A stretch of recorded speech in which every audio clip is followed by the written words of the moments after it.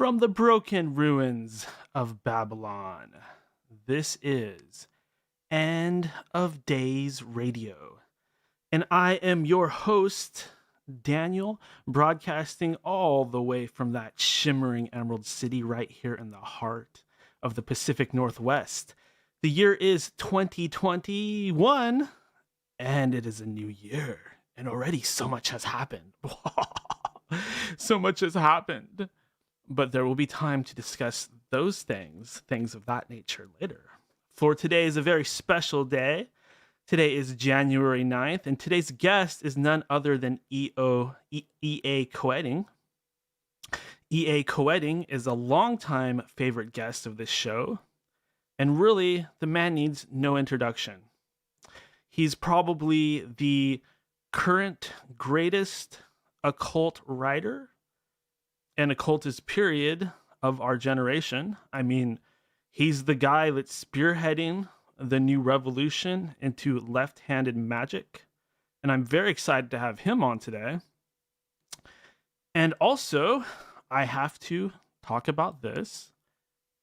Remember to go to endofdaysradio.com and check out my articles, check out the upcoming schedule, check out past episodes of the show, and most important of all, please donate, because your donations keep me in the green, and they keep me supported, and they keep me able to do this show.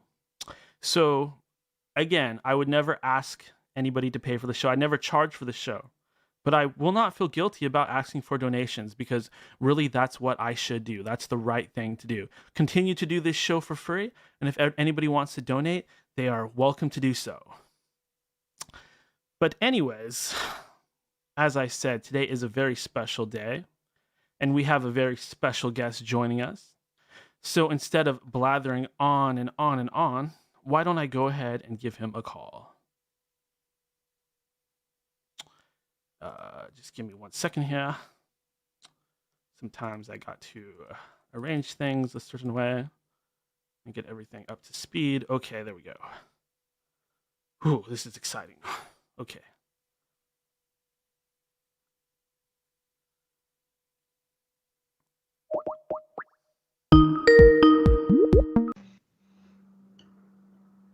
Hello. Whoa, there you are.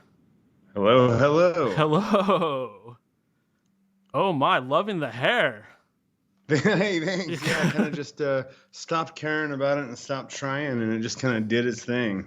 Yeah, that is definitely a little bit different from what we have known from you in the past. Definitely a different look. I'm just gonna get you up here for all my viewers to see. There we go. Awesome. All right, it's been a while. Yeah, no, it has, and yeah, like you say, it's a bit different. But here's the thing, man: is things are different. Things are changing. Things are changing really, really fast.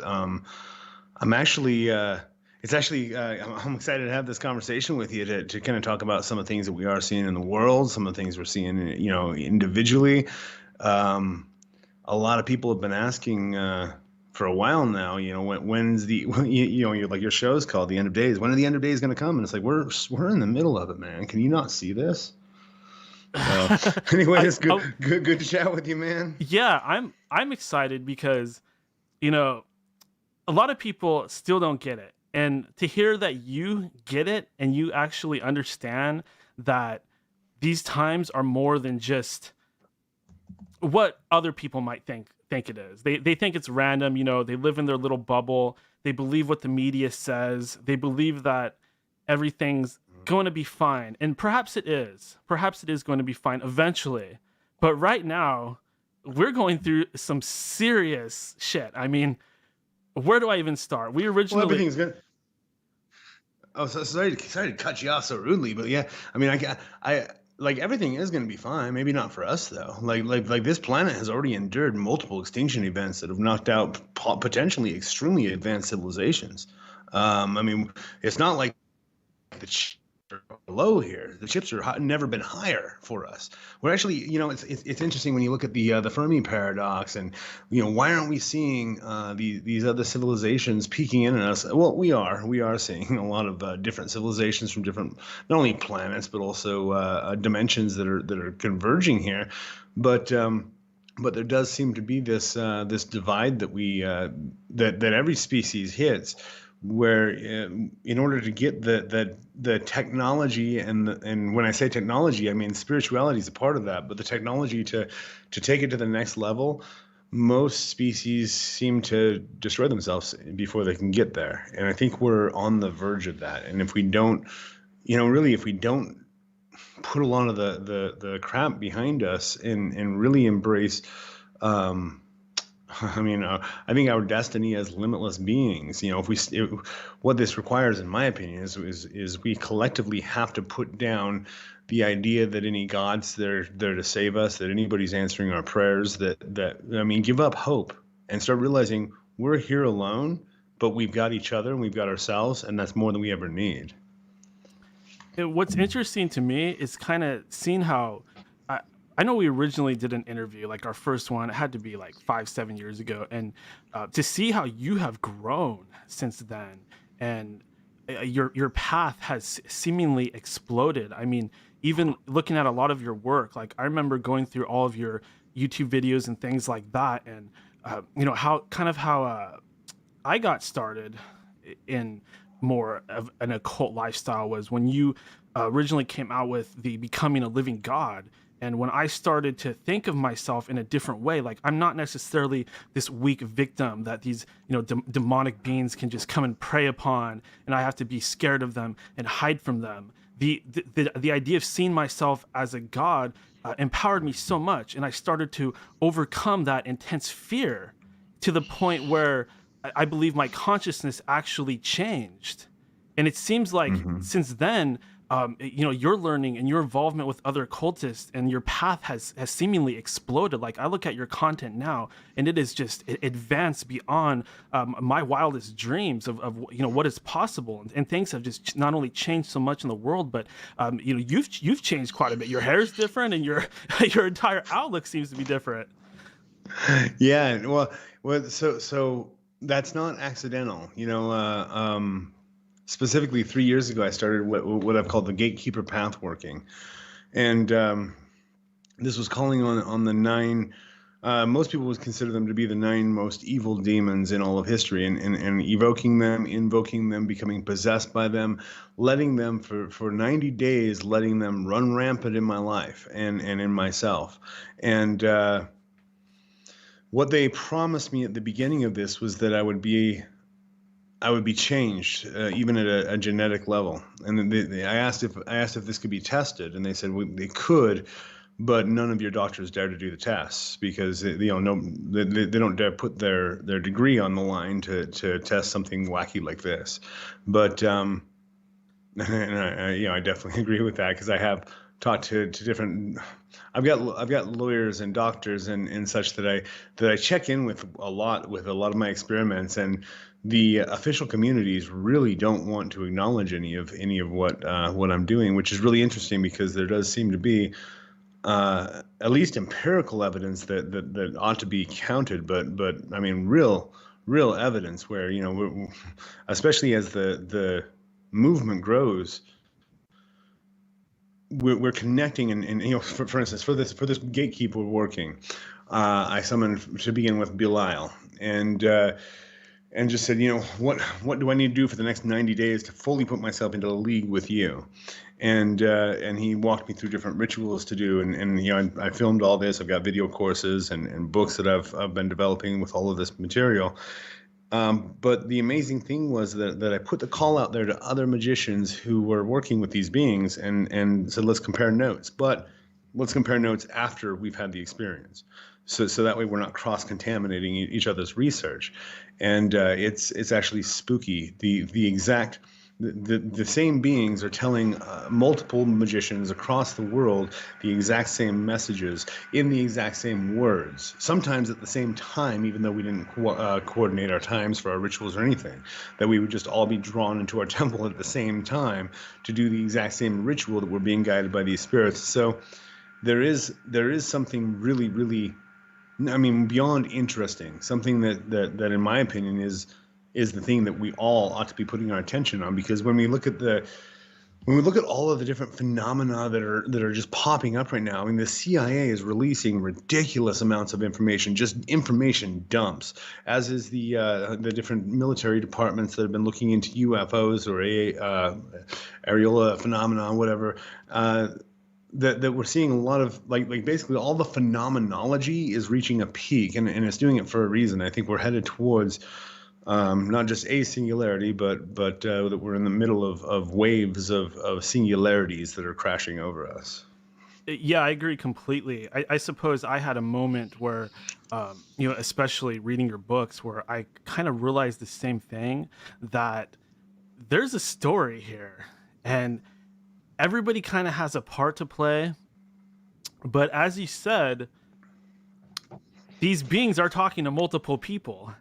And a lot of people might look at this and think everybody is just LARPing. Everybody is kind of pretending. I mean, even I thought that at first. I was like, okay, I don't know if this stuff actually works. I'm so curious about it. It's so empowering just thinking about.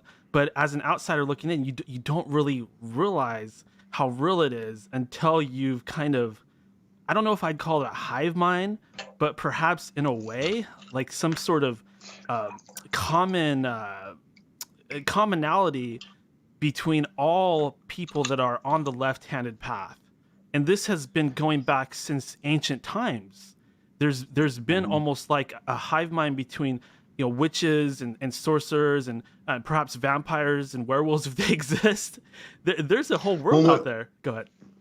Yeah. Well, actually, my associate over at Become a Living God, Connor Kendall, he also has his own project going called the Infernal Obelisk that everybody ought to check out. Like, really, it's the stuff Connor's a young fellow. He's like half my age, and he goes too far, in my opinion. Like, I watch what he's doing, I'm like, whoa, bud, stop, and he just keeps going.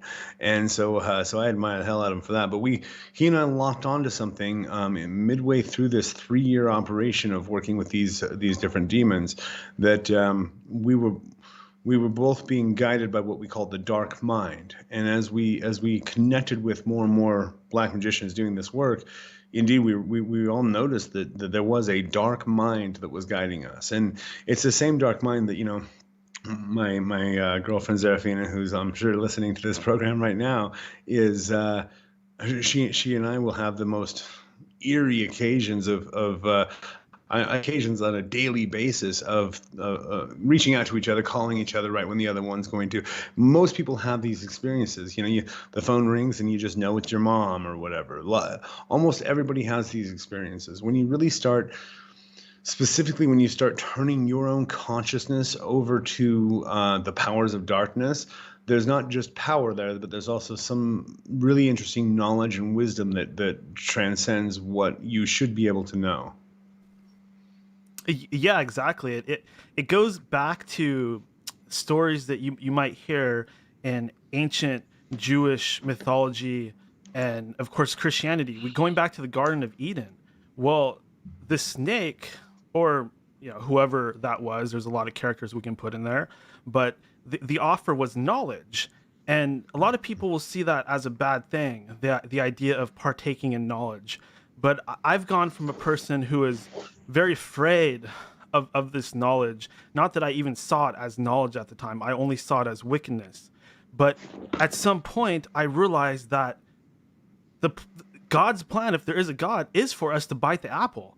I mean, if he's omniscient, if he has all the power, he could destroy the devil. He could destroy Lucifer at any time. He doesn't do that. Instead, he allowed it to happen because truly, that's what we're supposed to do. We're supposed to, those who seek the path are supposed to bite the apple deeply.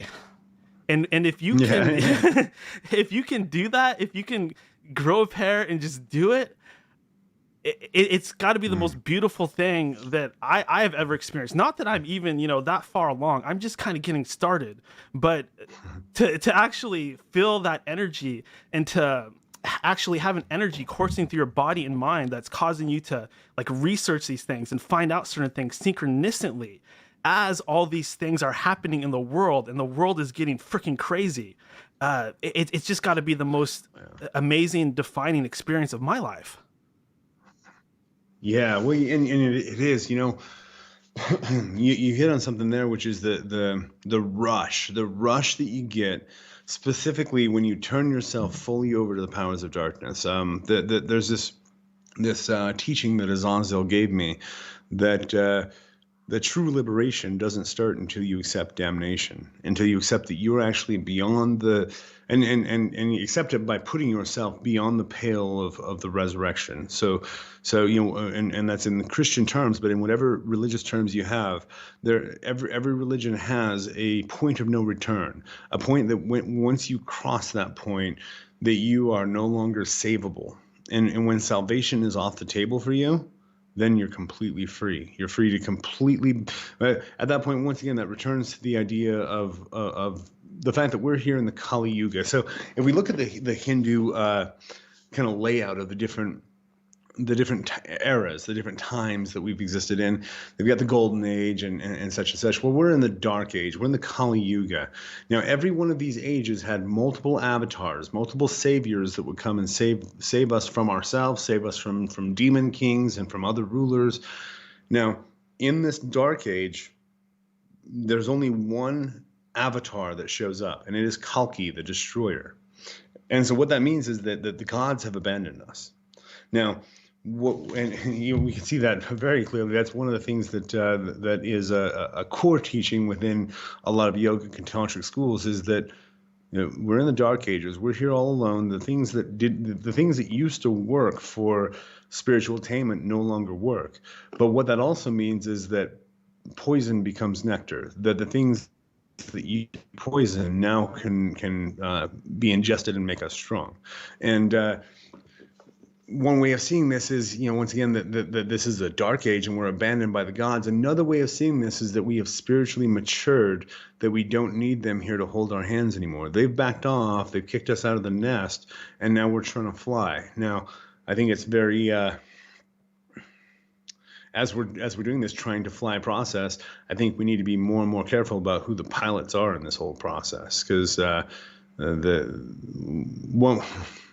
we've seen a really interesting bubbling up of the fact that we don't have any real leaders, not in politics, nor in religion, nor in sports. And we have a couple in business, a couple really, really powerful leaders that we can point to in business. But by and large, like we look around and it looks like every one of us has better answers than anybody who gets to make the decisions. Yeah, I'd have to say the leadership that we've been seeing hasn't really been doing that great of a job. They all seem to be kind of, I mean, as you know, I'm a huge conspiracy guy. I kind of approach things through my own angle. I kind of, I look at like this hidden underworld of Illuminati and stuff like that. And what I've come to find is really the Illuminati is nothing like people really think. Once you actually learn the history of this hidden world, you come to find that a lot of things do trace back to the Catholic Church and the Vatican. And I actually heard you mention, I think it was a private discussion that you had, I believe it was called the Cult of Yahweh, where this Catholic Church and I suppose a lot of conspiracy people might call them Zionists. That's a dirty word for some, but it actually seems as though that there is this cult of Zionists and a Catholic Vatican that really is in control of things. And from what I can tell, there's a lot of a blame game going on, and they like to blame the left-handed path and the magicians for their own dirty deeds. And if anybody needs evidence for that, all they have to do is look at the witch hunts and things of that nature. Well, we can even bring it closer to home and closer to the current date. We can look at Epstein. Yeah. I mean, Epstein is putting on for what seems like just about every politician and global leader is putting on the same things that Satanists have been accused of from the beginning. That one of the biggest tactics, and by the way, when you say you're a conspiracy theorist, it's interesting that term that there's a sliding scale that I'm noticing in the media that if they want to completely blackball somebody, that you just call them a Nazi. Now, conspiracy theorist is about one notch below that. That when you get called a conspiracy theorist, it's like, hey, don't pay attention to what this guy is saying. It's a signal, and really, if they start calling you a Nazi, that's just one step up, and you don't have to do anything Nazi-like to be called a Nazi at this point, and it just basically shuts you down entirely. So, as far as the conspiracy theory thing, the reality is that there are conspiracies. I mean, from JFK to Epstein to the weapons dealing that we've done not only in the South America, Central America, but also in the Middle East. Also who set up Al Qaeda? We did. Who set up the Shah of Iran that has now become all the problems in Iran? The United States of America did. Who set up who basically facilitated North and South Korea, North Korea to become what it's become? We did. Every step of the way, we are the bad guys, not you and me, but the government that pretends to represent us. And, it's interesting because I've had to really consider. Yeah, several years ago, my attitude was, let's take to the streets with our firearms and take this country back. Well, that's not achievable. That's not the way that this is going to be able to work. And I had to kind of tailor that back. Now, when I started seeing what was going on over the last week with the Capitol Hill and whatnot, all of that reminded me that we need this. But our resistance needs to be through our own ascent, not through dissent to the system, but through making ourselves as powerful as we can be to the point that we don't need a big brother. And at that point, we won't tolerate it. Yeah, I think that's really the real thing here. We have these leaders, and they are treating us like children. They are forcing us to wear masks like a Muslim country. They're telling us that we can't touch each other, we can't hug each other. And, one thing that's really trippy that I noticed was for a while they were floating this idea of this huge Luciferian march that was supposed to happen. It was supposed to be this worldwide event, and a lot of people were waiting for it. And I was telling some of my conspiracy friends, because they were getting, oh, Satan. I was like, no, just watch what happens. The Satan stuff, it's a psyop. They try to make it look like there's this huge movement as like these Luciferian people out there. I said, just watch. And sure enough, the date came and went. Nobody was marching. There wasn't one person out there. Yeah. The fact that you bring this up is really interesting. I've got a friend down in Texas who started noticing that there would be big rallies that were planned and meetings with Satanists and Luciferians, and he's all over this. This is his life, and so he starts going to these meetings, and people.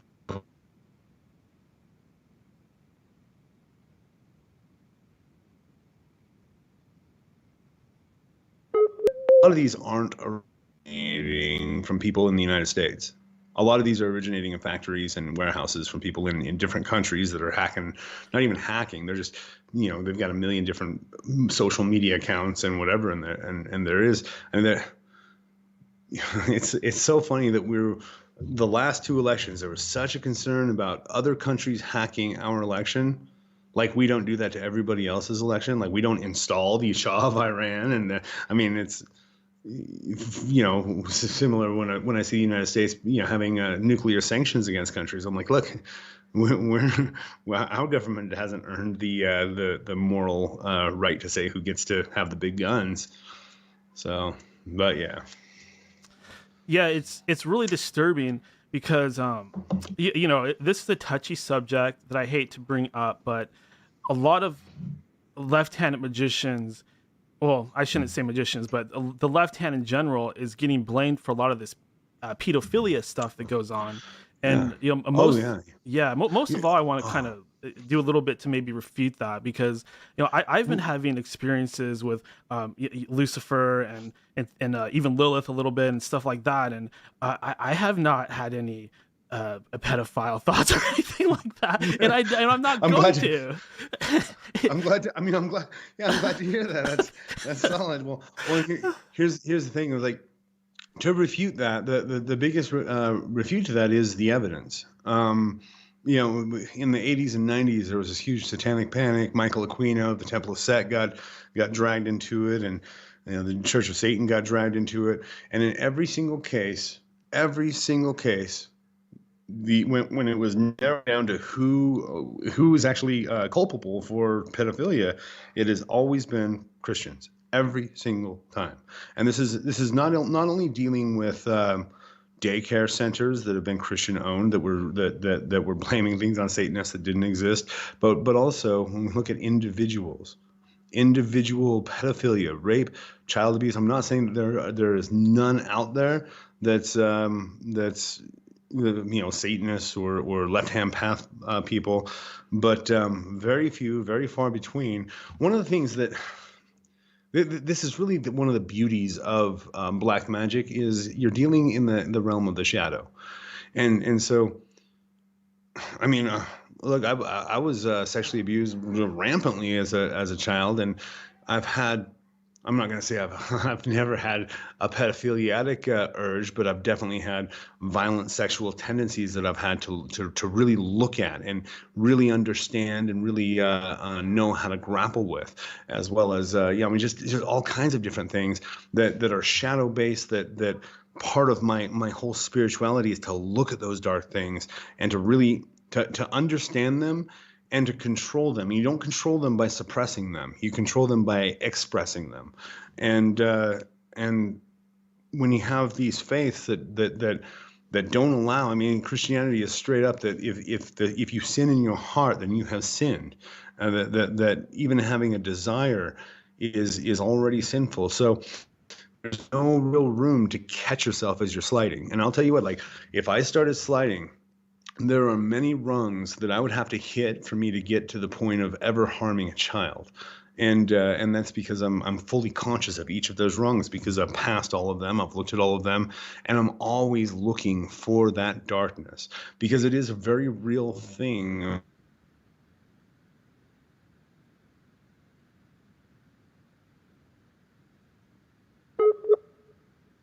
This planet over because we are predators, and there is that darkness and that predatory surge within each of us, and when it goes unchecked and when it goes unexpressed, it really eats a person up. I mean, we were talking about the Garden of Eden earlier, that there are a million ways that whole myth can be broken down, but essentially, yes, it was the knowledge of the tree of the knowledge of good and evil. And it was interesting that was the tree that we weren't supposed to eat of, but once we did, that would unfold everything that was supposed to happen.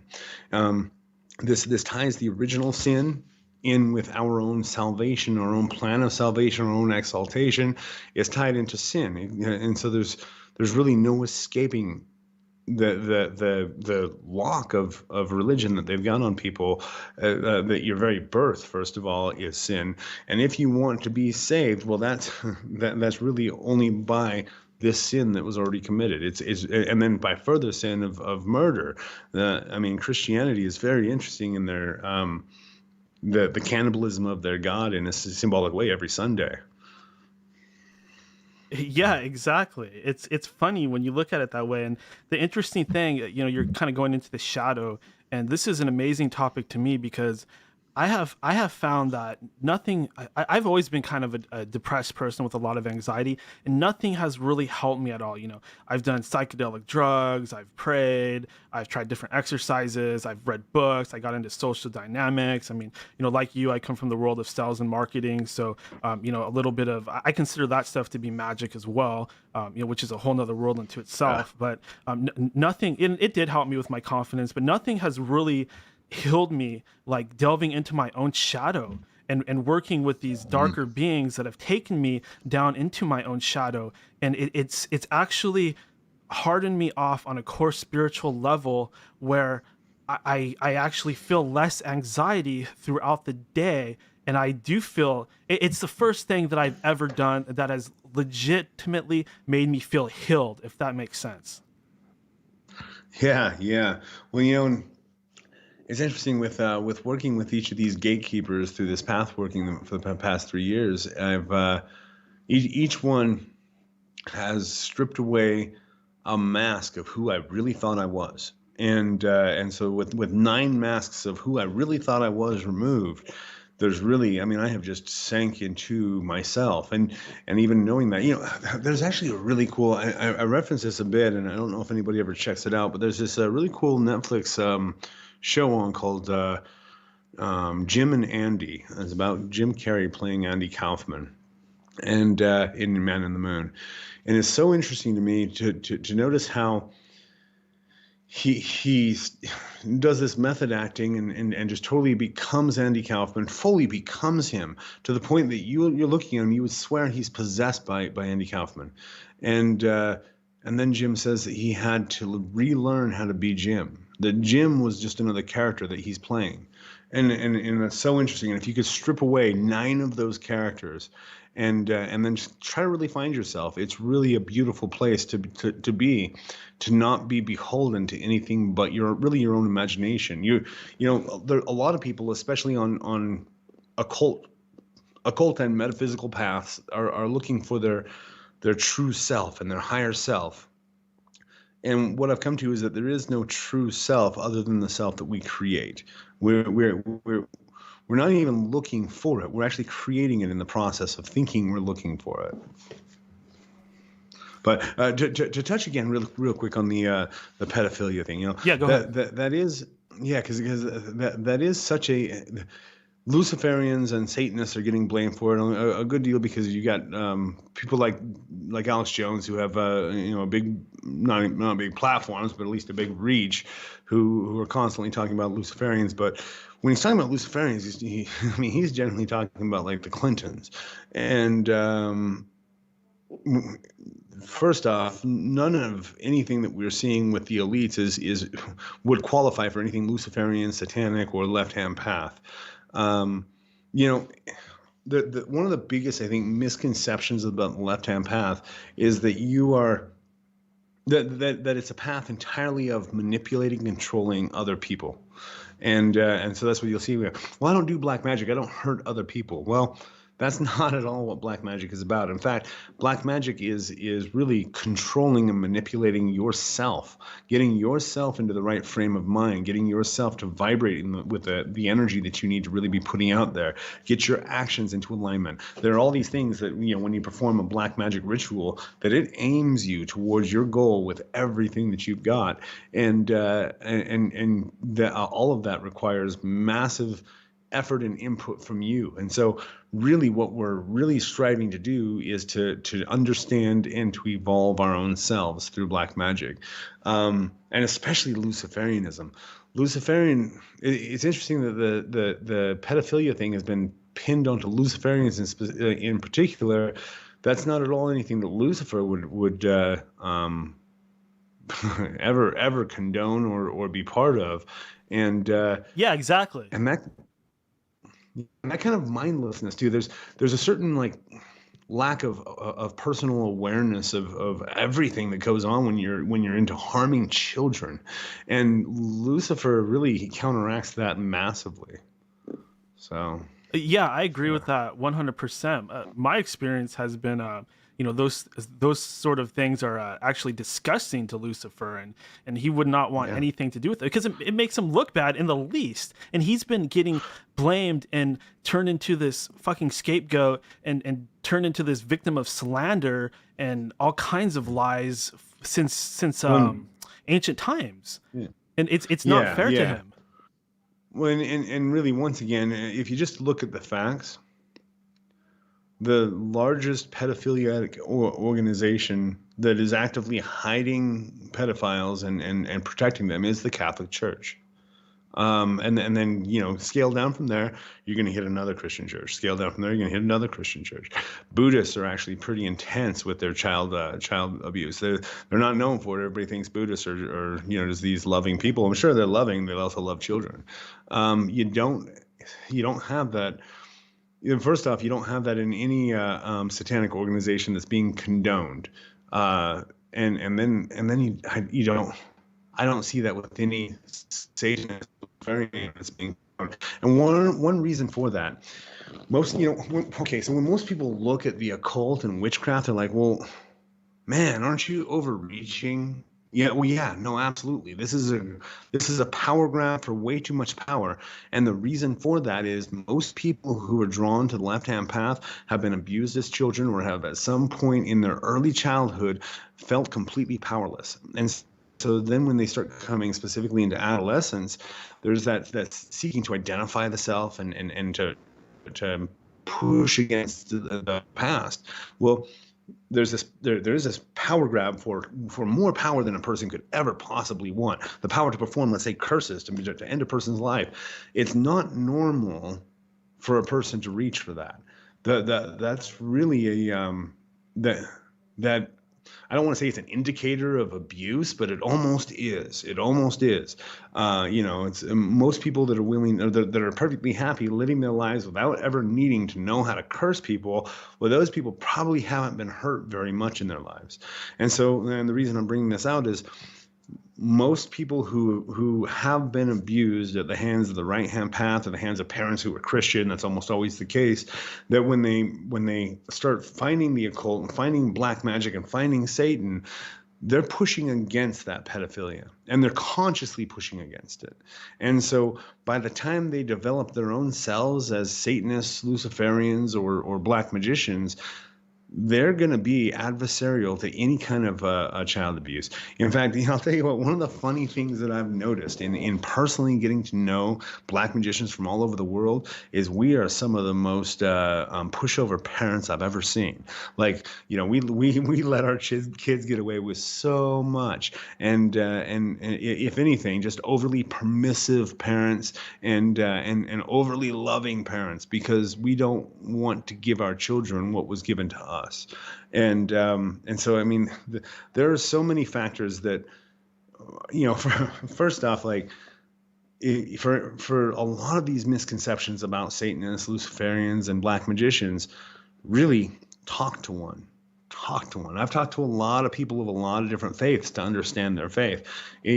Talk to one. You're hardly ever going to, if ever, going to the willies. In fact, most black magicians I know are some of the happiest, nicest people. They're dealing with darkness for sure, but they're dealing with it very much literally on our sleeves. We've got our darkness imprinted, and so we're you're going to be hard stretched to find a child molesting Satanist out there for sure.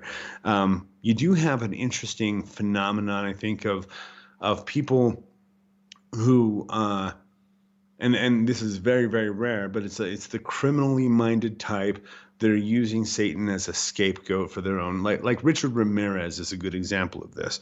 I don't feel like he was really in contact with Satan at all, but he's in Los Angeles and such, getting into people's houses and executing them back in the late '80s, and he's saying that he did it for Satan. Well, he didn't say that until he got to the courtroom. There was no evidence of him being an occultist until he started getting into trial.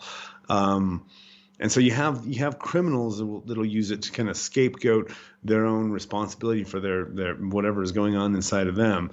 But with those excluded, the Luciferian and satanic pedophilia agenda is really a Christian agenda. Yeah, I would definitely have to agree with that. And I'd also like to add that, whatever other motivations there might be, pedophilia is a fetish. So it's not necessarily like a demon jumping inside of you. Now, could a demon perhaps exploit things that are already in you? And it's up to you to confront that shadow part of yourself. And if you succumb to it, then that's on you. That's not actually on the demon that is coming to test you. That is you. That comes from you, and it's your decision to partake in it. At worst, this being is being sent to be as a judge or a tester to see if what type of piece of shit you are really inside. So these things are helping us define ourselves really. But before we get too far along into this, I did want to to touch on your upcoming book, of course, and I wanted to ask Eric, how does it feel to finally be putting the finishing touches on the Demonic Gatekeeper series? It feels spectacular. I'll tell you what, it's at a certain point in this Gatekeeper, I think I was 3 Gatekeepers in, so 9 months in, and I realized how crazy this all was, and my relationship was falling apart. My relationship with my daughter was falling apart. My relationship with myself was just going nuts. I mean, to be honest with you, I found myself in this throne that I made here in my temple, kind of looking over my kingdom with a gun to my head, not knowing how to not knowing what I could lock onto that would make this experience of life worthwhile anymore. And I had to go all in. I was holding myself back so hard in so many ways, and I had that conversation with my girlfriend, and she's now my ex-girlfriend, and I just said, I said I'm like a rocket, and I'm blasting off, but I'm still chained to the ground, and it's tearing me apart. And so, first off, one of the things I had to really embrace was insanity. This is part of that dark mind that you, as long as you're trying to stay sane by anybody's standards, even your own, you're gonna be lost. You have to just give yourself over to the fact that this is crazy. You're calling out the names of the most forbidden entities in the world.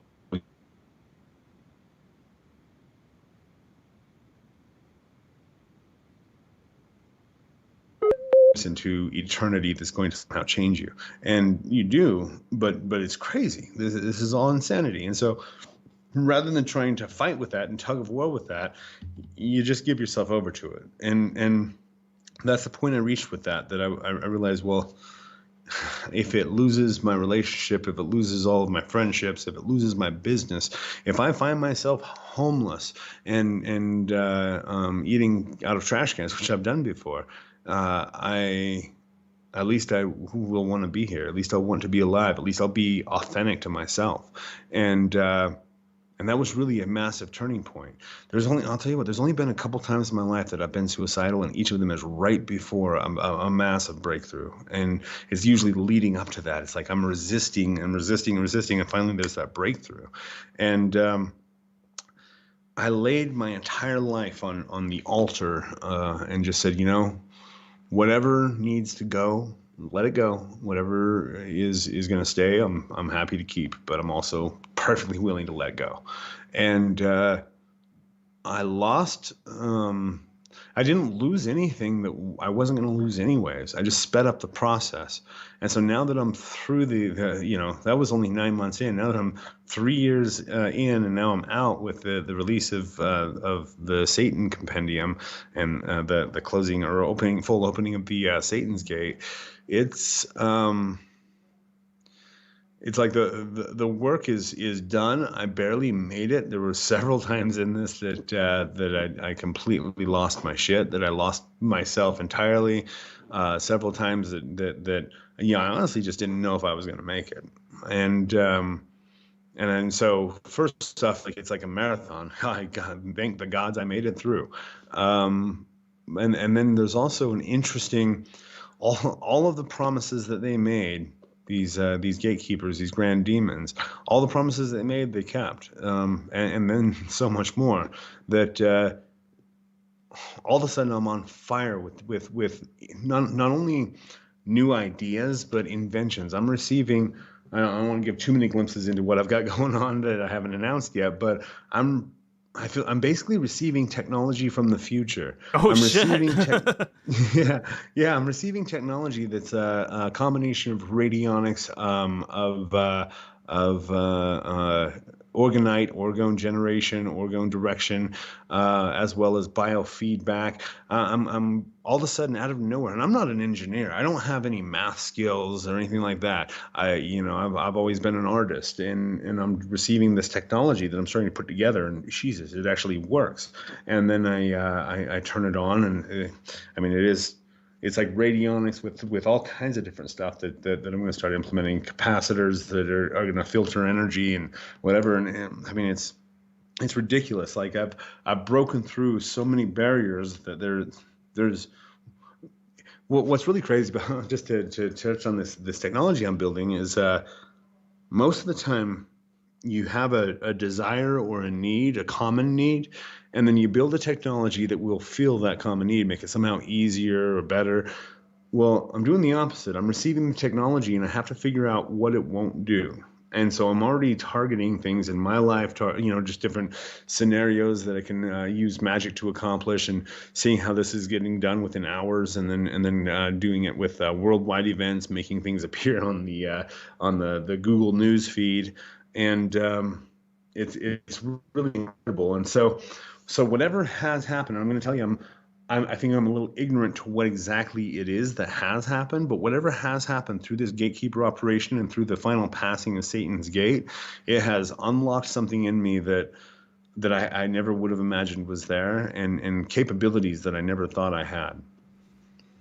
Yeah, that's mind-blowing to me, because in my experiences, I actually had a smidget of something similar, where I was being taught this weird electromagnetic technology that I was able to go on YouTube and actually confirm that it's real technology that they use for those electric trains that kind of they float on top of the rail. And the message was, are you serious? yeah, Okay, go ahead. It's so crazy, because I was trying to tell people, yeah, you guys hate the devil, but you don't even know he's more like a scientist than you even realize. He's like a mad scientist, and he was like teaching me shit about the Mary Shelley Frankenstein book, and how that's like some real actual shit. I mean, I like you, I don't want to give away too much, because I don't think I'm supposed to just throw it all out there, because people could steal this technology, and like actual people from this like Vatican sort of Canaanite alliance will actually come after you if you learn too much about this stuff. So I'm really hesitant to even throw it out there, but the devil is a master of electromagnetic energy, and that's one of the reasons why he carries a trident. Like, the trident symbolizes so many different things, poking holes in the veil, stuff like that, but it's also a piece of technology where he's actually able to filter this electromagnetic life force into but I know exactly what you're talking about, and it's some crazy fucking shit. So, and I'm just want to touch on you. Oh man, it's crazy. I just want to touch on your stuff about the maglev train. All right, so I've been obsessed with the magnetic levitation train for since I was, I think, 13, 14 You're kidding years me. old. That's nuts. Yeah. So well, and I wasn't sure why. Like, I'll start to get what I call breadcrumbs, little things like a teacher in school mentions the maglev train. I go, what? And then I start picking at that, and then a few years later, something else gets dropped. Now, I actually see electromagnetic technology as being the technology of the future. That first off, you can harvest it, and you're not depleting it. It's a completely 100% renewable resource. Reich had some plans on how you could generate this. He thought he was only working with orgone. Orgone energy is separate from electromagnetic, but very linked. And so with his orgone generators, you can tweak those just a bit to get electromagnetic generators that will actually convert electromagnetic energy into usable electricity. Of course, one of the guys that starts putting a patent on this and starts making this box that can do this conversion, he gets assassinated and his plans disappear. Now, that makes me even more interested, so I start looking into it even more. Through my life, I started seeing this. I started. All right, so I'm a conspiracy theorist too. I'll just admit it. And so I start looking at these the UFO encounters and going, what's going on with these?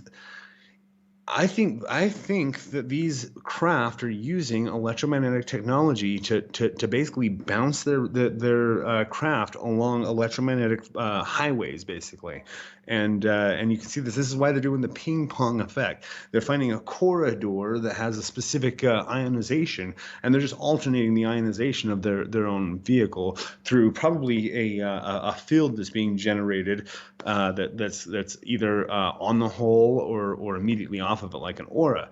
And all that would be needed is to really have sensors that would determine your environmental ionization, and then do an alternating pulse that would push you forward, and it could propel you forward faster than we could even imagine.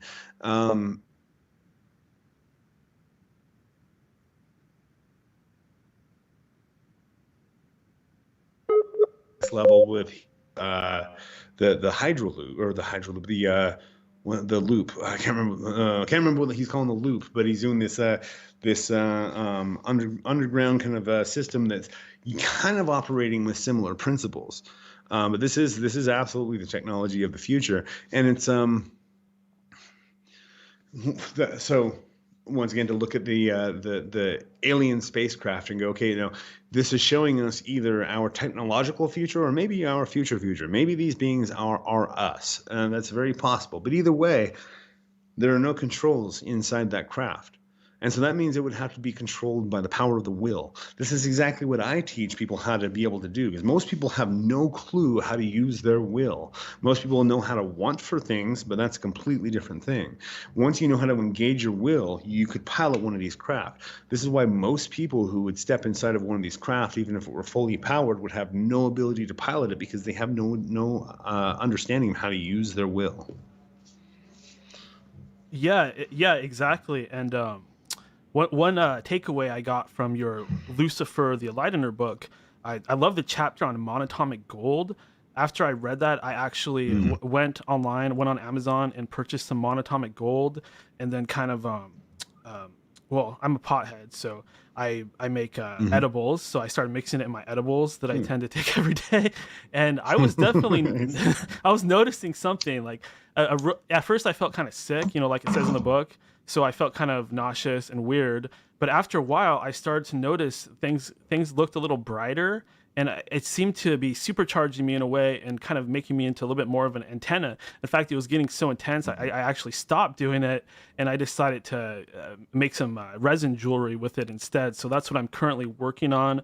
I'm making some little trinkets and stuff like that I'm experimenting with. But this technology with electromagnetism, it also seems to relate to the human aura as well, and this is something that is part of the ancient mysteries, and a technology that's probably from Atlantean times that's been long since lost. And you're completely right; it is the technology of the future, and I believe that is why some of the demonic gatekeepers like Lucifer are trying to bring it back at a key time, because perhaps with all the chaos going on in the world, it does afford us an opportunity to maybe build a UFO or something. I mean, not that we'd probably ever be able to get all the resources together, but if we can at least understand it, I think that's good.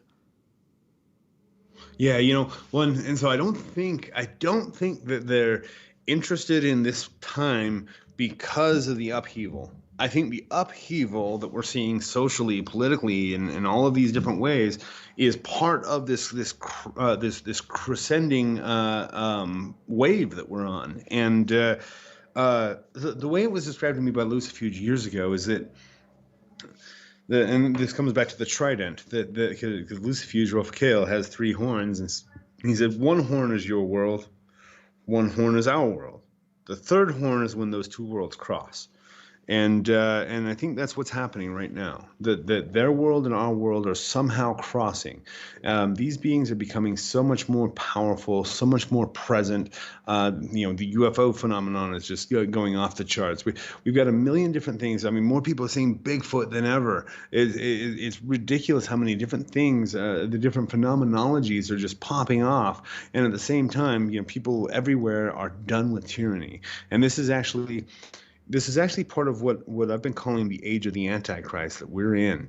We're in this age of and the age of the Antichrist is so I started getting a lot of letters from people saying, that I'm the Antichrist, especially as I was opening up these gates to the infernal realm through each of these demons.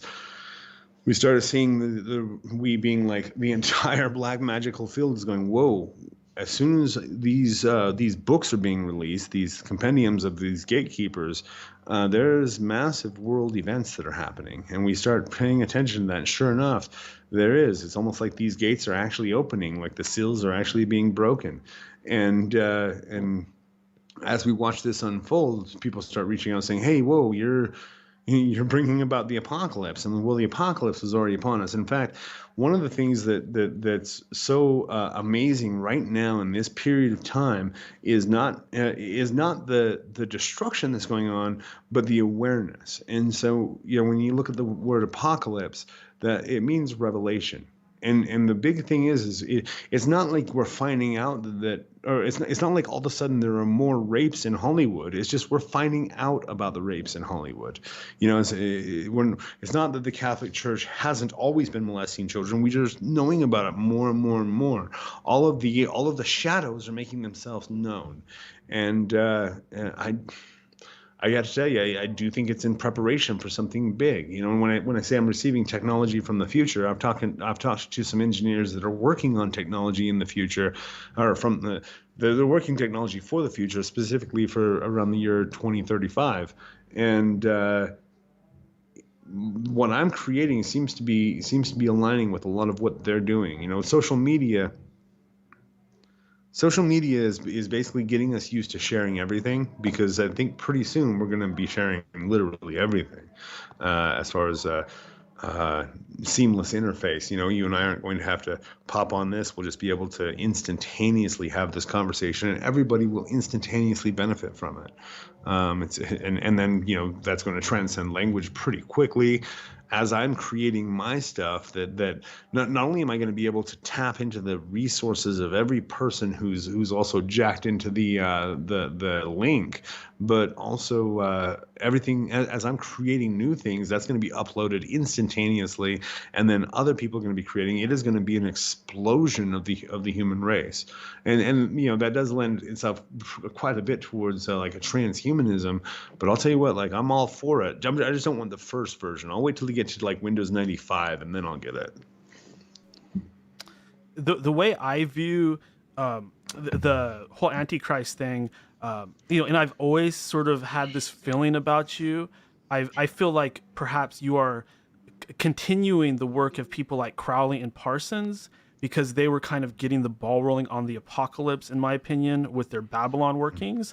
I think this is the same, and I hesitate to choose a word for this, but almost the same current that's being explored, because this stuff is real. I mean, I'm happy in a way because I'm finally getting my end of days. And it's at the same time, it's depressing, and it can make you feel kind of suicidal in some way. I know there's a lot of suicides going on out there, but I invite people to try to see this. Go ahead. Oh, no, just the suicides, man. The suicides, the child abuse, the things that are going on as everybody is forced to stay inside for no goddamn reason. I mean, but I understand there's a virus, and this virus is dangerous, and we need to blah, blah, blah, blah, blah. We all understand.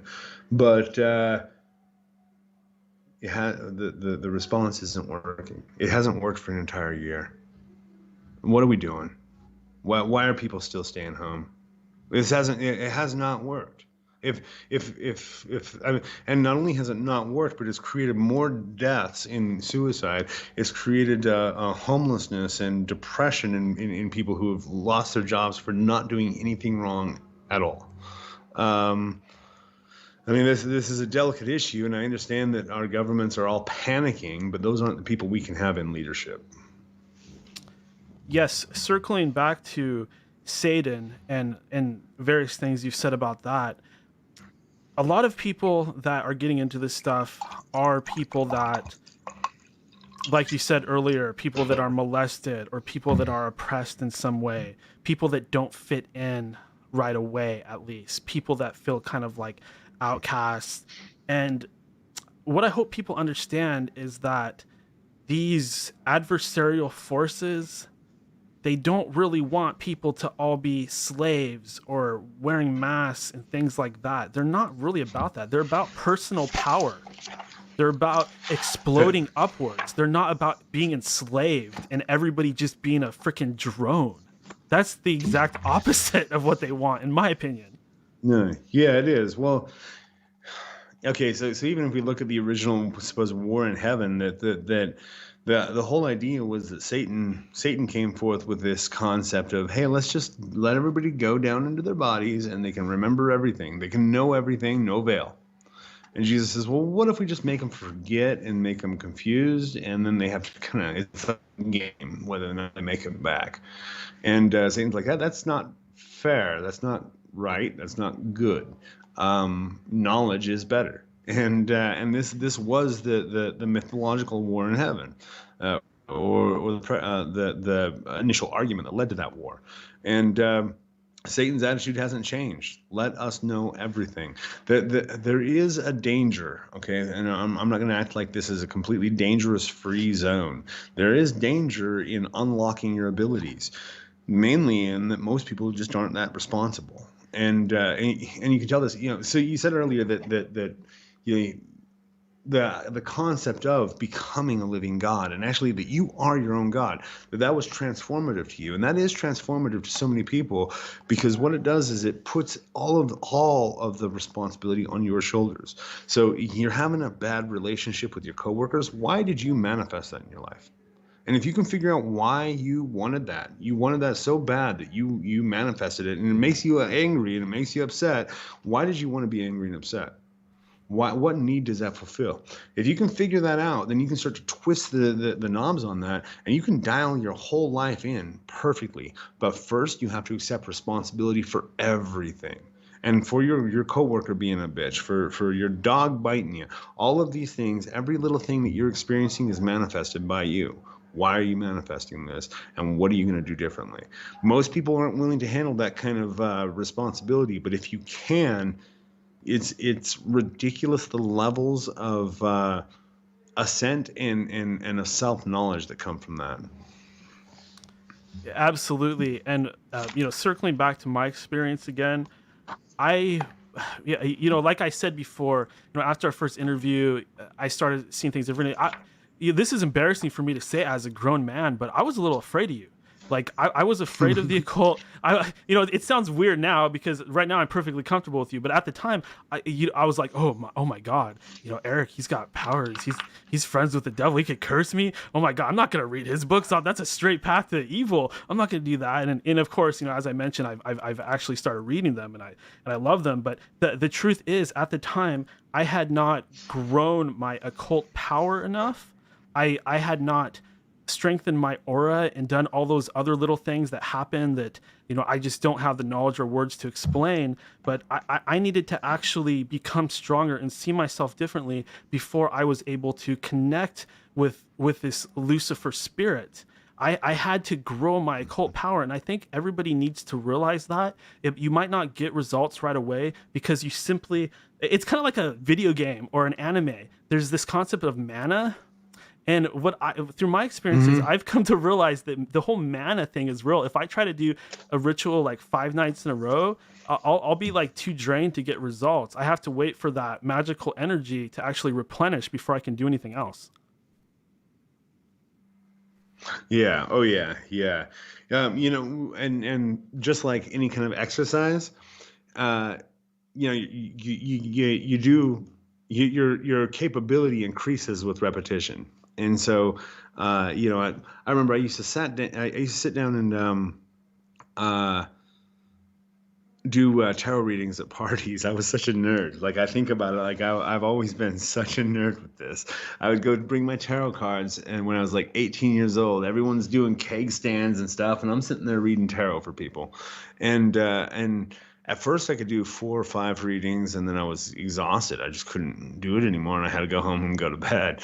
But pretty quick, I would do all-night parties, and then I'd find myself sometimes up for 12 hours just reading for a million people, and so as you work these muscles, as you stretch them, you do increase your capacity. I wanted to read something for you real quick here. This is out of the Satan Compendium. That is the compiled work of myself and I think we've got 10 other authors that all had very similar experiences working with Satan and opening this gate. And this is from my chapter called The Prince of Darkness Speaks. This is an actual conversation I have with Satan. And this addresses like this, what Satan actually wants for us individually. And he said, the answer to every decision arises from the question, who am I? This is why so many struggle in making decisions, in asserting their will, and in choosing and standing behind their choice. Very few know who they are, and those who do have come to no understanding of how to teach others the method by which such knowledge can be found. It is a human condition to be capable of knowing the self, and yet to luxuriate in the diseased waters of not knowing, nor striving to know. It is said that my first commandment was to know thyself. I give no commands, nor do I request any sacrifices. But when one who is all and who is one appears to me to ask what to do, my response is eternal. Know thyself. All of the universes could hang upon this singular knowing, and not a single moment would find itself out of place. For when one knows itself, all other knowings are fulfilled without flaw and without delay. Thus, know thyself, and every choice you make will be perfect. And then this is what Satan wants for us, is to know ourselves. And there's actually such an embedded mystery into that, because he's not saying, know that you are this. You know, and you actually find that in a lot of different ministries out there, that they'll say, oh yeah, you know, once you get to really know who you are, then you'll know that you're a son of God, or then you'll know that you belong in this church. Satan's not saying any of that. He's saying, just know yourself. Don't hinge anything upon it, but know yourself. Know yourself so deeply that there's never a question about what your decisions, what your choices, what your morals and ethics will be. You already know. You know yourself. There's never a question about what you. I'll tell you what. Like you said, the interesting point that you made about pedophilia, that's a fetish, and you know. There is, I can only imagine what kind of hell that must be like for somebody that has that fetish. But I also know that there are a whole lot of legal ways of expressing that. You know, it's almost impossible to go onto a porn site without having the incest porn just popping up all over the place. There are outlets that are perfectly legal for all of this and perfectly fine for all of this. And if you know yourself and you know that that's your weakness, I think you're going to be able to find something that you can do with that that's not going to be predatory, not going to be sick. In any way of knowing yourself, that's going to guide your actions, I think, in the best manner. And that's exactly what Satan wants for us. And once again, there is that embedded mystery there where it's not a process where, aha, now I know myself. It is a continually deepening process of getting deep and deep into who you actually are. Yeah, I love that. I think that is really key because, hey, we all have some kind of mental trauma. Most of us have some kind of sexual kink. You know, people might be into like whips and chains, or they might like to dress like furry animals and things like that. And it's all, it's fine. It's very novel. These are all forms of expression. There's something actually magical about a lot of this stuff. And as a people, we have to find some kind of balance of being comfortable with ourselves, but understanding that some things are off limits, things that will hurt others too much. Going back to something you said earlier, a lot of people look at the left-handed path like it's parasitic, or it's all about vampirism, or it's all about taking from others. But there's another thing that you said that really touched me. You said, no, that's not the truth. What it is about truth. And I love that word truth, because that's what I have experienced when I didn't sit down and do a ritual. Basically what happened to me is, at the exact same time that COVID came around, I just came up with this weird idea that I was going to pretend to channel Zecharia Sitchin Enki, the god from the past Enki, and it turned into this whole crazy thing to the point where I didn't even know what was going on. I was like, am I tricking people? Am I being tricked? What the fuck is going on? This is insane. I started crying because it was so intense and it was so beyond my understanding that I just didn't know what was going on. And I found myself just going on Wikipedia and reading about the Anunnaki and these different gods and things like that. And what I did not realize at the time and what I did not realize in the past was just reading about these gods actually is a form of magic.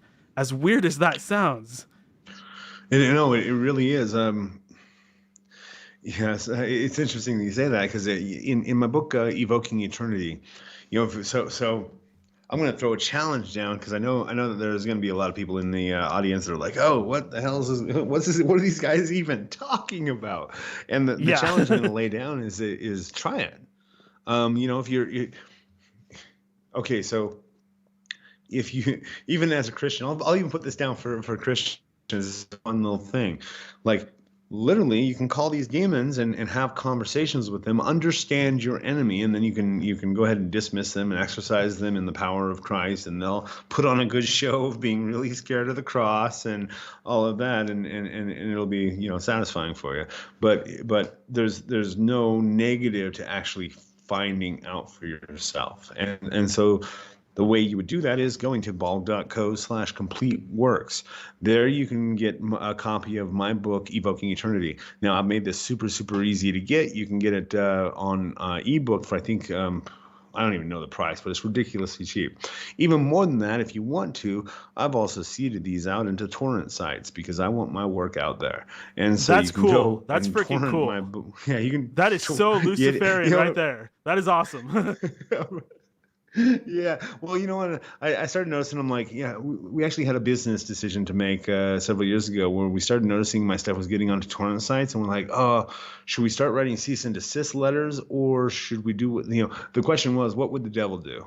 And well, the devil would want his name imprinted everywhere that he could possibly get it. And so, so we just started releasing, usually less quality products that we, I mean, not less quality, but less quality productions of scans and stuff that we'll put on torrent sites, and then we keep the really quality stuff for subscribers and for customers. But so to get like the high definition, ultra quality stuff, you can go to bald.co/complete works, or just find my book Evoking Eternity wherever the hell you can find it, and then start digging into it. And the first step in summoning a spirit is what I call preparatory immersion, and this really immerses you into the reality of that spirit and the spiritual paradigm. So like you say, just reading about the spirit, it's almost like you're doing the ritual, and it really is. That's the first stage of the ritual, is to get as much information as you can, because what you're doing in that process is you're expanding your consciousness to be able to include something that should be impossible, and you're getting to know the spirit not just as a name in a book, but as an actual person. And once you start linking that personality up with the spirit, when you call it, it's already going to be there. And then you can have a full conversation with it, and you can really you can just really dive deep into the conversation with that spirit. Now, when it comes to spirit communication, the biggest thing I'm going to tell everybody is to trust it. In the moment that you're in the ritual, whatever comes to you, if you hear birds above you that catch your attention, go ahead and take note of that. That's part of the ritual. That's part of the spirit speaking to you. If lightning strikes, that's also part of the ritual. If you have a phrase pop into your mind, that's part of it. And you have to trust all of that while it's happening. Trust it enough to just make a note of it in your journal. And then afterwards, you can dig through it. You can use your analytical mind, and your analytical mind is going to go crazy because it's going to start seeing that all of this crazy stuff that you documented is actually real. And that's one thing that I've always really liked about your work. You tend to give away as much stuff completely for free as you charge. And before I ever bought one of your books, I would go on your YouTube channel and I would just learn so much. That's kind of what helped me break through that barrier of going from somebody that was shit scared of anything occult or magical. And now I'm at the point where, I've experimented with rituals and things like that. And I always told myself, I'm never going to give blood. I'm never going to cut myself because that is wrong. It is wrong to bleed. It is wrong to cut yourself or give that to demons. But I sat down and I had that urge to just go a little bit deeper, and I took a little razor blade and I cut myself, and I wiped it on the sigil, and the experience became about 50 times more powerful. Like I actually went into an actual trance where I went into this freaking like I guess I call it the blood world. I don't know what the hell to call it, but it was an energy like a psychedelic high. And I guess my question for you would be, well, actually, let me share one more experience. So I did this like 3 nights in a row, right? And on the third night, I started to like, and my listeners are gonna hate me for this, but I started cutting into myself with a razor blade. And as soon as I took the cut and I touched it on the sigil, and I immediately became paralyzed, which was really weird. I could not move my body, and I did that about twice, and I became paralyzed for about 5 minutes at a time. Basically, the message I got was I was starting to like mutilate myself a little bit too much, and that's not the point of the ritual or anything. So I feel like Lucifer himself, he's more powerful than people realize. I feel like he was actually paralyzing me just to kind of help me out and let me know that that's not the point, to just mutilate yourself or bleed a ton and just bathe the sigil of blood every night. That's not the point. And he was making that clear to me. And I appreciate that because I feel like he's actually protecting me from doing something kind of dumb. But I guess my question for you, and I was actually inspired for this question by reading the forum, which is amazing, by the way. Yeah, thank you. Yeah, there's a lot of good minds there and a lot of good research. Oh wow. Yeah. The forum is something. Well, one of the amazing things that I really love about what I'm doing is that it goes beyond what I do. I'm putting things into motion, and then all these black magicians are grabbing it and just going crazy with it, and it's so beautiful. So there is like you said, the instruction here. There is a revolution that's underway, and I'll tell you what, the battlegrounds is really or at least the preparatory battleground is the forum at Become a Living God. Just ball.co/forum, and you can go there and sign up for free, and it's literally the world's most knowledgeable magicians get together there and just talk. It's amazing. Yeah, but yeah, what was the question that you pulled from there, though? Yeah, definitely a great resource. I was, not to diverge too much, but one fascinating thread in there was a thread about Yahweh, and what all these people have different experiences and different perspectives on what Yahweh is, and you delve into that stuff, and it really expands your mind because that's something that I think a lot of people don't realize, that the left-handed path is actually a community. And I've even read such things as it's possible to even meet up in the astral plane and things like that with other left-handed. That's something that is from the past and from the world of witches and things like that, which I also find fascinating. Even before I got into this stuff, I was really into heavy metal and stuff like that, and just kind of obsessed with things like witches, like calling women that are a little bitchy, calling them witches and stuff like that. But coming from me, it's a term of endearment. But anyways, back to my question. So Eric, what would you say is the best way to draw blood for a ritual?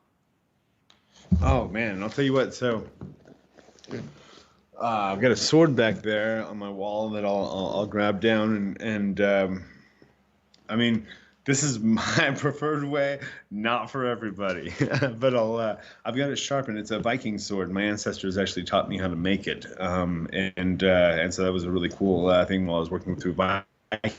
My Viking ancestors came to me and basically said, "Here's how you make a sword, son," and it is battle ready and sharp as hell. And so I'll lay it across my arm and just let the weight of the sword just hinging on my with my hand, the weight of the sword will lay on my arm, and then just pull back, and it is a beautiful, like playing a violin, and just one pullback and it'll start bleeding. I usually have to leave it alone for a couple minutes, do something else with the ritual, and then look down. It'll be good with blood. So that's my way of drawing blood for a ritual. But I've tried lancets. I've done lancets that you poke your fingers with. You can just get these, Walgreens or any drugstore. I had a girlfriend that was a phlebotomist. and she and I started a vampiric circle that we would get together with about 5 different people, and we all had STD tests beforehand, and then we'd draw our blood and put it into a goblet, and then pass this goblet around, and each of us would drink from it. And it's ridiculous that what heightened physiological senses and physical capabilities enhance with just drinking blood. It's like Anne Rice. It's like an Anne Rice book. Yeah, it is. I mean, like you literally do start to understand what all these fantasies about vampires are about, and then it does get addictive too. That's one of the really crazy things. It gets to the point that if you're doing this on a regular basis, that you need to keep doing it. Otherwise, you start getting really sick. You start getting really tired. You loss of energy. It takes a couple weeks to recover, and that's the point that's the point with anything that I start tapering down my usage is when I can't operate without it. It becomes a problem. Yeah, that is something I've encountered as well. Is this trance state and the way that it makes you feel. I like to use the term light bringer energy, because that was kind of my initial sort of energy that I felt. And what's interesting, it was happening at the same time that Venus was doing some really crazy stuff. I'd go outside, I'd stare at Venus, and I would just feel that energy just kind of permeating my being. But it was getting addicted. And my few magician friends were telling me, Daniel, you got to stop, you got to put Lucifer back on the shelf. You're starting to like permanently merge with him, kind of like a Spider-Man comic when he's got this Venom symbiote on him. He's like, oh, I gotta get rid of this thing before it merges with me permanently. And I just never really. This is the funny thing about that is, like, isn't it funny? Because that there's such a great analogy, because it's like, oh, I got to put this away, but just after this one last thing, and I'll tell you what, black magic can be like that, because it's like, yeah, it's like, oh, I should put it on the shelf, but I really don't want to, and I just have a couple things I got to do first. That's exactly how it was. It just like it's like every time I was about to stop, I'd get this message: "You're so close. You're so close. Just keep going." In fact, circling back again, because I like to circle back. Going back to the stuff about the technology. I'm not into like science and electromagnetic. That stuff was always boring to me. Like, that's the last thing I'd ever be interested in. But Lucifer was trying hard to get me to watch this particular video. I'm not going to say how I came across it, because it involves another guest who wants nothing to do with Lucifer, who's just like scared shitless of him. So I'm not going to like explain how that happened. But I was sort of given this video, and when I finally decided to click and I watch it, it's like I got this message like, "That a boy, I knew you had it in you. I knew that you could actually, comprehend and approach this stuff."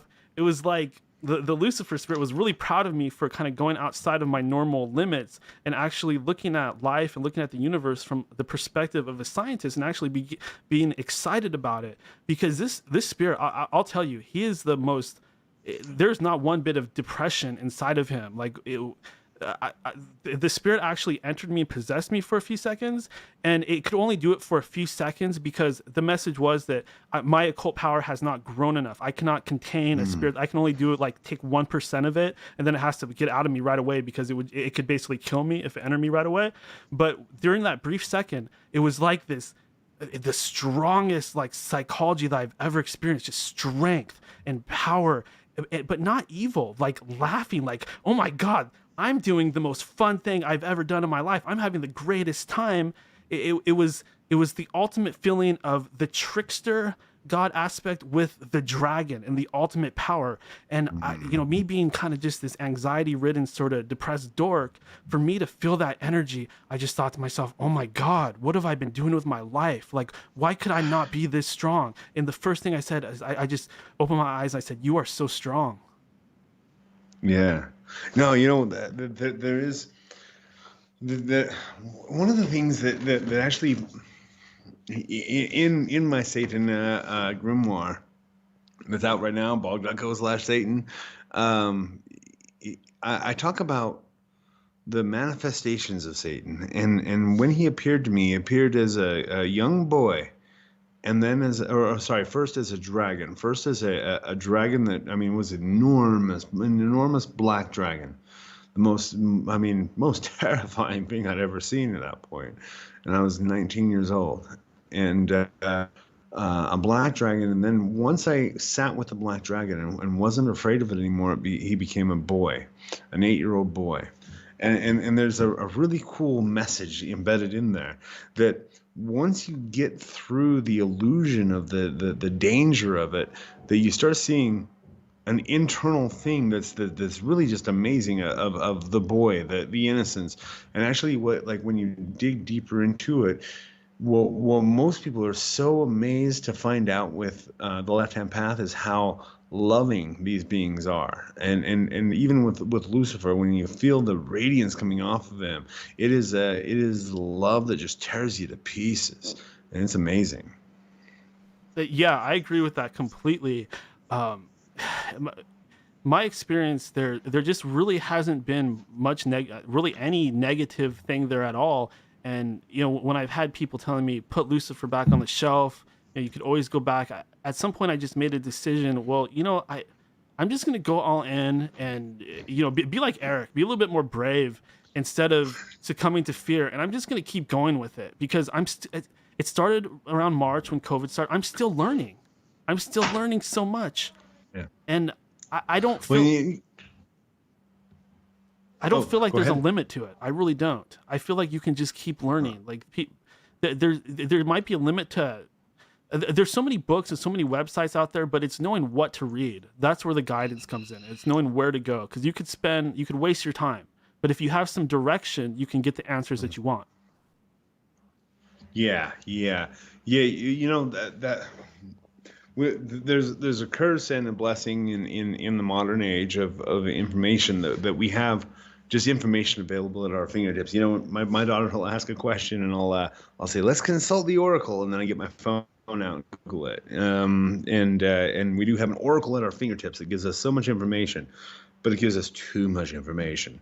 And back in the day, if you wanted to learn sorcery, you really had to travel around, usually beg for food and a lodging and anything else you needed, and try to learn from whatever sages took pity on you.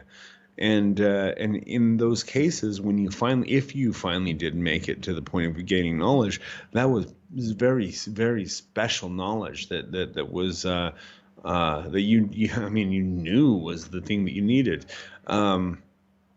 Now, when you can just Google it on your phone instantly, you get more opinions than knowledge. And this is one of the things that I've really tried to whittle down at Become a Living God, is really just giving you the practical information. I don't care what you use it for. I don't care if you use these curses to kill people or to kill cancer. Like, it doesn't matter to me. Just have the information. And this is, I'll tell you what, with my political standing, I'm anarchistic because I believe that people are able to govern themselves.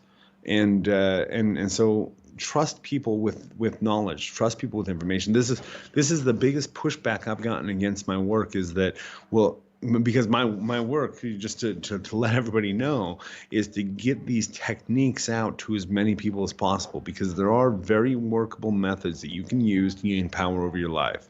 And in remarkable way. I mean, gaining power over your life is just the first part of it. Once you have your affairs settled, once your house is in order, then you can become you begin the real work of becoming a living God, of actually becoming the fulfillment of whatever path that you're on, whatever you see as being divinity.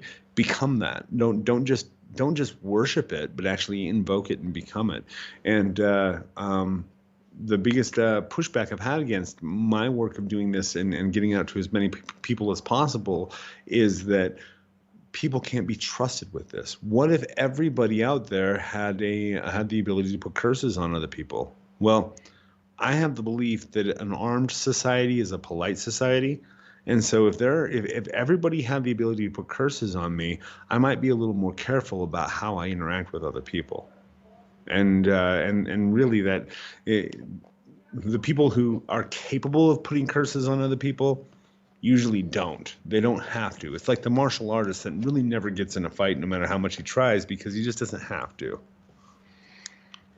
Yeah, I would say that's definitely true. One thing that I love about magic, unlike other things that I've been into, sports, video games, magic is really non-gender specific. In fact, in the old days, when it was all about swords and things like that, men were very dominant, and because, and I apologize to all the women out there and feminists and stuff. This might make you a little mad, whatever.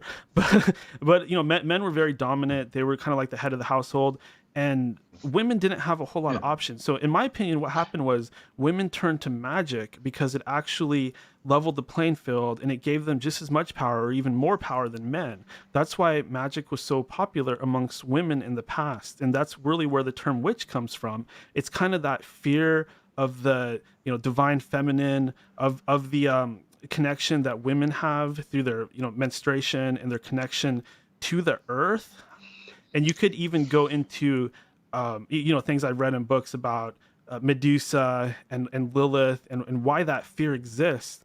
But that's one thing I just really love about magic is it gives me an opportunity to connect with the opposite gender on an intellectual level without having any barriers there. It's something we can all understand and enjoy equally. And that's something that I haven't really had in my life with my various hobbies that I've been into, and something I absolutely love about it.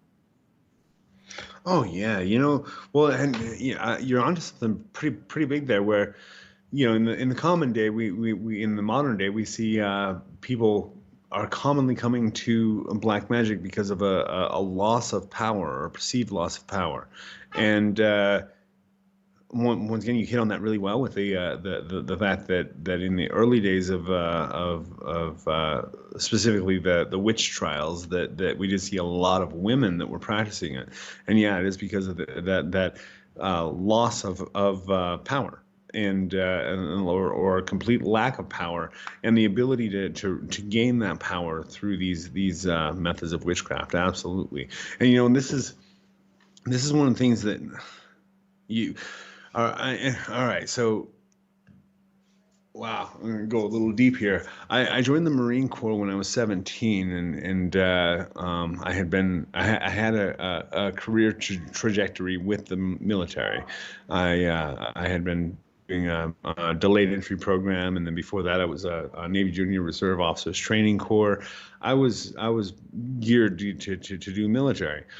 One of the things that really pulled me out of the military was I got some briefings that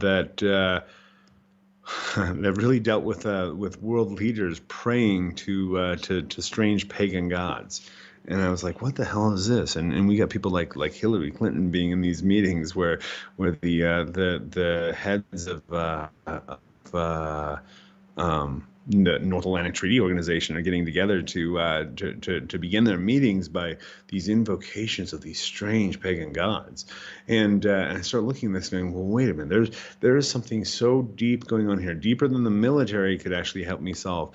And because I started looking too deeply into that, because I started questioning it, because of specifically a deployment that we were about to do into Kosovo, in which we were going to be doing a peacekeeping mission, and on that peacekeeping mission, we were going to cover our United States flag patches with NATO patches. And I was like, no, the flag flies higher than other flags. Like that. I'm a patriot for sure. And because of all those reasons, I left the Marine Corps. But anyways, the elites are using this technology against us on a daily basis. Why do you think every single corporation has a pentagram somewhere in their logo? If not a pentagram, some occult symbol. Occult symbols are everywhere around us. I'll play this game with my daughter when we drive into a city. I'll say, hey, see how many occult symbols you can spot. And we'll start playing this game of spotting them everywhere. Every corporation is using them. These are being used on us and against us. And Michael Sarion just picks this apart in his course. I think it's called a subversive use of sacred symbolism, and And we see this everywhere. We see that they are praying to these ancient pagan gods against us. Well, we're not powerless in this fight. But we have to do more than, I mean, first of all, we have to do a lot more than thinking that anybody that gets elected can save us from ourselves. We've got to start taking responsibility over our own lives, our own selves, and that does come down to the spiritual level. Because if we don't think that the battle that we're now engaged in is a spiritual battle, then we're mistaken. Because it is. It is a spiritual battle first, and then a political battle as a downstream effect. Yeah, that's a really interesting topic. And when I, like I was saying earlier, I've really been researching and studying the whole idea of Illuminati. And I'm hesitant to say too much on it because these people, they have conflicts within themselves.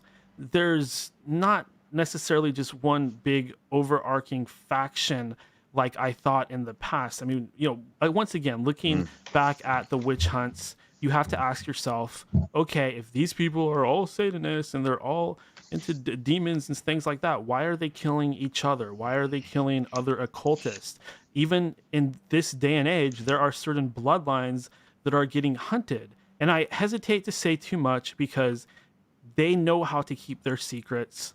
They know how to confuse us. Like I was saying earlier with those Luciferian marches and stuff like that. They know how to play the blame game. But I do invite people to throw away things that they've heard from Alex Jones and David Icke, this whole Satanist pedophile thing. There's truth to Well, it, but you got to make sure yeah. that you don't judge the situation and just take that information and run with it because this comes from them. They will only show you what they Yeah. want you to see, and we're not going to find the truth by looking on the internet. The only way that I have found this truth was to get help from these darker beings because they are the only ones that are really outside of this system. They're the only ones that are outside of this matrix, and that's the only reason Yeah. I know the things that I know, where I've actually gone beyond the William Cooper, Alex Jones level, and now I'm finally getting to some real truth. Well, you made a really interesting correlation earlier that I think um, may have gone unnoticed by a lot of people. But you mentioned Crowley and Parsons, Jack Parsons specifically. Uh, in order for us to create the rocket propulsion system to launch rockets towards the moon, whether or not we got there, which is a hotly debated topic, whether or not we got the propulsion systems that got us there were created by a man who was receiving dictation from demons.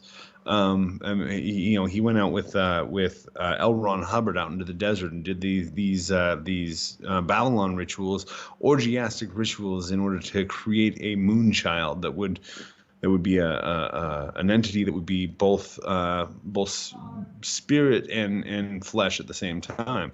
Well, and that's kind of what we all are, and so it's just bringing somebody into creation who would be conscious of that. But yeah. Yeah, and you gotta you do have an interesting point there about once again with the dominance of not only not only men in the household, as Luna says in the chat room, those shouting men, the men that are dominating things and whatever. We also have a really interesting.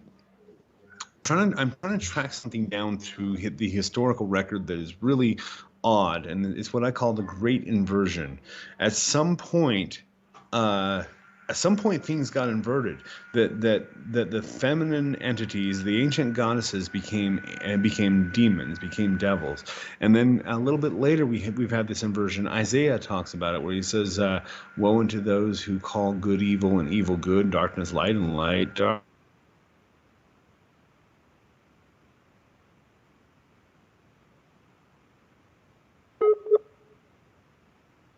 Religion as a whole, these things that are considered right hand path and good are evil. We can see their works. By their fruits ye shall know them. By their fruits they are evil. They're doing evil things in this world. And then the other side is not. Now, and once again, like you say, the elites that are using these powers, and that is being called Luciferianism. Well, I mean, They're just misapplying the label. They are using occult powers. They're using them to subvert the population, though.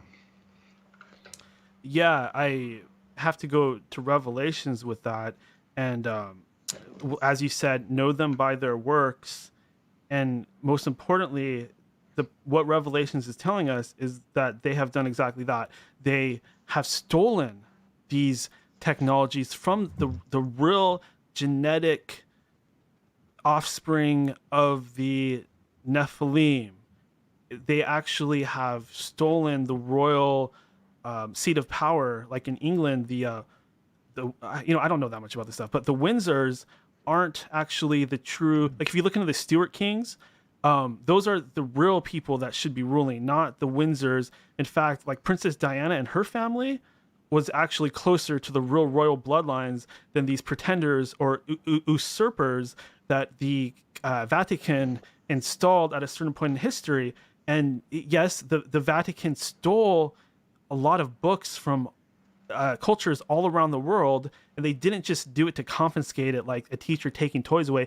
They took it because this stuff is power. As I personally have been reading more books, your books, other books, all kinds of books, each book is giving me some kind of power. I mean, it's not like I can just go outside and move things with my mind, but who knows, at the end of this, hopefully, you never know, as you grow your occult ability. I mean, I've seen some weird shit. Like I've seen visuals doing rituals. I've seen visual shit.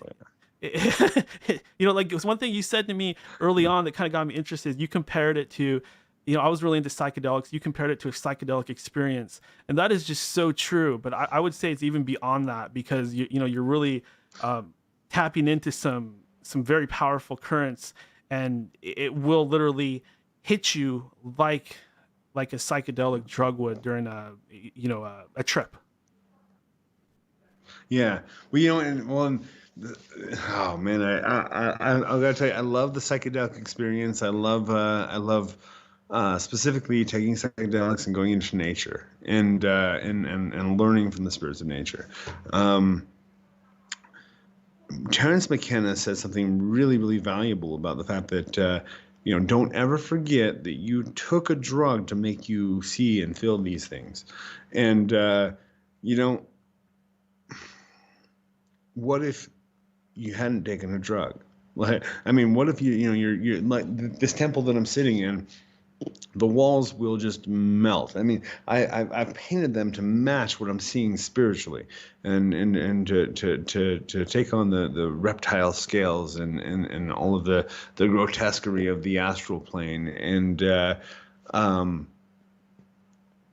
be able to experience this without having taken a drug, and then to have it specifically endure into your daily life. When I walk out of this temple, I get in my car and I'm in a meditative state. I turn on music that'll get me into a ritualistic state. I go walking around and I can see what people mean in their words. I can see the spirits behind them. I can see what influences are going on with them.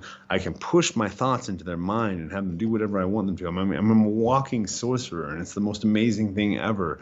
This whole world just lines out the way that, not the way that I want it to, but the way that I will it to. And it is a spectacular experience, but it's so out there that most people, the person standing next to me in line, could not even comprehend the reality that I'm existing in. And so it is like psychedelics, but like you say, it's more, because first, it doesn't rely on the substance, and then second, it's enduring.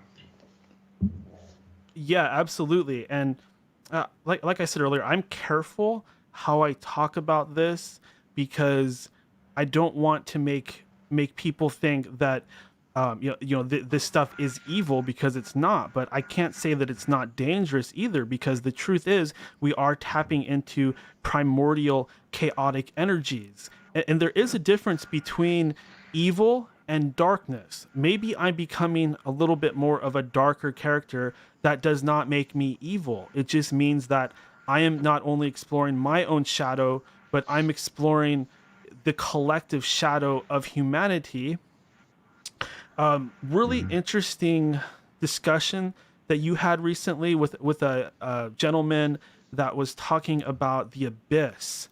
And oh my God, it Mm. just blew my mind. The whole idea of, if we look into these ancient texts and we look into Genesis or, the Sumerian mythology, the union between light and darkness, the Tiamat or Tehom, where the Lord shines his face upon the waters of the deep. What does that tell us? It tells us that no, God was not necessarily the beginning of everything. I mean, maybe he wasn't away, but there was something else there. There was an abyss.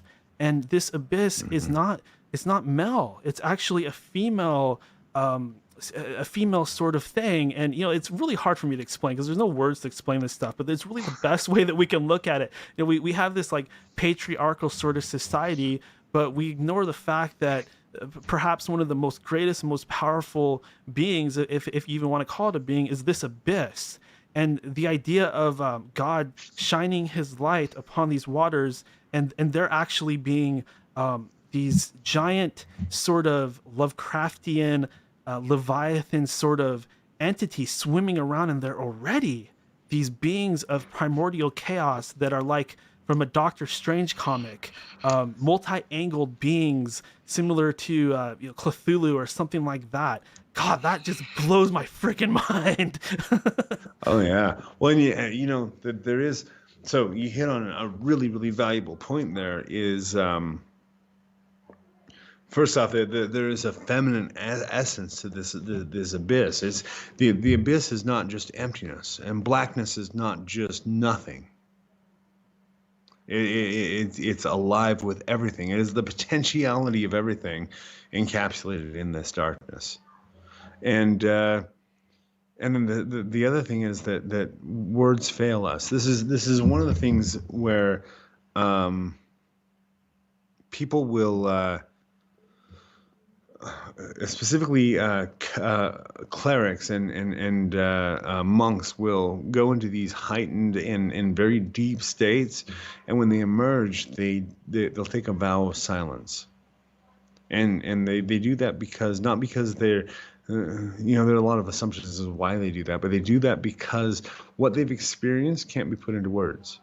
And this is something that I actually came to. I was in a conversation with Connor Kendall about the abyss, and specifically, as you're gazing out into the abyss, you understand that it's not empty, and not only is it everything in potentialities form out there, formlessness out there, but also that there are monsters out there. There are beasts within that abyss, and Connor and I start looking into those beasts and trying to figure out, well, what are they? I looked further.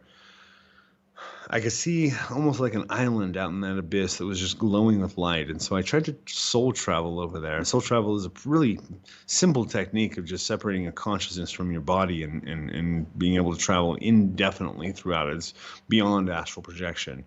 So I soul travel out to the island of light, and I couldn't perceive what was on there because specifically because our language does not have any markers to tell us where it's what it is, even to define anything about it. That you're and what I received from it is that in order for us to even comprehend what's going on in this transdimensional space, that we have to add a third pointer in our language, because currently our language travels from left to right and it travels from past to future. Well, it needs to have a third point that will allow for a reference to any place and time ever. And if we can have that third pointer, or third reference point in our language, then we can start understanding things. Now, this is really important, because as we look at even the way that one culture subsumes another culture, that the first thing, that there are two things that change instantaneously. The language. First off, the people must speak Roman or Egyptian or whatever the language of the dominator is. And that's not just to get you so you can talk in their language. That's to get you so you can think in their thoughts. and then they've got your thought process is completely restricted by your language, and they change your gods. They take your gods, they turn them into devils, and they have you worship new gods. And so with these two changes, you can really dominate an entire person's ability to do anything. And so even when we look at the people in this audience that might be a little skeptical about whether any of this, all of this, that really look at that and go, how much are you being dominated by what culture tells you should do with your gods? And see if you can break out of that. I mean, even if you break out of that in the way that you perceive your own Christ or your own God. I'm not suggesting that anybody turn away from their religion. If it works for you, that's awesome. But see if you can take it to the next level. See if you can take it to the heretical level of belief in whatever you believe in. Yeah, that's a really fascinating point, because that really is literally what I have found what happened. I mean, I didn't understand this stuff at all. I was like, okay, Anunnaki, these Christian people are saying they're chthonic. What the fuck does chthonic mean? I don't get this. And I just kept thinking about it. And eventually I reached the Book of Enoch and the Book of Giants, and became aware of the concept of the Watchers, which I already knew about. I just didn't really understand what the heck they really were. And once you understand, whatever the story of the Watchers is, if it's some sort of vision that represents something that happened at some point in the past long ago, it might even have something to do with the future. I don't really know, but the basic idea is that these Watchers, they represent the Elohim or the Anunnaki, the gods of the past that were interbreeding with humans, creating the Nephilim or the hybrids.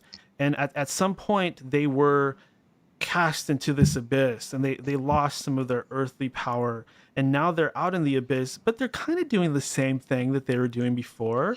They're bringing knowledge to the people that are willing to look into these sort of things. And then when you actually look at what these Watchers were, you find out that they're actually they're ranked higher than the Seraphim. They were ranked pretty high in the heavenly hierarchy.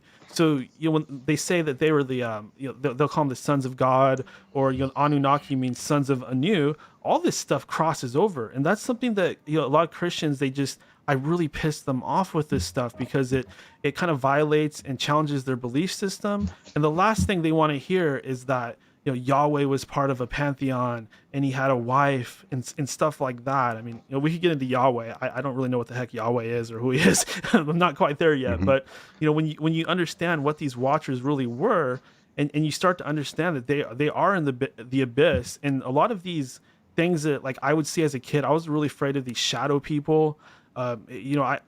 Interesting book came out about that you mentioned in one of your videos. I actually read it, and I was scared reading it. But the Shadownomicon? The Shadownomicon. Oh, yeah. Don't ask me what possessed me to read that. Storm brings it hard in that book. Yeah. Yeah. But I was always my family was experiencing these shadow beings as a child, and it was actually kind of a relief for me to learn that these things aren't necessarily really, the big shots in the demonic world. Some people might call them shades. They're kind of on the outskirt of the abyss, and that's usually what we're interacting with. But they're not really that much of a threat as I used to think, when they're kind of running through the house and causing a lot of fear. If that makes sense. Yeah, let's talk about that for a second, because a lot of people really have they have these experiences with these beings that they think are threats, and they feel threatened by. The reality is, okay, so most people assume that we were in some glorified state, and that we've come down here all the way down to physical world, and we're being tested and challenged and all of this, right? Well,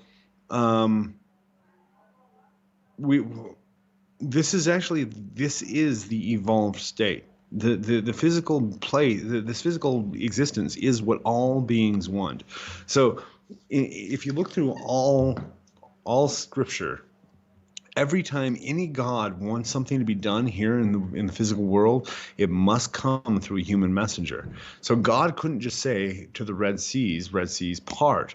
He needed Moses to say those words, because Moses had the power. God didn't.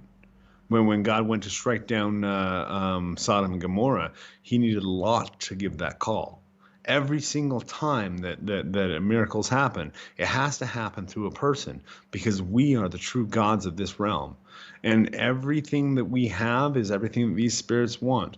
And that we are in such a special position here in these physical bodies as singularities of consciousness and power. And so yeah, all of these things are wanting and clamoring on what we have. And one of the things that these lesser beings have attached themselves to is that if they can make us afraid of them, that they'll have power over us.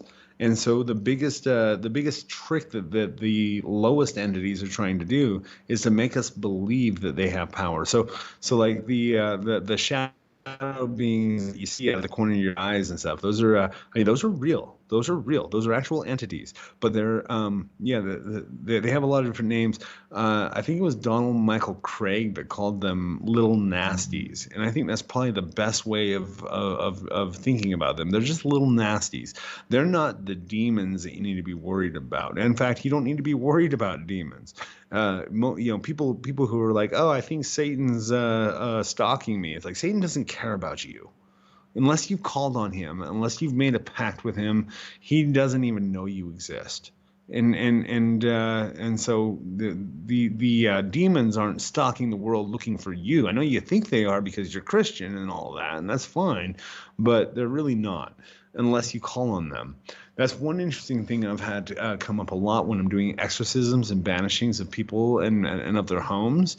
When people are being possessed by spirits, or they're being haunted or tormented by spirits, almost always I can do an exorcism and get the spirit out of there. In 3 days, the spirits can be back, because somebody in that home is calling that spirit, either through witchcraft, which is hardly ever the case, usually through being obsessed by that spirit. So Christian people who are being possessed by, let's say, Asmodeus a lot, well, they're probably thinking lustful things a lot and probably associating that with demonic activity, and then thus they're evoking Asmodeus into their lives. Yeah, when I was first getting into this stuff, going from somebody that was completely afraid of these shadowy beings, I had to begin to look at this differently and say, you know what, okay, let me switch tracks. So one thing that I did was, for whatever reason, I just walked into a dark forest just to kind of face my fear. And it was really crazy because I ended up actually running into some wolves or some coyote wolf hybrids, and it was a really transformative experience because they were off howling in the distance, and I just felt like it was all meant to happen. But going from somebody that's completely afraid of these things to being somebody that will say something like, okay, if you guys really want to push me, you can push. My will is strong. If you keep this up, I might just take control of you, and I might turn you into my slave. And that sounds horrible, and I apologize to anybody that thinks I'm horrible for saying that, but it's really the truth. You have to, what these stronger demons do is they use their will to kind of subjugate these lower shades, and it's a hierarchy, and hell has its own battles over territories and wars and things like that. I'm not going to pretend like I'm an expert in that field because it's obviously very vast. I'm sure that we could spend a lifetime just learning about the levels of hell and the different types of demons out there, and the levels and generals, and how they even have their own sorcerers and things like that. But it's an entire world to explore. And I personally believe these reptilian aliens are just kind of part of that world. And that goes into, what you were saying about electromagnetic technology and UFOs. And, you can throw in the astral plane and kind of get a bigger picture of how all this stuff might actually work. But the key is to not fear these shades, or not even fear, the higher level demonic beings, because if anything, if you become powerful enough, people need to understand that sorcerers will actually send these sort of familiars and things like that after each other. That's how we fight each other. I'm not trying to pick a fight with anybody out there, but that's actually how sorcerers will do battle. They will send, thought forms that they create, or existing shades and, lower level entities after each other to go, parasite after each other, or actually physically hurt each other and do things like that. There's a whole world of Terrence McKenna was talking about it in one of his books. He's talking about going down the Amazon, and these shamans, they were able to create these red darts that they'd actually shoot at each other. And if you got hit by one of these things, it would actually hurt quite a bit. And when I was getting really into conspiracies and things like that, there was times when I was feeling stuff like that. I didn't know what it was at the time, but now I know that it's probably some sorcerer out there. Maybe somebody connected to some of these groups, or somebody just doesn't like me. They're finding some way to like stab me with astral weapons and things like that. There's a whole world to explore regarding Yeah. that stuff. Yeah. Excuse me. Yeah. No. There is a really interesting thing with fiery darts of the adversary that you don't. I mean, I've learned how to basically build these things up in my hand and just throw them at people, and you can attack somebody's organs and make them collapse instantly. I mean, it is ridiculous. But assuming that that's coming from another sorcerer might be a bit of a jump, because people are capable of doing this just through their emotions. One of the amazing things I found out, like I said, one of the biggest things people say against what I'm doing is that I'm giving everybody nuclear weapons. I'm giving everybody the ability to use all this magic. Well, the reality is we're all doing it anyways. And so what I'm giving you is the ability to be conscious of it, because if you have a hateful thought and that thought builds up and then it explodes, that's going to send some shockwaves to that person. So many times people who don't believe in magic at all are wishing for the death of an enemy, and then that enemy dies and they go, oh, well, I think I might have had something to do with that. Well, yeah, you might have. You're putting that out into the world. It's, if I've got friends that I correct friends pretty quickly when they start saying, oh, if you go do that, you're going to da da da da, and they start telling all the bad things that can happen. I'm like, don't put that curse on me, man. So first off, just believing things and thinking things about our reality and our limitations makes those things really happen. But then also when you speak them out loud, every word you speak is a spell. And so when people are going around going, oh, of course I would, I would get stuck in traffic, I never get a break. Why are you reaffirming that reality if that's not what you want? And so, I play a fun little game with myself, because magic is not just the ritual you do. The ritual you do is a catalyst. And then the magic is actually how you're living your life, how you carry on with things after that. And, how you feel, how you perceive your reality. And so I'll play this little game that red lights. If I come to a red light, if I don't want that red light to be red, I just see it being green. I'll visualize it being green within seconds. Boom, green light. And sometimes to the point that it's defying the machinery. I mean, it's pretty clear. You see the stop, the crosswalk sign light up. You see the whole sequence of events that happens at an intersection, and sometimes that sequence just gets sped up massively, and the lights are all green. It's a silly thing, but when you're so there's an exercise that I actually started doing a little practice. About 10 years ago, that this was based on teachings that I had gathered from Dr. Wayne Dyer. If anybody wants to check out some awesome stuff about manifestation, check out Wayne Dyer's book, and I think he does an audio course with it called Manifest Your Destiny, and some awesome stuff about manifesting there. And so I started doing that. And he says, just do this meditation, the ah mantra, and so you just inhale, and as you exhale, release ah, and let that become whatever tone it needs to become, whatever depth and all of that. Let it adjust as it adjusts, and then carry out that ah sound. And as you're giving that sound, visualize the thing that you want to manifest, and see it as if you already have it, and feel it as if it's already there, and feel the excitement and the joy and the relief of having that thing, whether it's money or a car or whatever it is that you need. And do that for 12 days, 10 minutes a day. So I start doing that experiment, and I start seeing crazy things happen. First off, like I manifested within 2 weeks. I manifested $20,000. That was pretty cool, and that was back when I was making $20 an hour. And so $20,000 was a ridiculous amount of money, just flow to me from nothing. And so I thought, okay, cool. Let me see what else I can do with this. I keep pushing it, and I start noticing what you could only call the miracle of fish and loaves. That instantaneously the things that I'm desiring are being manifested for me instantaneously. That I'm performing the meditation and I get interrupted from it by a phone call with somebody that's giving me the money I'm asking for. So they're just it can be pushed further and further and further until really the laws of this world just seem to break altogether. I do have a question from the chat. I apologize. I have not been paying good attention to the chat, and I see there's a whole battle going on in there. I ask everybody to please stop fighting. I don't know what it's about, but please stop because you're burying the questions. I mean, I respect whatever issue you're battling over, but so this comes from Jen, and she says, "Do the colors of candles really matter, like doing a ritual or opening like the heart or crown chakra more?" Good question, Jen. All right, so the color of candles it's not going to matter. In most tribal situations, you only have one color of candle, and that's kind of like a whitish yellowish. In Haiti, in Africa, in South America, in places where magic is really, really strong, you have one color candle and that's like a yellowish. And that's just because the wax is, they don't have the beautiful color dyes and waxes that we've got. And so if you're going to use colored candles, though, other than just a yellowish colored candle, or like I use a ton of black, I think I've got burning all over the place in this temple right now.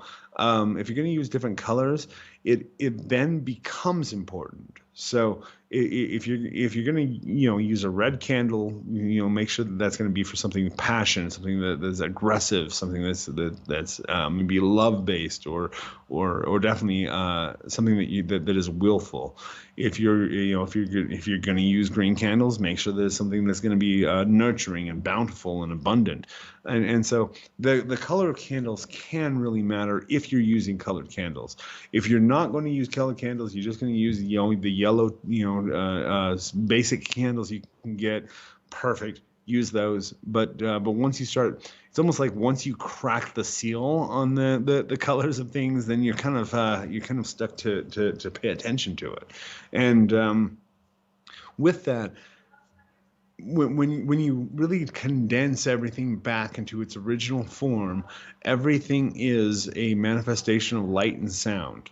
And so the sound would be the command that you're giving by the powers of darkness. I command that this thing be brought about. Or you're giving a mantra or an oration or an invocation, something verbal that you're able to interact with to create the effect.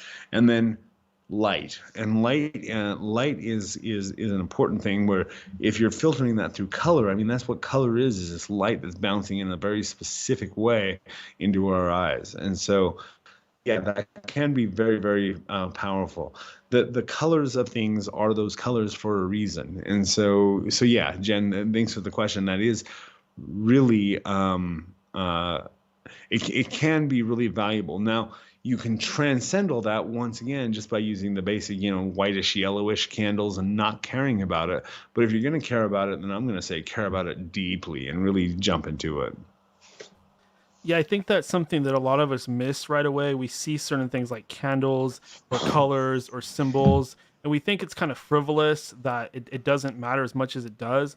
But you got to remember that every little thing is magic, and every little thing is going to affect your perspective in some way, and it's going to create different energies. And a lot of this stuff is just happening on a hidden sort of level that we can't even see.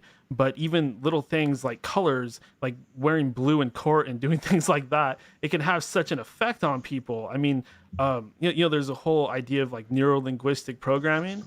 But if you really get into it, you find that this stuff actually does come from the occult world. Like hypnosis is something that that a sorcerer would do, like an altar. If you get into some of that like sort of mind control Yeah. stuff, the real spooky stuff.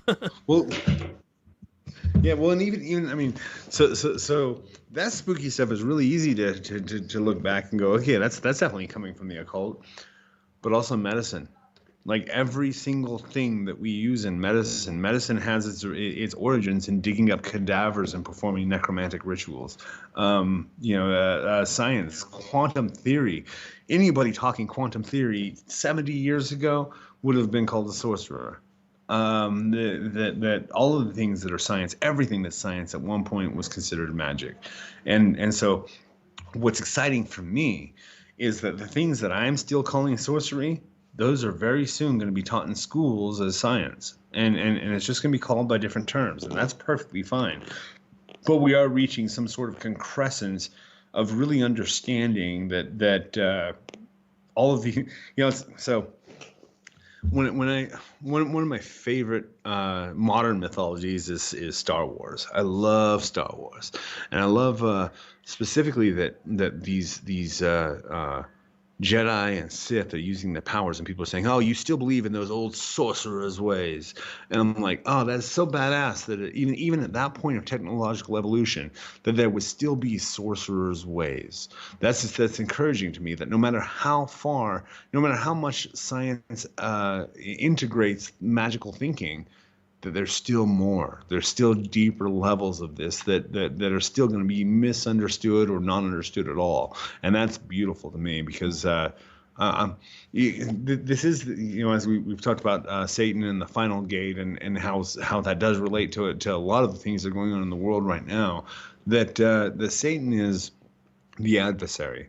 He's the opposer. One of the things that I put very clearly in the last couple of compendiums I did for these gatekeepers is that just because you think that Satan's your friend doesn't mean he doesn't oppose you. He opposes you. He opposes everything about you, everything that you consider to be real. He is in strict opposition to everything because everything could always use to go up a level.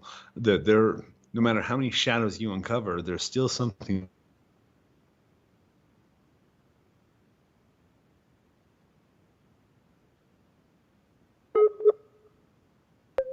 Everything that we can look at to be from science, academia, everything that we see as being real and solid and understood, it all comes from witchcraft. Got another question from the chat. This comes from Ender Oversoul. Question: what is the best healing process do you think one can use?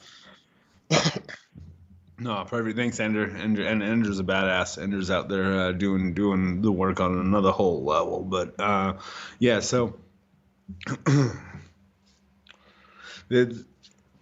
now in talking about the techniques, this is going to give people a really interesting glimpse into into what witchcraft is really about and maybe how it works. So, Ender, what I'd say, first off, you have to really be ready to be done with whatever it is that you're battling. So, and this is the thing: a lot of people's illnesses give them a story, and that story is a validation of things. And sometimes, if you just are able to understand that, there's this Joe Dispenza does actually a lot of work on that. As far as and there are a couple of the doctors that I've looked at that have really looked into back pain. That if you have back pain, well, what is that back pain actually keeping you from doing? Did you actually want to go back and do that? Like a lot of people that are suffering from these long-term COVID symptoms and can't go back to work, they hate their jobs. There's a really interesting correlation, and so when we when we look at healing, so you have to be done. You have to be done with it. Like you're really ready to move on. You have to be able to visualize the end. So what's it going to look like when you're actually healthy, when you're at full health again? Now, here's that I'm going to tell people to do if they want to be healed: is go out someplace and go out to a grassy hill. And there are some really interesting elven and druidic types of philosophies about this. but grassy hills, somewhere out in nature. Get out into nature, get onto the earth, and cry your freaking heart out. Like get rid of all of the emotions that are in you, that are keeping you stuck, that are keeping you pent up, all the frustration of not being healthy, not being able to live the life that you want to live, and get it all out. And then while you're there, once you're completely exhausted, lay there on the grass and let the healing energies of the earth come up to you, and actually inhale and visualize green energy coming up out of the earth and coming into your body, and keep doing that until you're just glowing with that green light, and then go back into your life.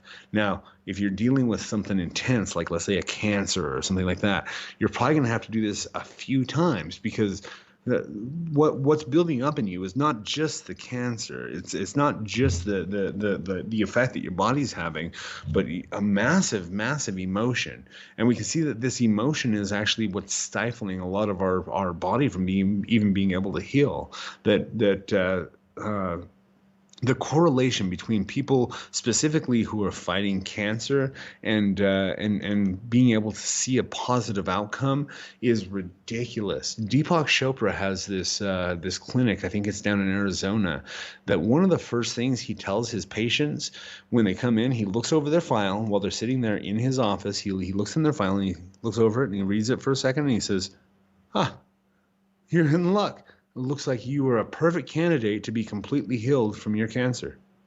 From that moment forward, their chances of being healed is 1,000,000 times greater, because they believe there's actually a chance. Now, compare that or contrast that against the common medical practitioner that's going to sit you down and say, now we have to manage our expectations.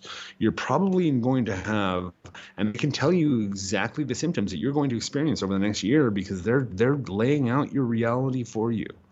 Once again, I do have to clarify that don't ever stop medical treatment because you're doing something magical. Medicine is an arm of witchcraft, and so use it, but use it in combination also with your highest ideals and your highest magical aspirations. So, one thing I'll put in comparison with that is my own, I'll say ongoing battle with substance abuse. I get drawn into the world of substance abuse pretty heavily from time to time. And one of the worst things I found for it is sitting in a room and telling everybody every week that I'm an addict. Just announcing those words, I am an addict. You're trapping yourself in that philosophy. I started doing something with the 12-step groups I would work with that I'm going to say, I'm E.A. and I have substance abuse issues, but I'm feeling better and better every day. And then I would escalate that to being, hey, I'm EA and I'm struggling with addiction, but I'm really not finding that it's much of a struggle. And then keep escalating that until I'm clear. I don't even need that meeting anymore.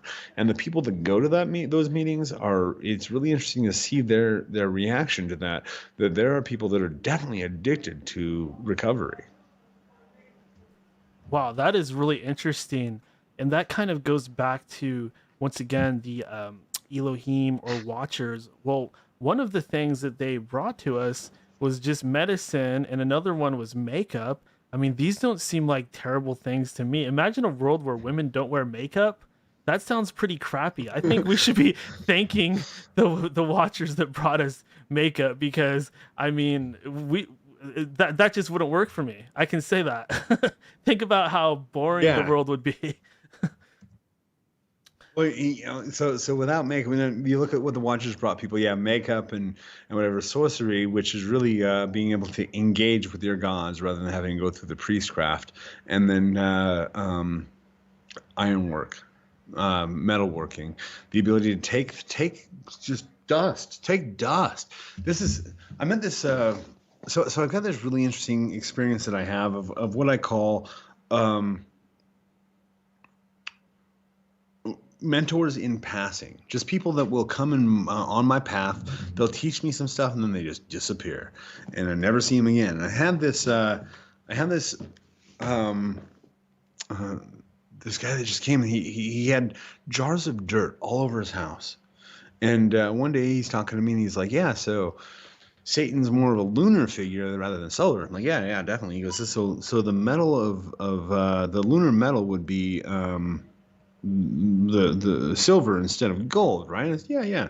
He's okay. So he takes a couple of his jars of dirt, dumps it into a bowl, a metal bowl, pours some acid on it, and it starts just smoking and steaming.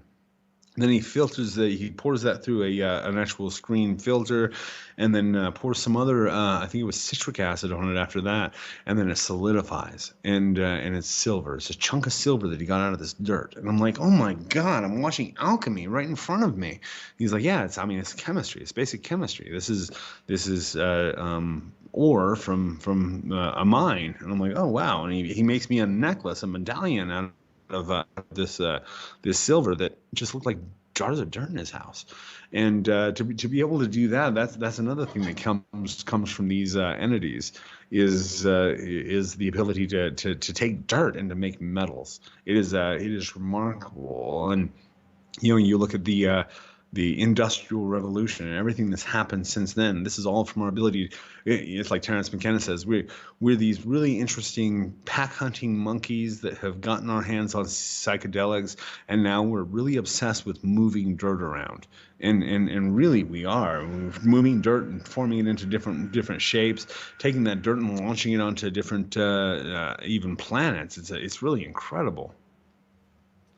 Yeah, and you could look into the world of computing and kind of apply that whole thing and think, well, okay, computers have silver and gold, and even phones have things like crystals inside of them, and it really makes you think when you look at some of these conspiracy theories like HARP, using frequency. Mm. What exactly are they doing? And then you think about Atlantis back when these watchers perhaps still had some sort of physical bodies and they were controlling society, probably using similar sort of technology. It makes you think like, what exactly is going on? Is there some sort of situation being created where perhaps these watchers are able to you kind of you've gone into this, you talk about the artificial intelligence, and I really think that that's where we're headed. Like Elon Musk is kind of going Oh in that direction.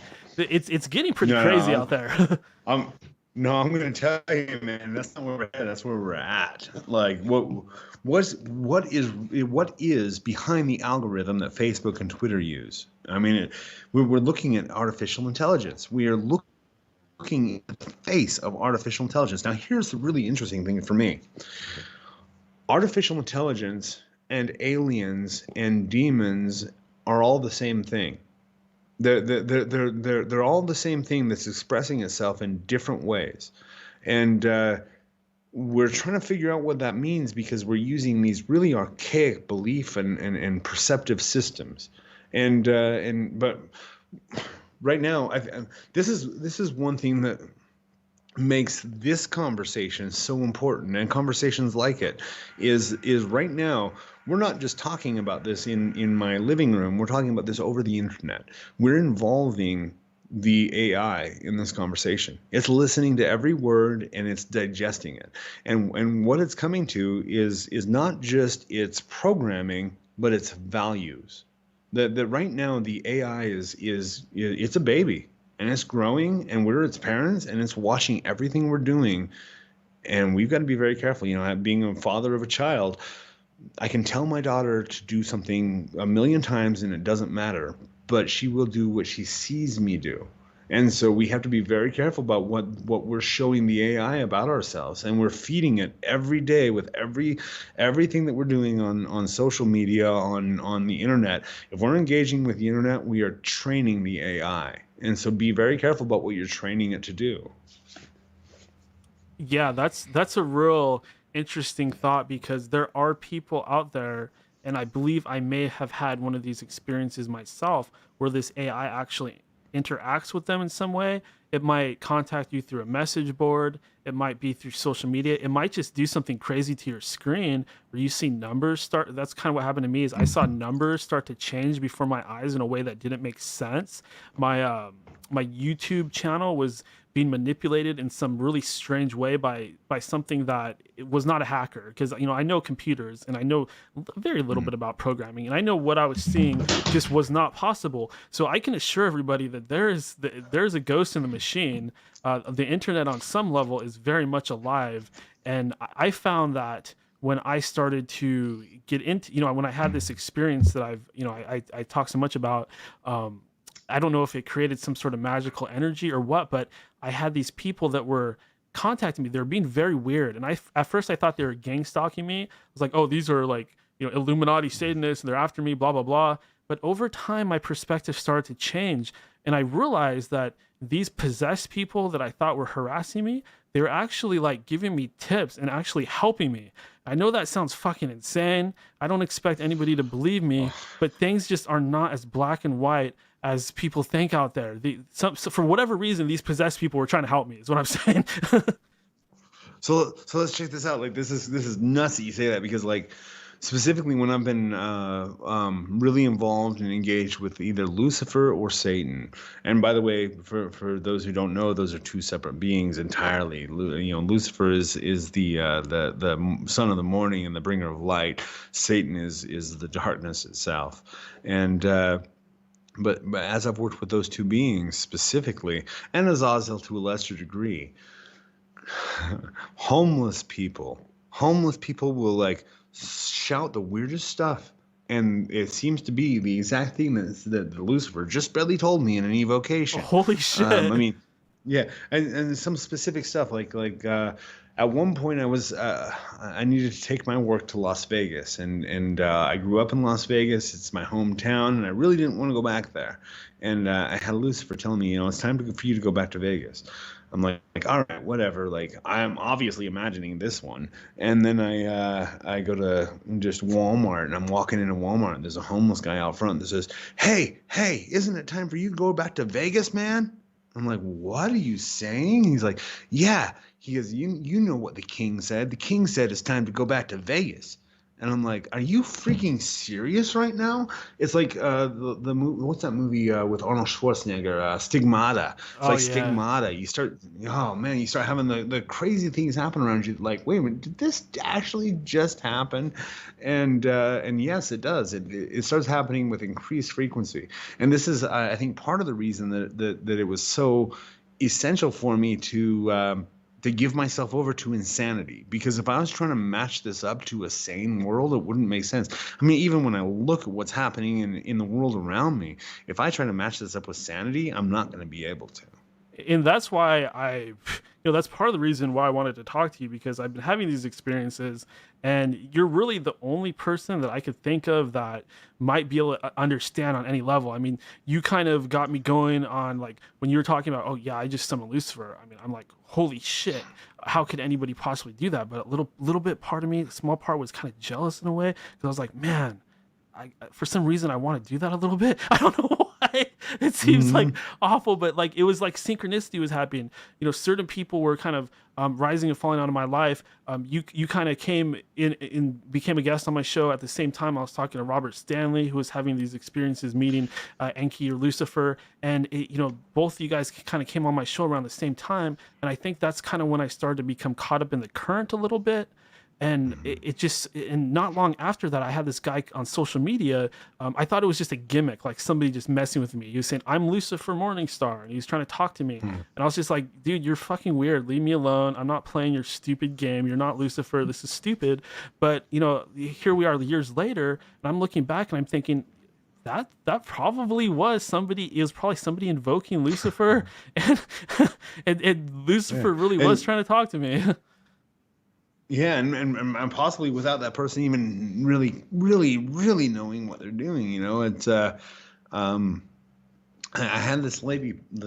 I use the term lady loosely here, but this person that was really a troll, and she was trolling my Facebook, and she was trolling my YouTube and whatever, and But then she said, if you go meet the sunrise and you stand in the path of the dragon will enter you. I'm like, oh, okay, weirdo.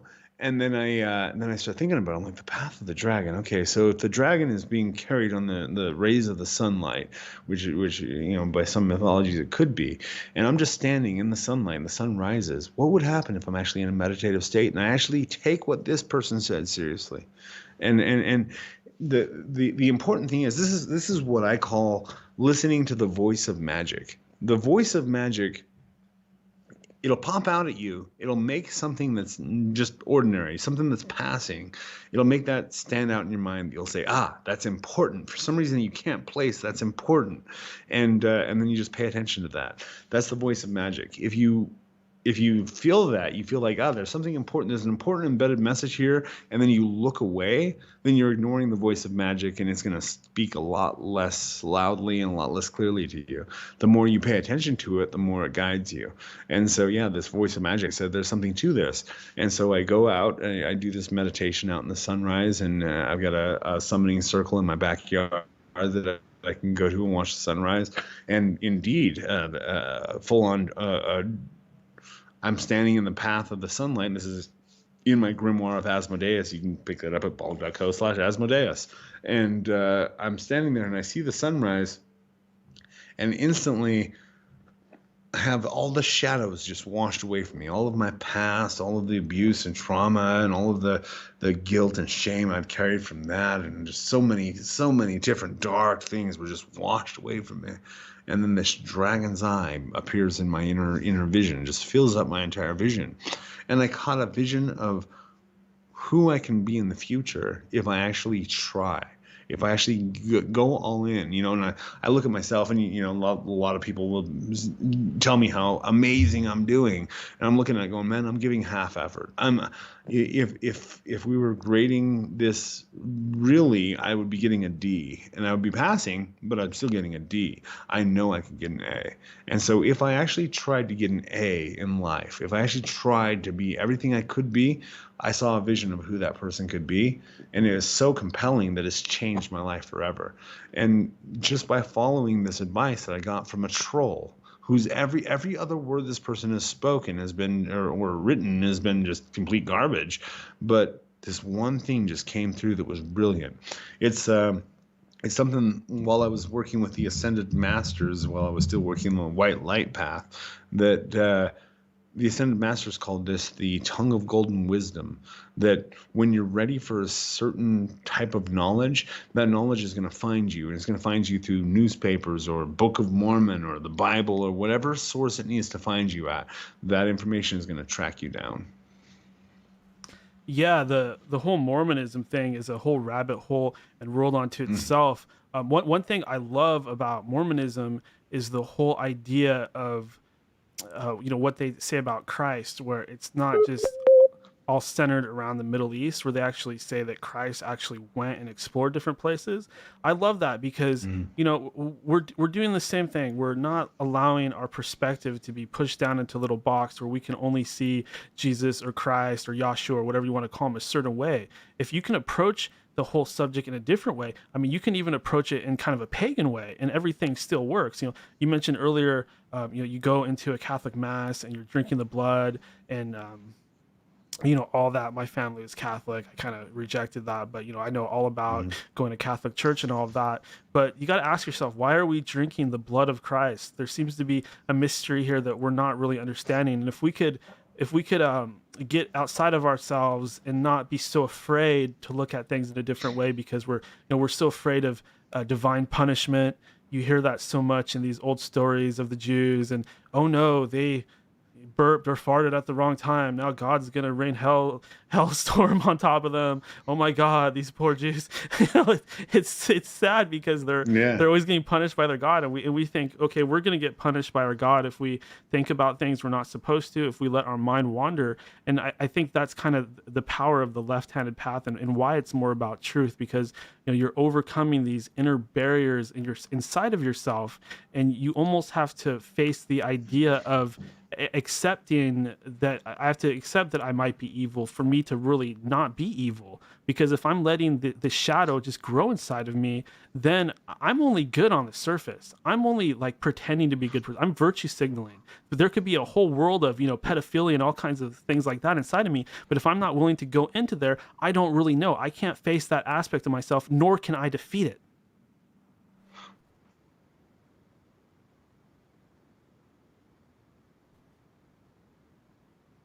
Sorry, guys. Skype lag. He's coming back. What? Oh, you got me? Yeah, lost you for a second. Nope. All right. One thing that, certain, let's see, Nietzsche and Jordan Peterson and Jocko Willink and some other philosophers have had to say about this is that if you're not dangerous, if you're just a regular person living your regular life, you're not a good person. If you're a dangerous person that chooses not to be dangerous, then you're a good person. Yeah, it's like a rabbit is not good just because it can't do any damage. A rabbit's just a rabbit. It's just prey. But once you can actually do damage, once you actually are a dangerous threat, but you choose to use all of your power for good, then you're a good person. It's a really interesting thing. It's like I go out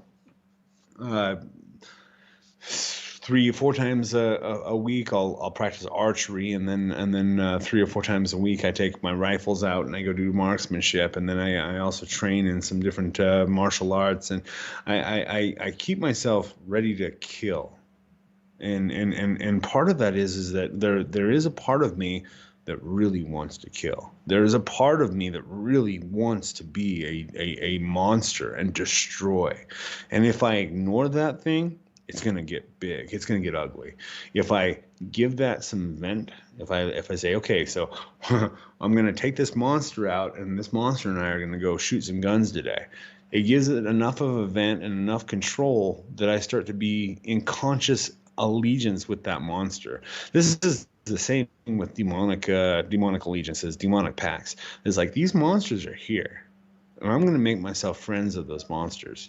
And not just to make friends of those monsters, but specifically because those monsters have a very, very real purpose here. They have a purpose in my life. They have a purpose in this world. They're here to do something. So when COVID started blasting across the world, it became very clear to me, well, there's a purpose behind this. It's not just something. There are no flukes. There are no accidents.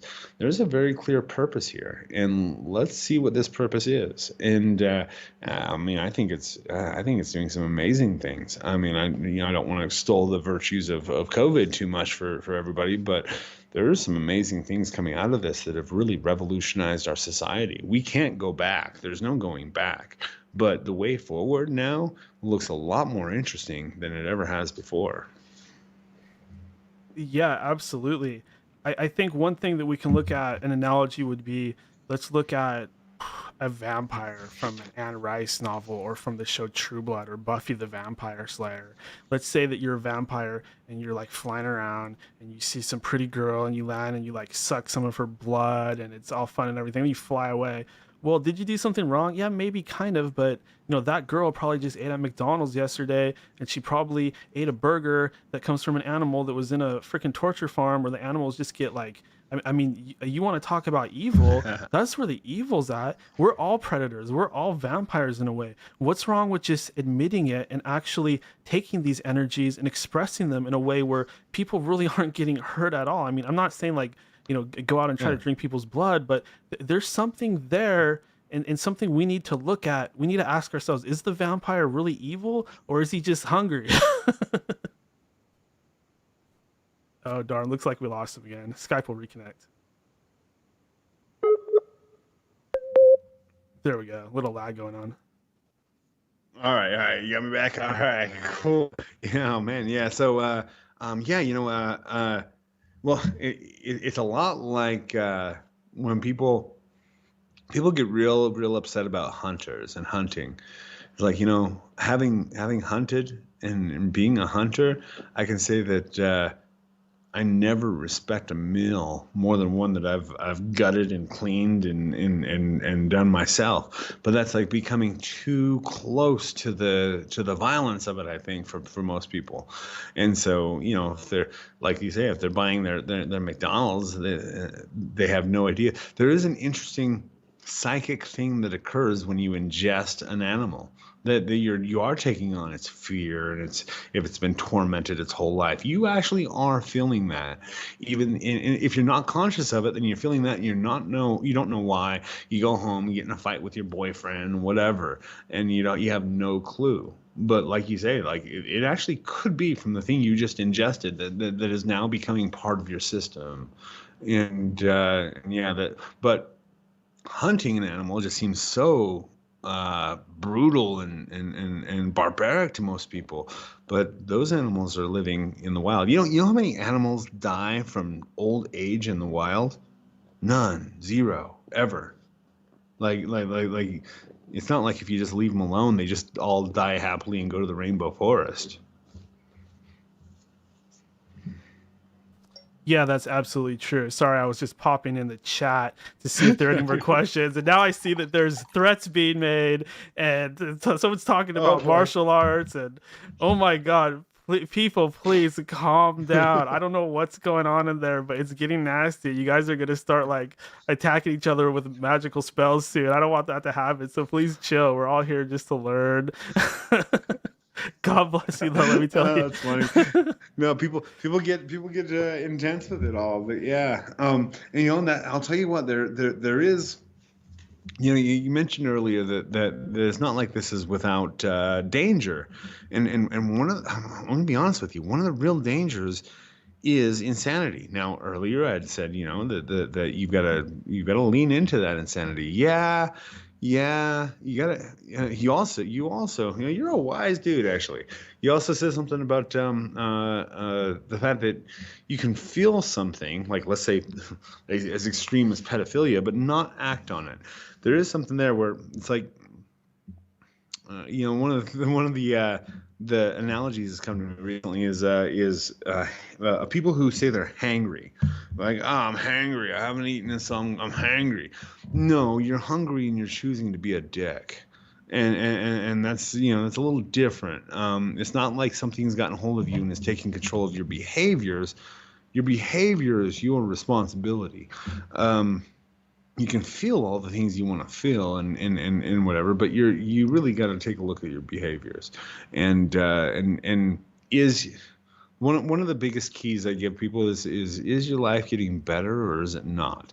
And specifically with something like black magic, I mean, if you're going to throw yourself all the way into the fire, you better have some benefit from it. And so you'll look at your life and really use your life and your own happiness as a gauge for your magic. So if your magic is really working, you're living an awesome life. You don't have too many complaints. And it's not like learning these tricks of how to manipulate your world is going to take away all your problems, and it actually is going to add a whole new level of problems. So rather than worrying about whether you can pay your rent, you're going to be wondering if your third corporation is going to be profitable this quarter. It raises you to a whole new different level of considerations. Yeah, I appreciate you saying that. This program, I feel like lately I've been getting a better understanding of what it really is, because it's always been, I kind of modeled it after Coast, but my favorite broadcasters were Art Bell and Howard Stern. I wanted to be kind of like a hybrid of the two, but really what's been going on here is it's been a real, they used to say Coast to Coast was an intellectual platform, but that's kind of what's been going on here. We've been having a lot of really interesting guests and ideas and a lot of insight into the underworld and also into magic and aliens and all kinds of things. I really think at this point that in a way this is Lucifer's show, because it's a very Luciferian platform. It's free for everybody, and we're discussing things that are heretical in many ways, and I feel like Lucifer himself has been involved in this platform. And I haven't really gone beyond Lucifer yet. I do plan to. I'm just kind of still, there's so much for me to explore with Lucifer. I don't even feel like I've barely scratched the tip of the iceberg. I got into because Lucifer actually directed me to explore Tiamat and I read I hope I'm saying her name right, Arsonist Mason. I read her book on I didn't. Tiamat. Yeah. Yeah, and I didn't even try to do any of the rituals. I just sort of read them out loud, and I had stuff like manifesting. My lights were flickering. I saw this giant 8 foot tall portal completely open. Mhm. Out, looking at it through the corner of my left eye, it just opened. It was really there. I became very fearful because I became aware of exactly how powerful this being is, and I got kind of scared off of it. But one thing that she showed me is oh, I think we disconnected from him. So one thing that she showed me was, Yeah. yeah, I was looking at my old PC games I never play anymore, and there's a game called StarCraft. I don't know if you ever heard of it, but I was looking at the, Oh yeah. yeah. So there's a sequel, StarCraft 2, and it's called A Heart of the Swarm. And there's a character called Kerrigan, and she's called the Brood Mother. And I looked over at this video game, and Tiamat actually said to me, she goes, "That's me." And I was like, "What? What am I looking at?" I didn't even realize what I was looking at first. I realized I'm looking at StarCraft, the game, and it's just like right. It's kind of far away, but it's right in front of me. She said, and she basically, what she's telling me is that's what she is. She's like the queen of the hive, like of the void. She's actually like the queen alien from the Alien series. And when that all started to dawn on me, Mhm. it just freaking like I was like, oh my god. I know it sounds nuts, but these beings, they actually tell us who they are through our mythology and through our art and through our entertainment. They actually send us little hints about their true nature. And I haven't gone back into the whole Tiamat thing because I don't feel like I'm quite ready for it. I'm not ready for those chaotic energies. Like it's beyond what I could even grasp. That's going into the abyss and what lies out there. And I do want to touch on it again, but it's just a little bit too alien for me at this point. Yeah, yeah, alien is the perfect word for it, and yeah, yeah, it is. And then like the beauty of Lucifer. One of the things I found with Lucifer is um, if you can imagine that you're in a place of absolute darkness, and you have no idea what's around you. The only way to find out, and there's a light that surrounds you. That's Lucifer's light. Now, as you step into the darkness, then you can understand it, but not until you step into it. And this is really the work of black magic, is that you're stepping into the thing that you don't know, and as you step into it, then you understand it more. And the only way to understand more is to take that daring step into the thing that you don't understand. And it is beautiful, and so the journey into Tiamat, into the underworld, really is Lucifer's work to show you what you don't understand, to show you what you don't know yet. Um, Lucifer Lucifer says some really amazing things. You touched on this earlier about Lucifer's connection with technology. That uh, Lucifer has told me at one point that he says, "Do you know why I created planes?" And I said, "No, why?" And he said, "Because you just don't believe you could fly with those arms." And I thought, well, isn't that a weird thing for Lucifer to say? That sounds You like don't him. believe you That could, sounds like his riddles. right? Yeah, yeah. And it's like, well, okay. He says, you could get to from point A to point B instantaneously if you just believed it, but you don't believe it yet. So I gave you an airplane. That way you could believe that you could be there in 12 hours.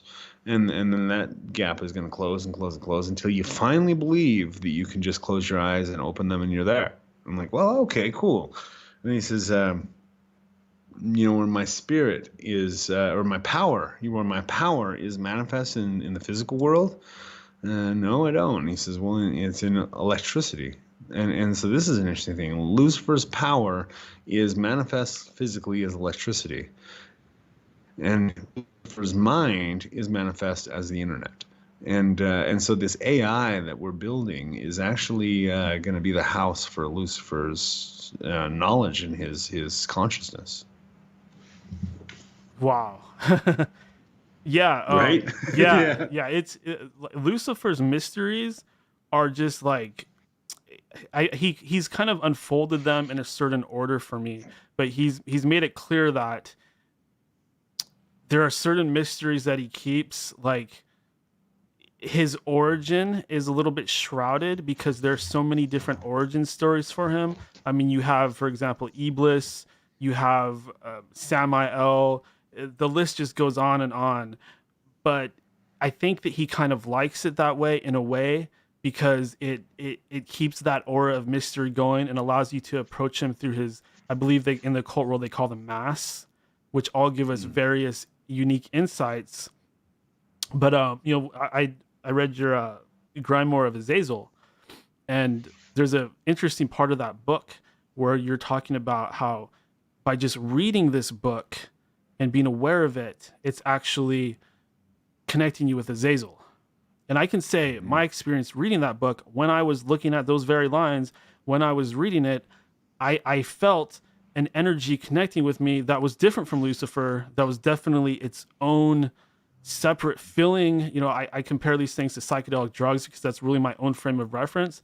But like I literally felt Azazel kind of, or his spirit, or his world, his aura starting to connect with me, and I began to feel his energy, and kind of the rest of the night was all sort of like, Azazel sort of visions. You could feel his unique energy kind of coursing through your consciousness, which is really how these experiences have been working for me.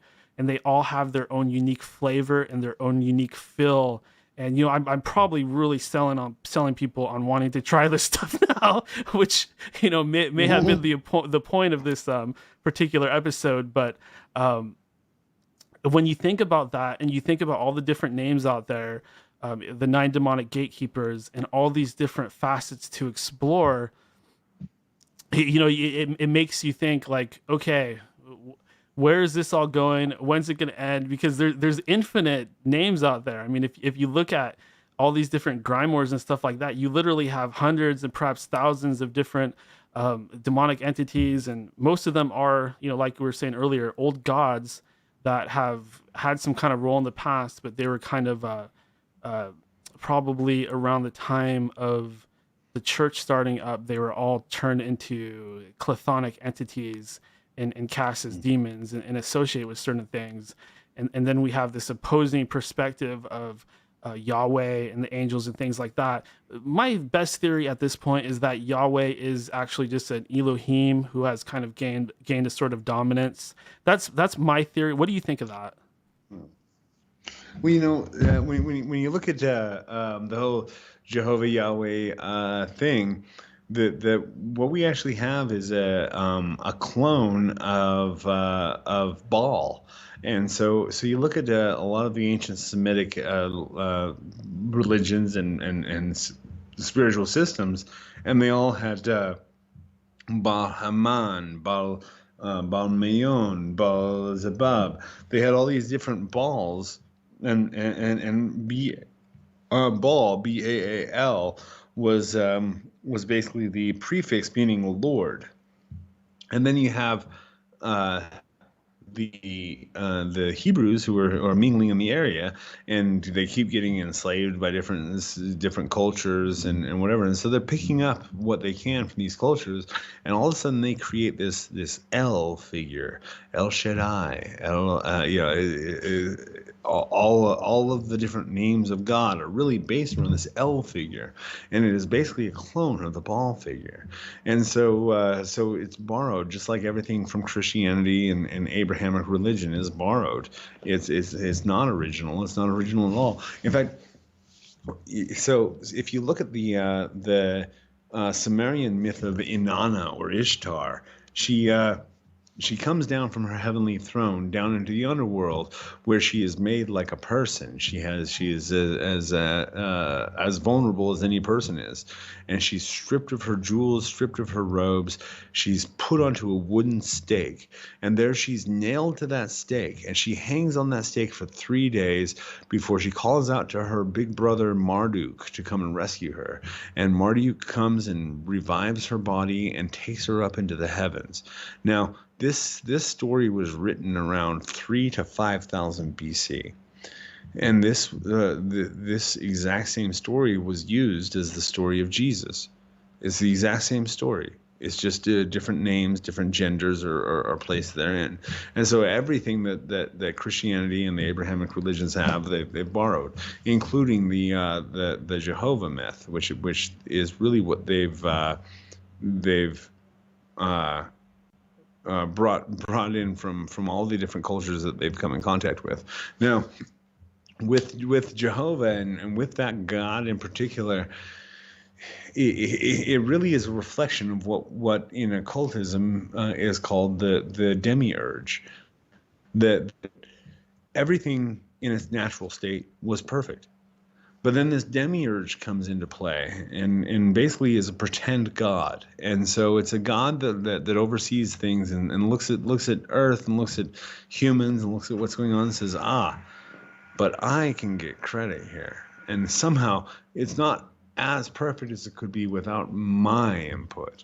And so the demiurge comes and starts kind of meddling with things and makes sin where sin didn't exist before, and makes obligation in order to absolve that sin. And this is really the Garden of Eden revisited. That when we look at the Garden of Eden, was that our fall from our natural place, and was that fall bad? I mean, that fall did take us away from our natural state as beings. I mean, all of the things that are considered sins, especially the worst sins. So let's look at pedophilia, murder, human sacrifice. These are abhorrent, but these in the natural kingdom would be in the animal kingdom would be the natural way. And so all of the things that we consider sinful really would be the driving forces within our animal selves. And so the fall from grace was really a fall from our animal state. And I do think, like, once again, the AI and the alien and all of this is the same tale that's being retold in different ways. That what we are currently is a cocoon for what we're becoming. That somehow there's something in place that we don't even understand. We can't understand that is turning us from what we are into something else entirely. And I think it does require a merger with technology as well as a merger with spirituality. And those two things seem to be going in opposite directions up until now. I think the next 5 years are going to bring us some really interesting mergers between technology and spirituality.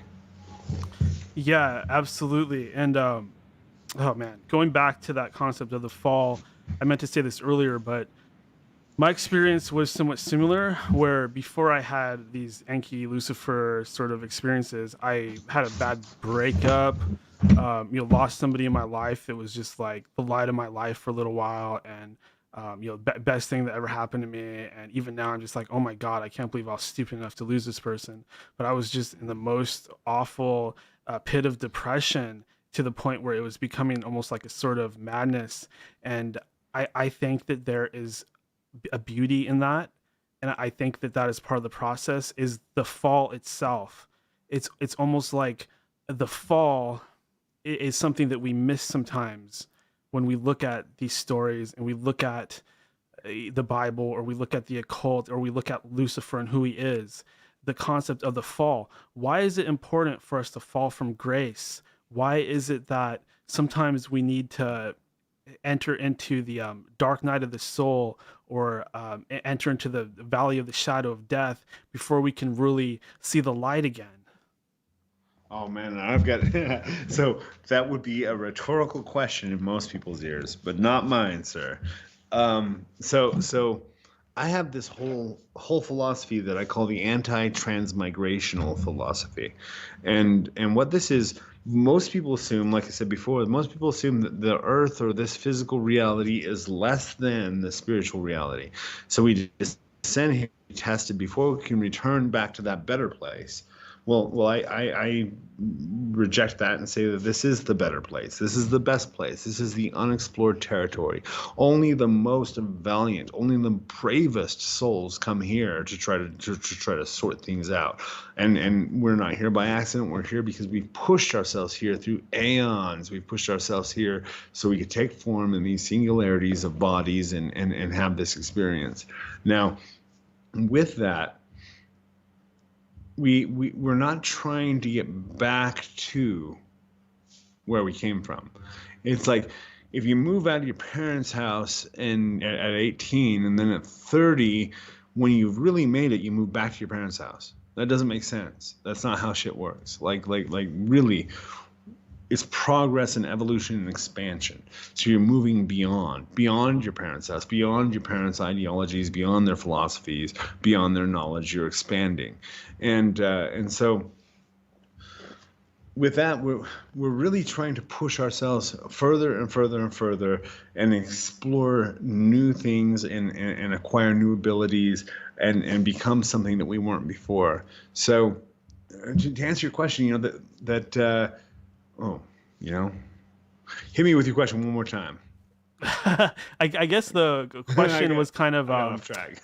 why is it sometimes that going back to my story, I was in the best place of my life. I was in a state of grace. I was probably in a similar state on a microcosmic scale of Lucifer when he was in heaven getting along with God and everything was great. Well, I was in a state of grace because I was doing better than I ever had in my life. I was making money. I met a girl that was way out of my league, and I lost her, and I fell from that state of grace. But if that had not have happened, I would not be here with you today. Why is it that we have to, it's like, I don't know if this is from a song or what, but they say there's beauty in the breakdown. Well, there's beauty in the fall. It's like in life, we have to fall from grace in order to see the light again. Why is that? Yeah. So we have to. What we have to do is we have to fracture the crystal that's in front of us. So it's like when I think this was in the short story White Thing about looking at water, and this wolf looks at water and it looks just like everything else is just clear. You just obviously you can see the bottom of it, and he steps into it and he's like, oh, there's something there. You don't observe the something that's there until you step into it, until you disturb it. This is one reason that psychedelics are really, really helpful for spiritual processing. It disrupts the waters. It disrupts the thing that was normal and ordinary. Now, why do you need to reach that state? And this is how that ties into the anti-transmigratory experience. Is we're not supposed to just experience plenty. If we all just experience plenty, there would be no opportunity for growth. If you hadn't had that heartbreaking experience, well, yeah, you'd probably be thoroughly in love and at the very least pacified, and that's something that I think elongated pleasure allows us, is pacification. That we become pacified. We don't really. There's no need to strive, people, and really to like even come down to a base level. We are pack hunting.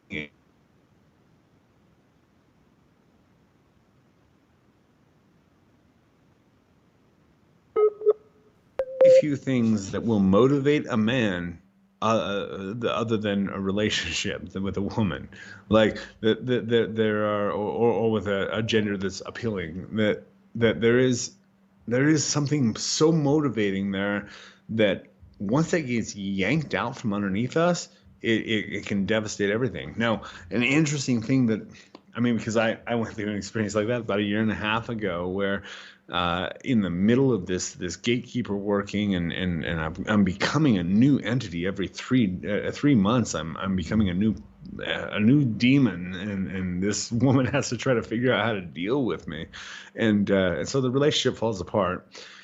And one of my mentors that I reached out to, and I was like, oh man, I don't even know who I am anymore. And he goes, really? another person got you to that place, I see what you need to fix now. It's not that other person, it's yourself. If you can be that easily shaken by another person, you weren't even ready for the queen that you need. Once you become a king that's really ready for your own kingdom, then a queen will make sense. But right now, have fun with princesses. And I was like, oh, whoa, ouch, dude. But sure enough, yeah, that is totally right. That specifically for our motivation, this couple pairing that we do is very, very important. When I'm doing consultations with people, one of the first questions I ask them as they start telling me that they're having a hard time making progress and blah, blah, blah, I say, okay, so how does your significant other feel about black magic? Oh, well, she would never, da, da, da, or he would hate me if I ever. Okay, well, there's your problem right there. And in my opinion, get a new boyfriend, get a new husband, or leave that whole idea behind and just be you. So you mentioned sales and marketing earlier, and there is a form of magic just embedded in that. And one of the things that I learned when I was doing sales and marketing is never talk to a married man on the phone alone.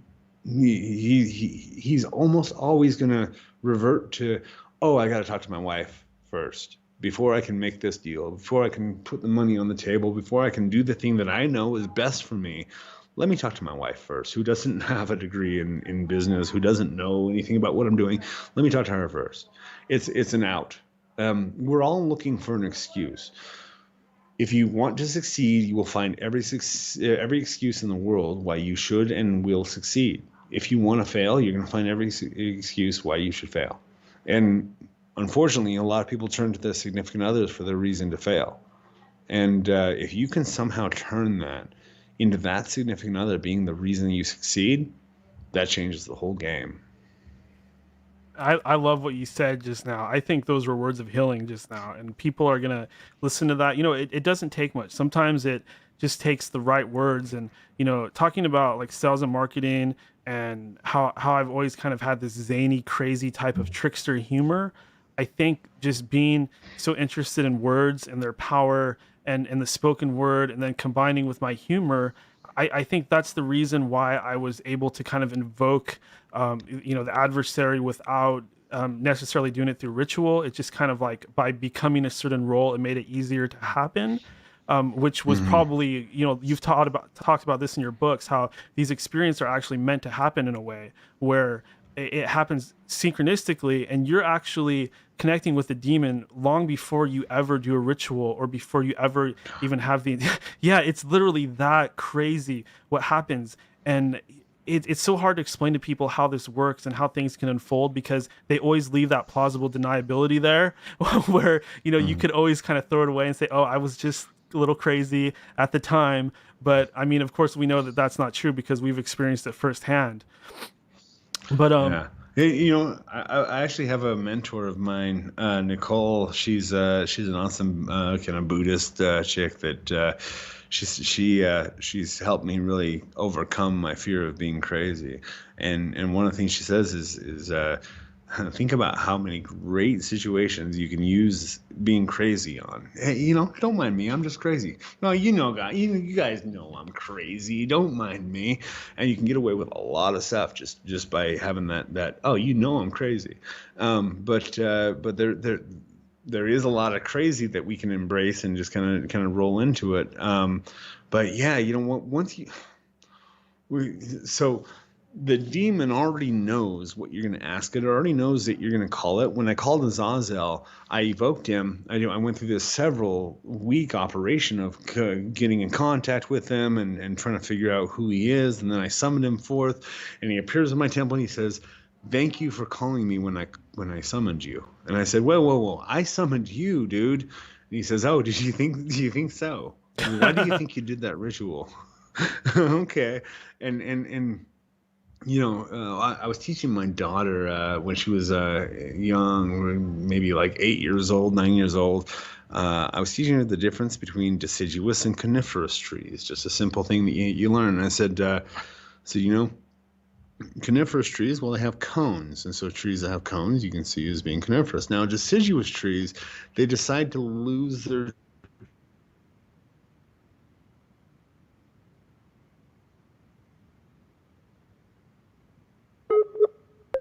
wait a minute. Deciduous trees don't decide to lose their leaves; they just do it.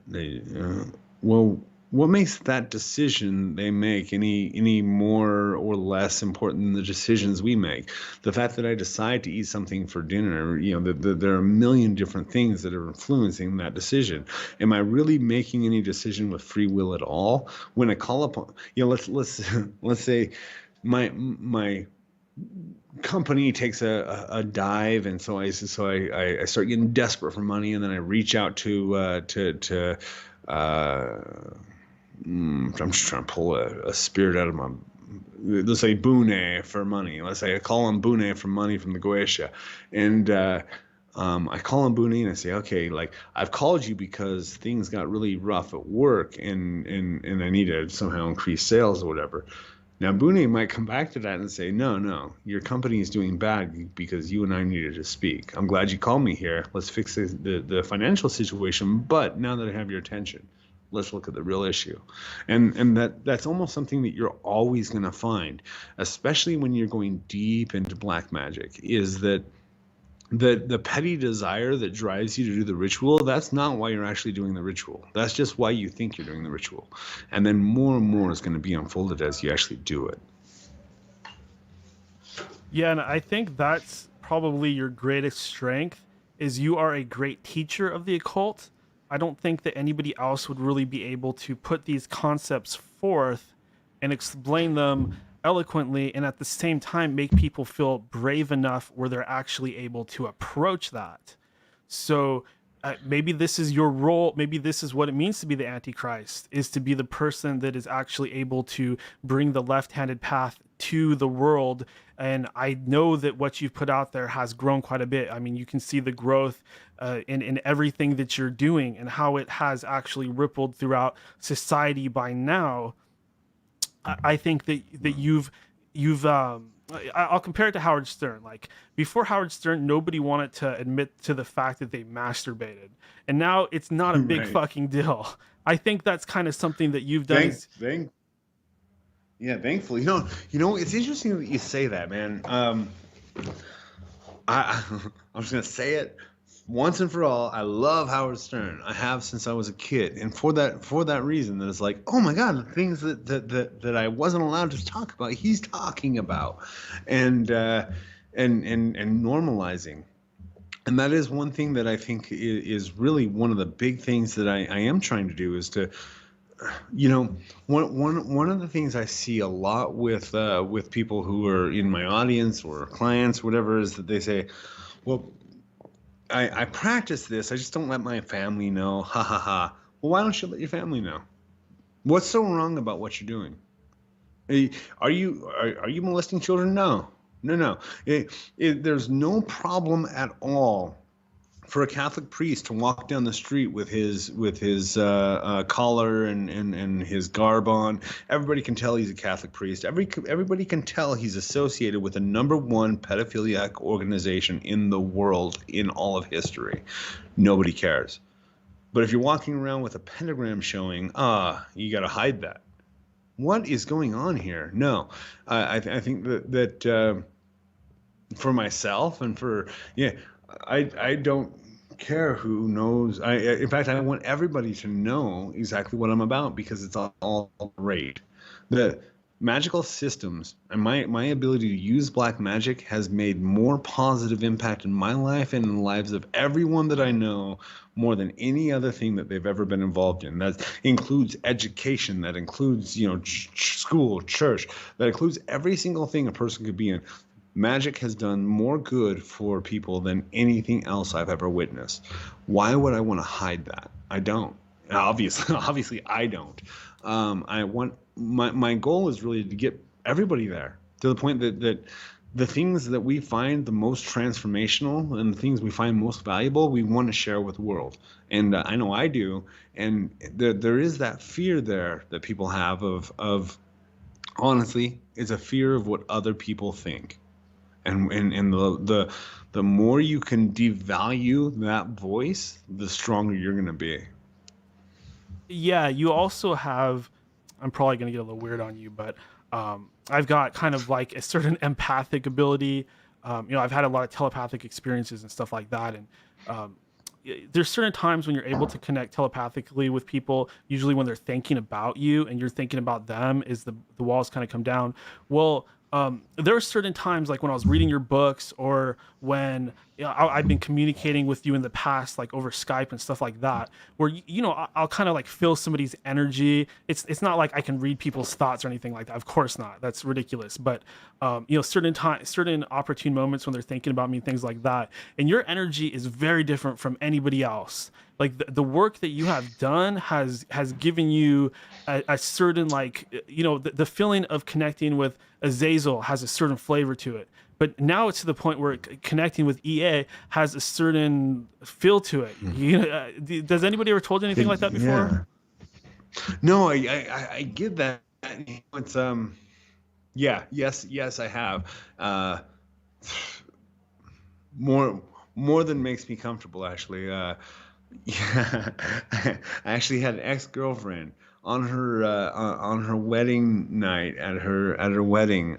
She was a beautiful singer. She sang to me, not me being married to her, just me as somebody she invited as an ex-boyfriend to her wedding. She sang to me this song by Katy Perry, Extraterrestrial, I think, and it's all about how just I'm somebody that's not like everybody else, and that does it gets me, and it gets me because, like, I mean, my motorcycle is half put together in my driveway. My kitchen is a disaster. Like, I'm as normal a person as there can be. But then when I activate this other God self, it's something else. There is something else that's coming through me, and I like to think that I'm the one who's playing with the machine, but I'm thinking I'm more just like a capacitor inside that machine. I'm just part of the whole experience. And that's actually a really interesting place to be. Yeah, definitely. I mean, I can't explain it. I can only describe what I feel, and that's really the best I could do.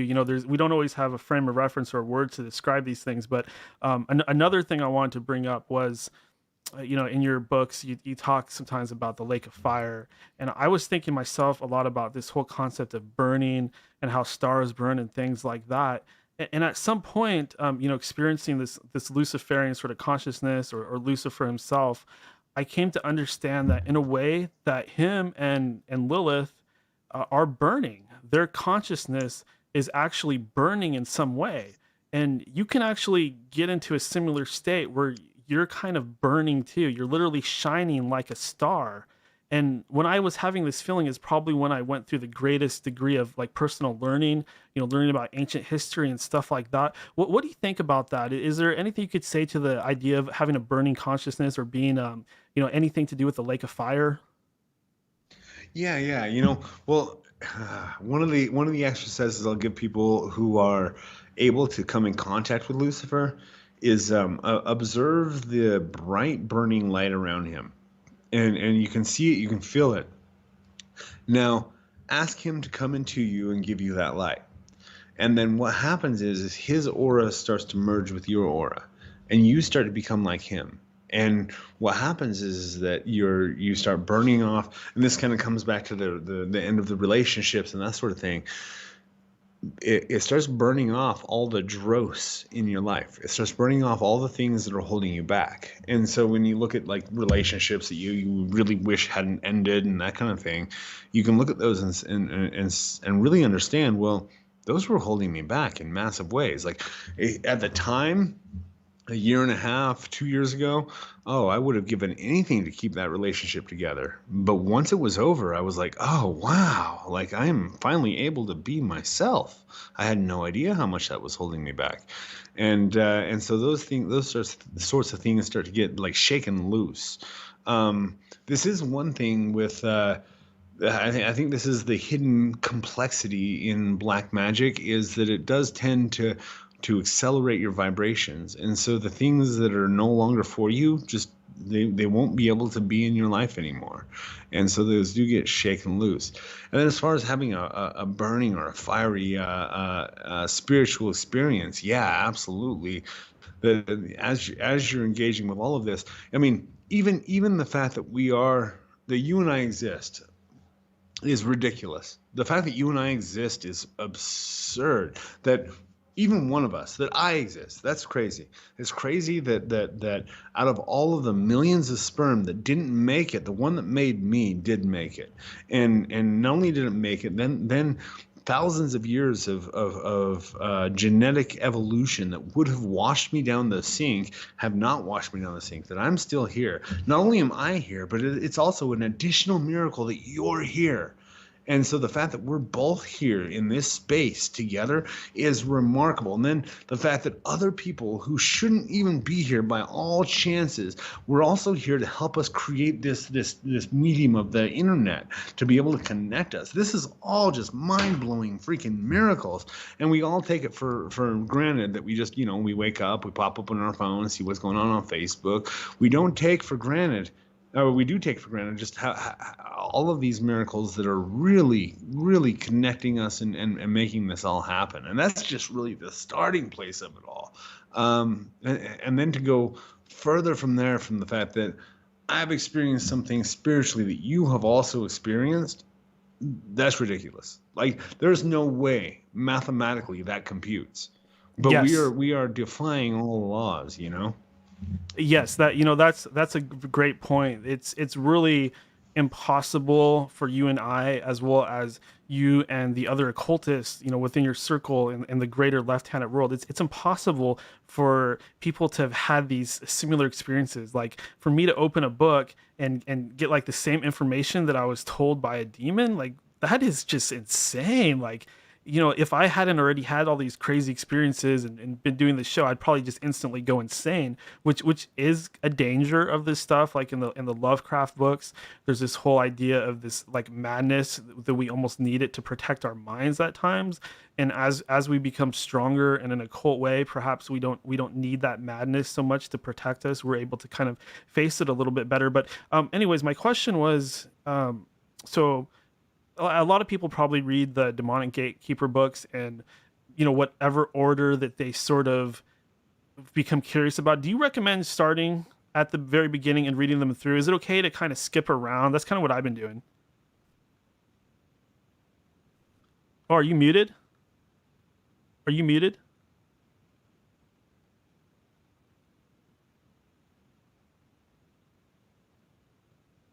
Seems like you're still muted. I don't know how to unmute you. Oh, All right. there it goes. There you go. Oh my God. Okay. Wow. That was weird. Okay. Yeah. So I'm sorry. Give me your question one more time. So I've been, this is probably something that other people have been doing as well. People are interested in your work. I've sort of been just reading your books in a random order. I've gone with the Azazel, and then I jumped over to Lucifer, then Leidener. Now I'm about halfway through the Lucifuge book. Obviously I'm a huge Lucifer fan, but I'm thinking, what am I going to read next? I'm kind of interested in Baal. There's a lot of fascinating stuff there. Belial, I can't really decide. But what do you recommend when going through your books? Do you recommend reading them in order, or just kind of just reading them in whatever order? Yeah. So I'll tell you what. Yeah, there are several ways you can pathwork this. The first thing I'm going to say to preempt all of this is this is your path, your magic. You do it the way that you feel like is best for you. Nobody else can tell you that what's best for you. With that in mind, the few ways that this can really be pathworked is to do it strictly traditionally, which is the way that I was told to do it, which is Belial, Lucifer, Mammon, Azazel, Abaddon, Lucifuge, Beelzebub, Baal, Asmodeus, and Satan. And so if you do it in that order, it's like a combination lock. If you get the combination lock 3, 23, 7 that you're supposed to use on your high school locker, and you do 7, 23, 3, it's not going to work the same. And so if you do it in the combination that's presented, you're going to unlock certain things. Now, most people are not going to, most people are not going to have the fortitude that I had to work through all 9 gates in order. It is going to wreck your life. I can guarantee anybody that does this from start to finish, it is going to wreck your life. You're gonna have relationships fall apart, business relationships fall apart. You're gonna have your own psyche fall apart. You're gonna, I mean, absolutely. If you're gonna engage in working all 9 gates, have a therapist that you're seeing regularly, because you're gonna be going through some shit. Now, on the other side of that, you're gonna awaken to a whole new level of existence and yourself that you never thought possible, but it's going to be a painful process. So that's if you work that in the order that I prescribe, and work them for 90 days for each gatekeeper. Most people aren't going to have the fortitude for that. I understand that. And so if you're not wanting to do that, and if you want to kind of wade in a bit more, then find the ones that are good for you. Find the ones that, I would even say, put your mind to the side, put your your presuppositions to the side, and call on the one that just pulls you. So as you look over, if you can go to balg.co/gatekeepers, and you can find each of the 9 gatekeepers there, and feel which one is magnetically pulling you, which one has the most gravity to you. Now, it might not be the one you expect or the one you want, but go with that one. And then, check out the compendium of that. We've got all 9 gatekeepers have a compendium that's my grimoire, as well as multiple other authors putting their validating consensus into the picture. And so work through those, work through the rituals of each, and play it. Really, the biggest thing that I would say is to play with this. My way of playing, I play hard. I play harder than most people. Most people could even want to play. But play at the level that you want to play at. People call the magical work the great magical work. Well, it really ought to be called the great magical play, because we really play with it. What would be most fun for you? And for a lot of people, Asmodeus, the Lord of Lust. Most people would really like some more lust in their lives. Or Baal, the King of Kings, who can set you up in your own business and corporation and set you on top of the world. Whatever lights you on fire, just start playing with it and having fun with it and seeing how far you can stretch it. That's really the best thing that I think you can do. Yeah, I look at it as, when I had you on in the past, you were explaining your books. I didn't quite get it fully, but once I actually started reading them, I really saw them for what they are. You've actually compiled the greatest occult minds of our time, and these books are great for anybody that's interested and doesn't know that much about this world, because it's literally a launching point into all these different perspectives. And what people are going to do, they're going to go and they're going to explore these authors. And to my knowledge, nobody's really done that before. Nobody's given the left-handed world a true jumping off point where they can explore all these different avenues. When you really take something into when you take it all into consideration, again, talking about mathematical impossible things, the work that you have already done is mathematically impossible when you really think about it. How are you able? I mean, I've invited so many people on my show, a lot of the same names, and it's not always easy to get them to. The fact that you were able to get them to participate in all this, it literally defies all logical explanation. Definitely a great gift to the occult world, I think. Thank you. Yeah, and as far as how to, one of the questions I get a lot from people who are new at all this is they say, well, what do I have to give the spirit? So let's say Paimon, King Paimon is great at manipulating minds, and he's great at setting people up into authority. So what do I have to give him to do that? Wait a minute, that's what he wants to do. That's already what he wants to. That's what he is alive to do. And so, I am here to get the word out to the masses that they themselves are God, and to get those techniques into the hands of everybody. And so, you reaching out to me and saying, "Hey, you want to do what you love to do?" Yes, I do want to do what I love to do. Why? Thank you. It's not a problem at all. So really, what all I've had to do is say, "Hey, do you guys want to share your information about Lucifuge Rofakel?" Oh, do I? Nobody else has asked that. Okay, cool. Let's do this. And so it's a matter of asking people or entities to do the thing that they want to do more than anything else. And um, there there are some really super devoted black magicians that most for the most part making money at this trade is ridiculous, and hardly anybody can actually make money at being a black magician. And so it's something that most people are doing just because they absolutely are obsessed with it, like myself. And so really collecting these people together and saying, hey, let's put our notes together, it really isn't hard, because I'm only asking people to do the thing that they want to do the most. Just like my audience asked me, hey, like, we would love a course on love magic now. Okay, cool, I will do that, because this is what I love to do the most. And so that, but it really is really become a living God success as a whole, with all of the things we do. I have to look at that, and I have to attribute magical value to that. Like, it, to me, it is a testament to the fact that magic works. That I was told by Lucifer specifically when I was 19 years old. I was told, if you do our work, which is to tell other people that they are God and to show them how to become God and how to remember that fact, if you do that, you'll never have want for the things of this world. And I was 19, working at a paint company. I'm going, well, who's going to sign my check? And he's like, you have no idea. You are going to be so far beyond needing to have checks signed. Now, mind you, at that point in the world, I had no idea that checks were going to be a thing of the past. Who's written a check in the last decade? But wow, the foresight that Lucifer had to say, no, you're not going to even need checks. Put that thought aside. You're going to be able to do this work and to benefit from it, and to never have want for things of this world.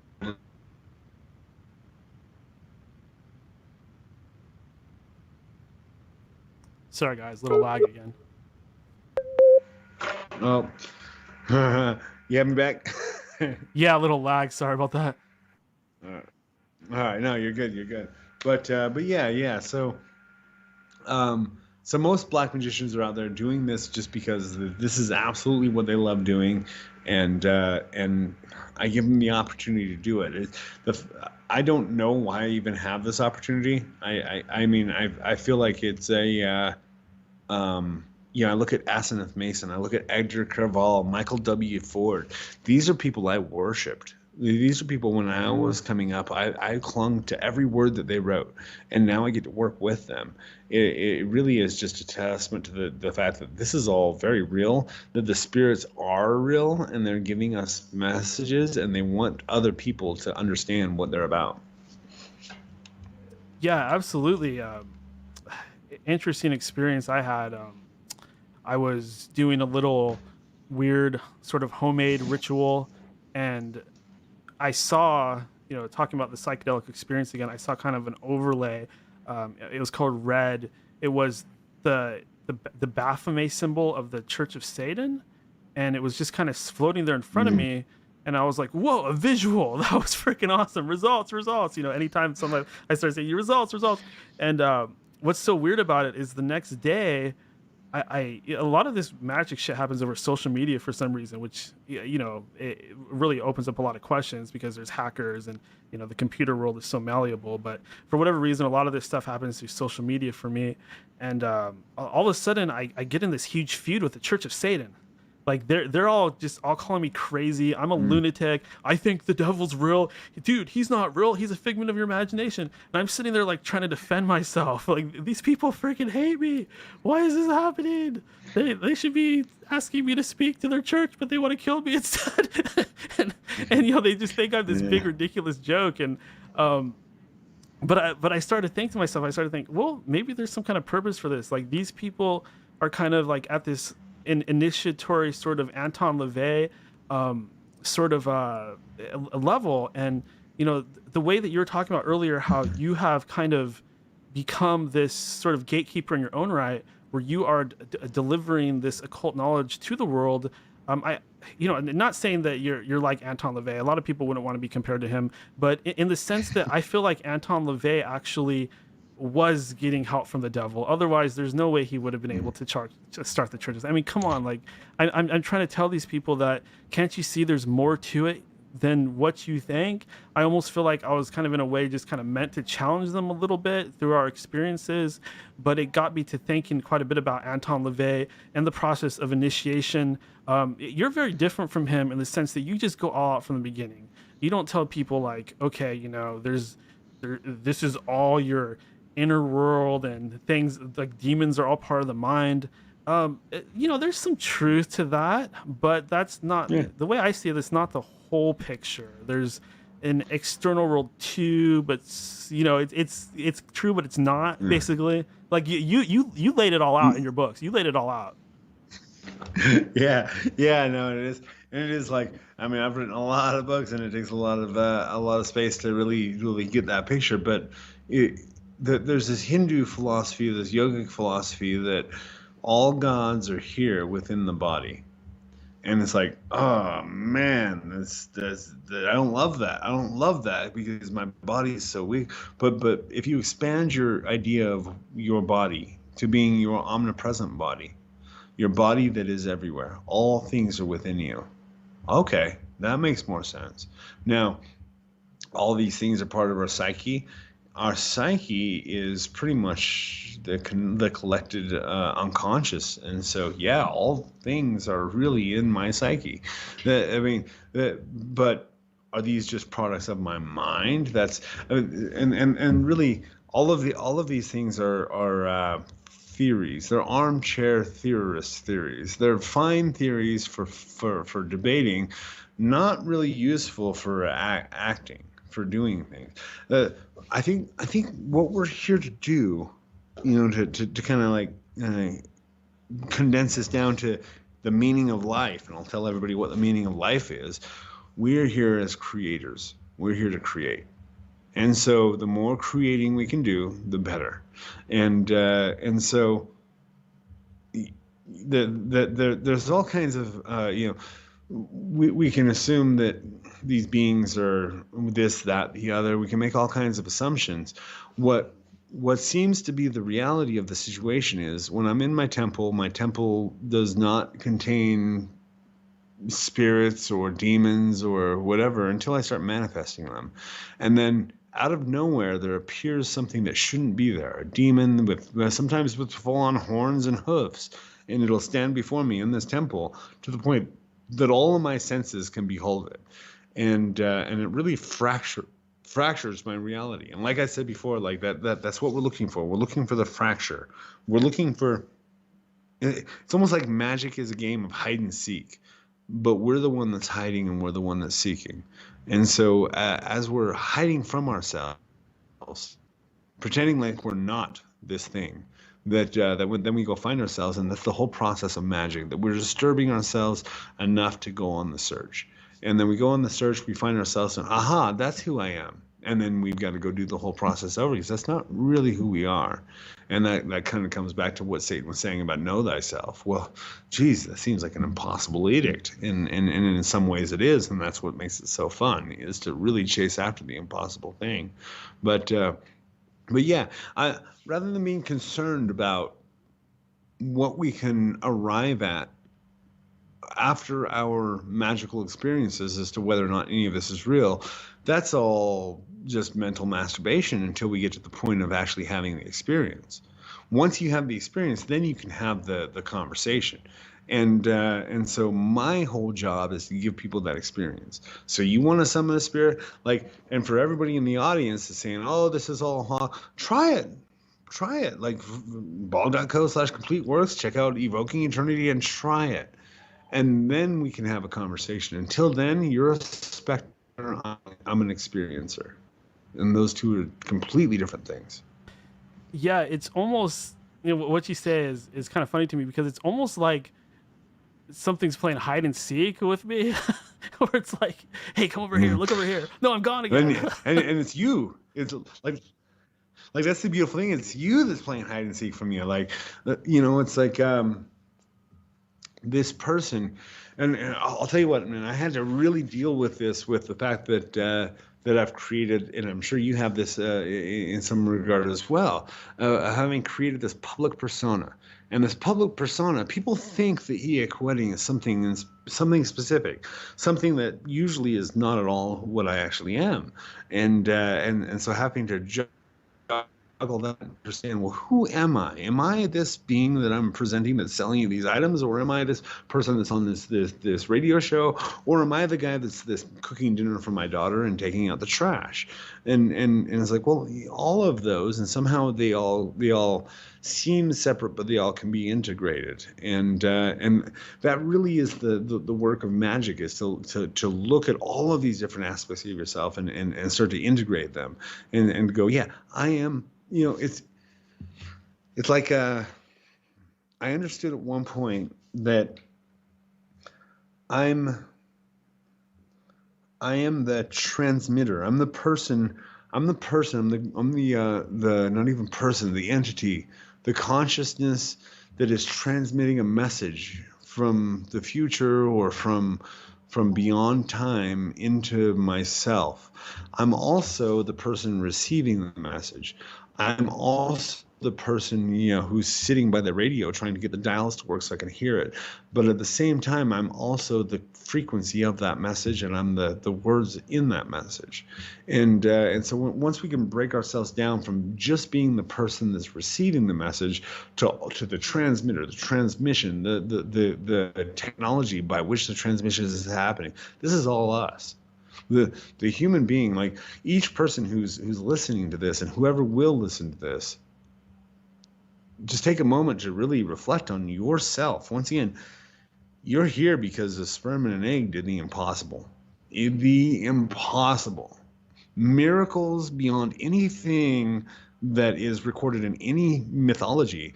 Those kinds of miracles happen to bring you here. Now you're here. And the fact that you can sit there and say, I am here, that is ridiculous. That should not be. We are an affront to everything that is divine. We are an affront to nature. We look at what we do to nature. Like we dominate it, and we make it subservient to us. We often destroy it in the process. This is one thing Belial told me. He says, you are the great destroyers. Whether it's a body or a planet that you inhabit, you use it until it's done, and you destroy it and you cast it aside for the next one. And that it is very true. And so to kind of just sink into the miracle of being who you are in this moment is really amazing. Yeah, going back to that little feud or whatever you want to call it with the Church of Satan. A lot of those arguments were kind of disturbing me on some level. They're just sort of ringing through my mind, and I was really trying to consolidate and get to a point where I was at peace with what these people were saying, because some of it did make sense to me, and it was causing me a little bit of doubt and insecurity. And it just so happened that not long after that, I read your book about Azazel, and there's a part in that book where you're having a conversation with him, and he's telling you nothing's real. But you got to consider the fact that you're not real either. And that did it for me. Yeah, that kind of healed that little problem I was having when I read those words, because that pretty much explains it perfectly and makes you see it how it really is, instead of this sort of like atheistic perspective that they're putting out there. Right. And we like to see this like subjectivism as being that everything I observe is not real except for me. Well, wait a minute. What makes you so real, buddy? That was Azazel's real challenge. He says, because I asked him, I said, is anything real outside of my observation? And he says, I don't know. Can you name anything? Oh, son of a bitch, you got me. And then his next thing was, he says, you stop observing me and I'll cease to be. And I said, okay, cool. I can just stop observing you and you're no longer. And he says, the real trick is stop observing yourself and you'll cease to be as well. That's the real trick. And that's actually I consider that to be my life's work, is to stop observing myself. If I can stop observing myself as existing, what then will I be? Wow, that's the next level of evolution. But But yeah, with the Satanist thing is really interesting. I've had a lot of people ask me what the true Church of Satan would be. And I say, any true Church of Satan is a church that would have one God, one priest, and one parishioner, and it would all be the same person. It's you. Satan is not looking for more followers. Satan's not looking for people to pray to him. Satan doesn't want people to line up and do what he tells them to. In fact, that's one of the things I've uncovered really heavily in this gatekeeper path working with these demons is none of them are wanting us to serve them. They're all wanting us to stand up and join them and stand up as equals and not say, yes, so many people are doing these pact workings to marry Satan and to marry Beelzebub and Belial. And it's like, they don't want to be married to you. They don't want you to join them in a way that makes you subservient to them, that makes you their disciple. They want you to be their equal. They want you to actually, what they're looking for is they're looking for allies. I mean, if I'm gonna take a leap and go all out, what they're looking for is they're looking for allies in the physical world, those of us that have already made it here, because they have not made it here and we have. They're looking for those of us that have made it here to create bridges so they can be here even more strongly in order, and this is where I take a way leap out there, in order to set up an intergalactic demonic order that begins here on Earth. The Earth becomes the first outpost of the demons entering this world and then traveling through the galaxies on ships with us. Like, I mean, crazy visions they've shown me, but Earth is the first outpost of the demonic army. Going back to some of our earlier interviews, you used to talk quite a bit about Lilith, and that definitely piqued my interest. And Lilith became one of my favorite topics. Have you considered writing a book about Lilith? I have, and then Aston Mason kind of started writing a lot about her, and then Orly Stewart's got some information about her. Basically, other people have a lot better connection with Lilith. I'm going to be honest with you. My big gap with Lilith, with Astarte, with the goddesses is I've never until recently had a really great relationship with the goddess. All of my actual relationships with women have been disastrous up until my current relationship. My relationship with my mother's, plural, has been always fraught with all kinds of issues. And so I've really had a disconnect with the goddess, and I'm only recently starting to really figure out what that's about and work on that. And so I guess what I've got to say about Lilith is, like, I'm an amateur in this area. And so there are a lot of people out there that have much better information than I do that I'm looking to at this moment to kind of learn from. I mean, Bill Duvendak and Mason, Orly Stewart. These are great resources for stuff on Lilith. But at this point, like, I've got so much to learn that I wouldn't consider myself qualified to write a book on Lilith. How about after the Demonic Gatekeeper series has completed? If you don't want to answer that, I totally understand, because one thing that, like, sometimes even I get concerned about is people taking these ideas and kind of trying to jump on them before we're able to even express our work, which is really shitty. And I've seen that happen to people, and it's like really just a stinky sort of thing to do, that anybody would be that lame. But can you give us any clues about what might be coming in the future? Yeah, no, absolutely. And the best thing about being me is somehow I'm leading the way. Like, no matter what I say, nobody else is going to be able to take it and create a video course and a book and get that printed. And for whatever reason, like, the resources have aligned themselves so that Become a Living God is the first to do anything at this point. And so I'm never concerned about people stealing my ideas, because the idea, honestly, as a person, I look at multiple manuscripts every week of people who they have great ideas and they don't have great products. And there's a huge gulf between a great idea and a great product, and somehow I'm able to cross that gulf every time. But anyway, so what I've got in the works that I'm working on are spell books. What I've come to is I actually have this this fissure develop in my own psyche. I want to give people transformation. I want to give them all the keys to transformation. I want people to take these keys and to just transform themselves and their lives infinitely. People keep asking spells. And I look at that and I go, I want to give you transformation. All you want is love spells. Well, wait a minute. How is love spells not transformation? How are those different? Okay, I've had to kind of deal with that and then go, okay, well, people are asking for love spells. There's a reason for that. They want that aspect of their lives to be transformed. Okay, maybe I need to climb up off of my soapbox and give people what they're asking for, and so that's really what led me to understanding the next line that I need to do is going to be spell books. Spell books that specifically focus. My first one is going to be on love spells. Everybody is asking for love spells. I'm going to give them to them. And I've gotten together with Rose Crowley, Frank White, Orly Stewart, and Maggie Moon. These are some of the best. A couple of these people, I don't want to give away too many secrets, but a couple of these people have spent a good deal of time as sex workers using love magic specifically to make their living. These are people that know how to use love magic.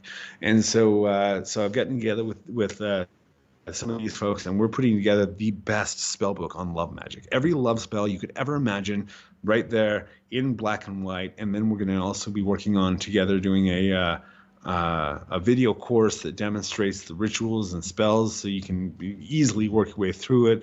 Different accoutrements that are going to help you in your rituals. And so we're going to do love magic, money magic, curses and baneful magic, and then spiritual ascent. So we've got 4 spell books planned for the next 2 years that we'll be releasing. I think the first one's going to be this upcoming summer, and then just keep releasing them basically at a 6-month pace. 4 spell books that are going to basically cover the 4 major areas that people are going to want to use spells to affect their lives. That sounds like it's going to be pretty good. I could sense the alchemical work that you're speaking about, and I have a feeling this is going to be something very unique and explosive. This sounds fucking amazing, quite frankly. I do want to kind of open things up like I always do at the end. And, first of all, say that this was a great experience for me because, we've interviewed so many times in the past. I lost count, but, this is the first time I've been able to talk to you from the position of somebody that's explored the left-handed path.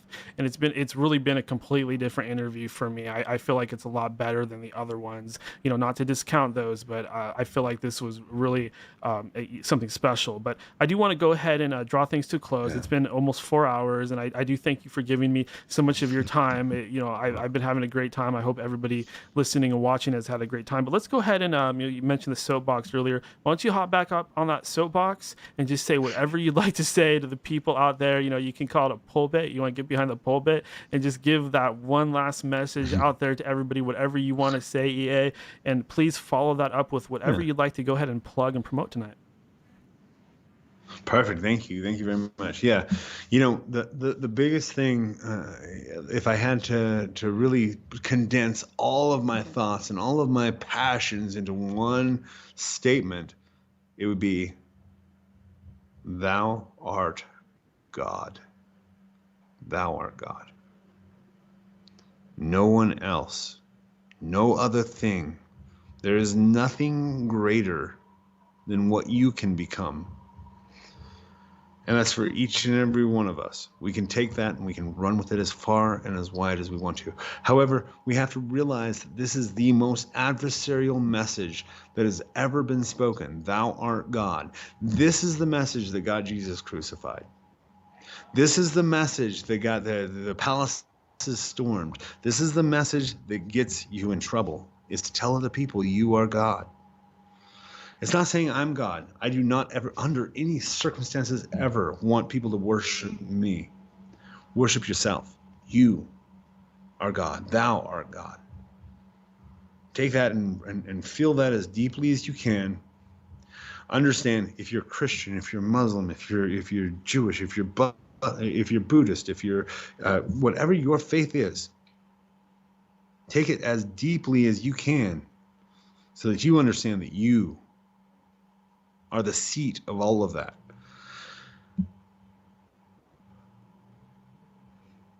Experience it. Specifically, let that affect your life. Let that impact how you go about your life, how you deal with your neighbors, how you deal with your household, how you deal with yourself. Let that impact every aspect of your life. The understanding, thou art God.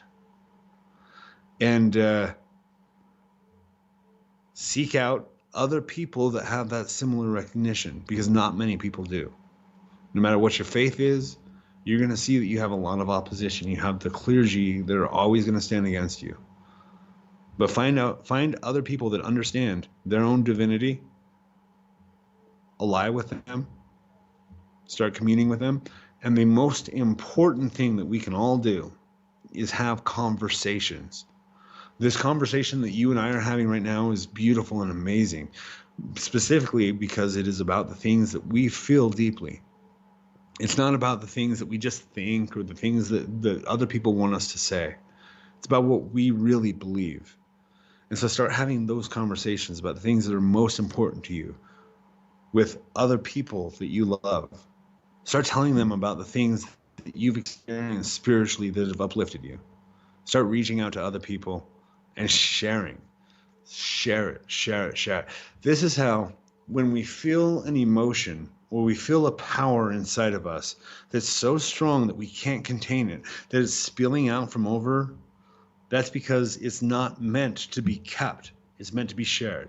Share it.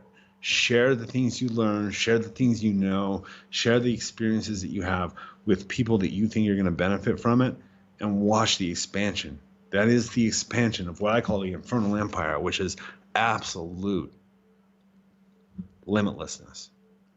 So that's my main message. Buy stuff from me or don't buy stuff from me. I don't care, but understand you are God.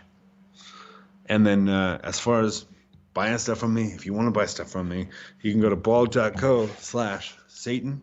You can pick up the Satan Compendium. It is going to open your eyes to a lot of things that you thought Satan was about that he's really not. It's going to open your eyes to the things that he is that you never would have imagined. And it's going to open your eyes to yourself and your own power over this world. So go to blog.co/Satan. Check that out now. Awesome. And I do encourage everybody to check out EA's books. They are collector's items, so you might as well start your collection. I know I have. It's sitting up on my shelf along with all the other works I've collected, and I could not be more proud of that. And EA, thank you so much, man. This has been fascinating. I've been looking forward to it for such a long time.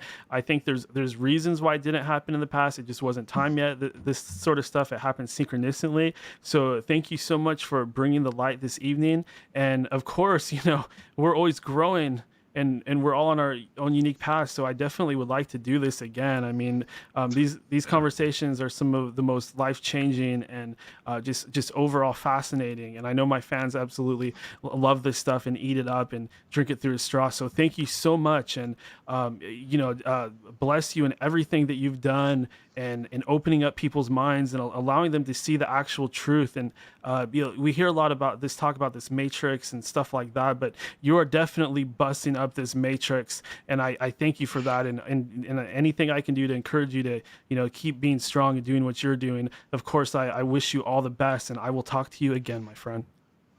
Hey, thank you. I appreciate it. Good night. Right. And that was E.A Koetting. Oh my, always a lot of fun talking to him. My God, what a great interview. What a great freaking interview. Oh, I'm just like blown away. And also I've had to urinate for like the past 2 hours, but I held it in completely because there's no way I'm going to pull myself away from that discussion. I always get told, Daniel, don't talk about having to use the bathroom or how you need to stop the show to use the bathroom. That's number one rule, not to. But I have to use the bathroom. I just did an almost 4-hour interview. So I'm going to go ahead and do a little break. Hopefully, I could find something to play that's not too awful. And then I'm going to go ahead and come back and keep the show going. So I will talk to you guys in a little bit.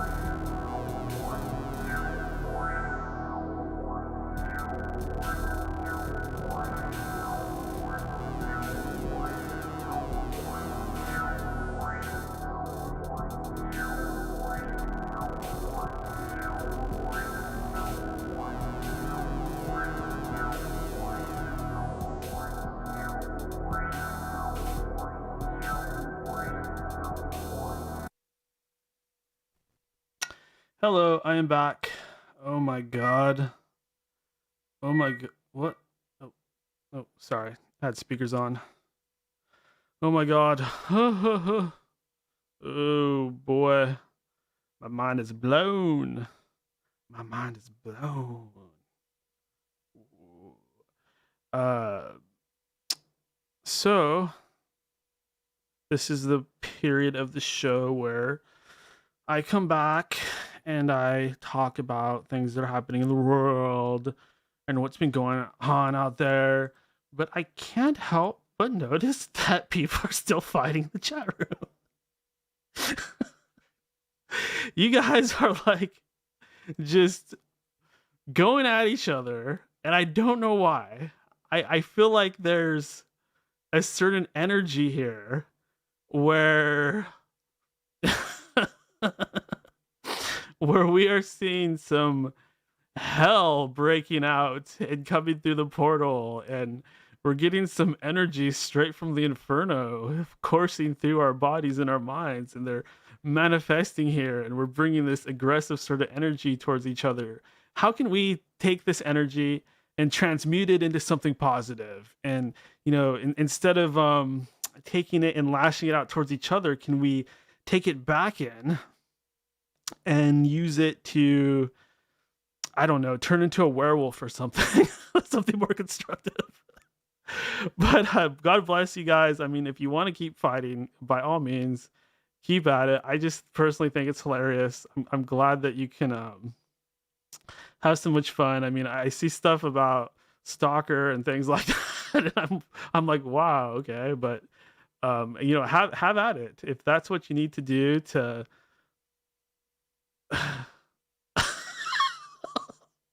Okay, I'm not even gonna repeat what I just read in there because it is just. And I know it's probably annoying because I'm talking about it. Nobody can fucking see what I'm talking about. But if you go on YouTube and you um, go to the live chat, you can actually reread all of this stuff. So if you're curious to what I'm talking about, you can always do that. But let's get on with the show, shall we? So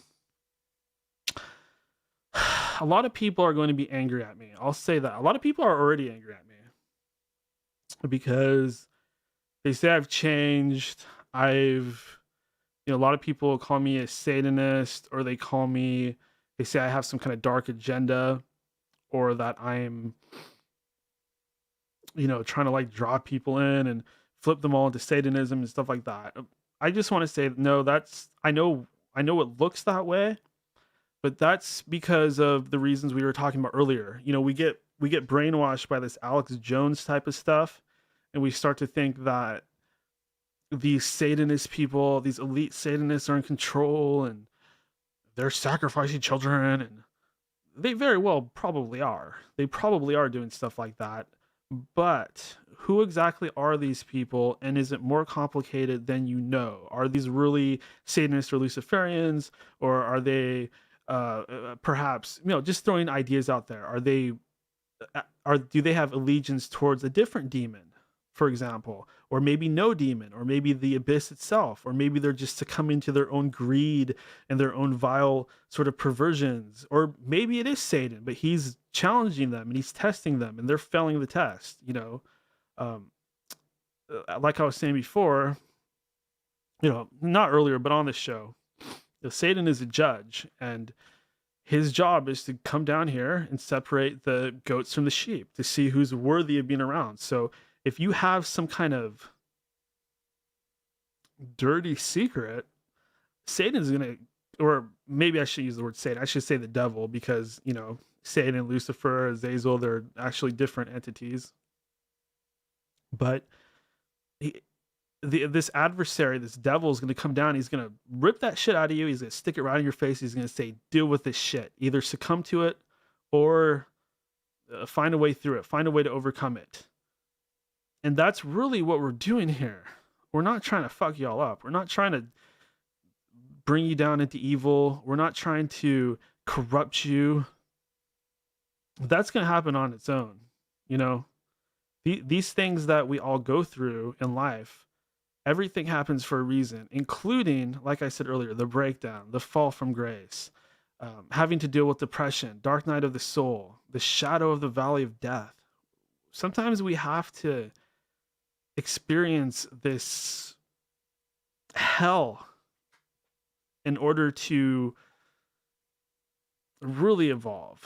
Because looking back, before I met Lucifer, I can't really say that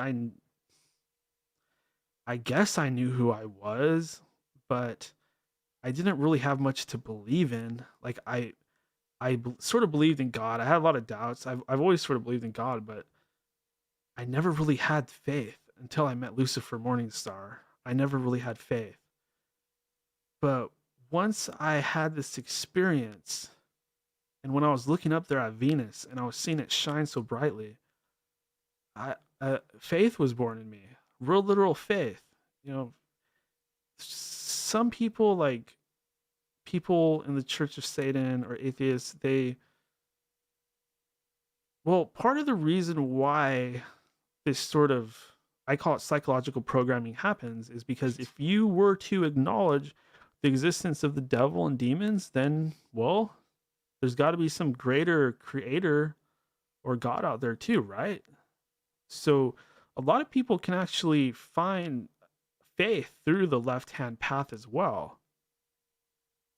My experience with the left-handed path has completely changed. It's gone from me just being totally afraid of this stuff and thinking that all these people are evil, blood-drinking pedophiles to seeing things differently and realizing that, yeah, let's talk about the devil and his pitchfork again. That pitchfork is poking holes in your reality. He's here to challenge your ass. He's here to poke you with his damn trident that is also shared by Neptune, I should add. He's going to poke you with his damn trident, and he's going to poke you so hard that the veil starts to just crumble around you. So this is happening to me. I wear this, and a lot of people are going to be fucking disgusted with me. They're going to hate me. They're going to call me a Satanist. Daniel, why are you wearing Lucifer's sigil instead of wearing a cross around your neck? Because to me, it's not a symbol of evil. To me, it's a symbol of awakening. It's a symbol of truth. It's a symbol of the bright morning star. It has nothing to do with evil. And I wear it every fucking day. It probably needs to be washed. But I don't want to wash it because I heard like that's bad. I'll actually wash off all the energy that I've accumulated into it. And I've got other little things too. Like you can see over my left shoulder, if you see that right there, that's actually a little mini vase, and it has peacock feathers in it. It has 7 peacock feathers in it. And if you're a student of the occult, you might think about that and figure out what that means. But I've just kind of left it there, taking another sort of taking another thing from EA that I really thought was cool was how he always had these cool decorations in the background. Like sometimes he'll have something behind him that makes him look like he's got devil horns. He does little tricky things like that. I think that's fucking awesome. And I've always had this boring room sitting back here. So how can I increase the magical energy? How can I add a little bit more feng shui? In fact, you could see that my alien behind me is actually wearing a mask now. So if I do this, yeah, now I've got some horns. They're too small, but hey, not bad, huh? Oh no, he's a Satanist. I'm unfollowing him on Twitter and I'm unsubscribing on YouTube and I'll never listen to his show again. No, don't do that. You're getting the wrong idea. I have nothing to do with the elite or anything like that.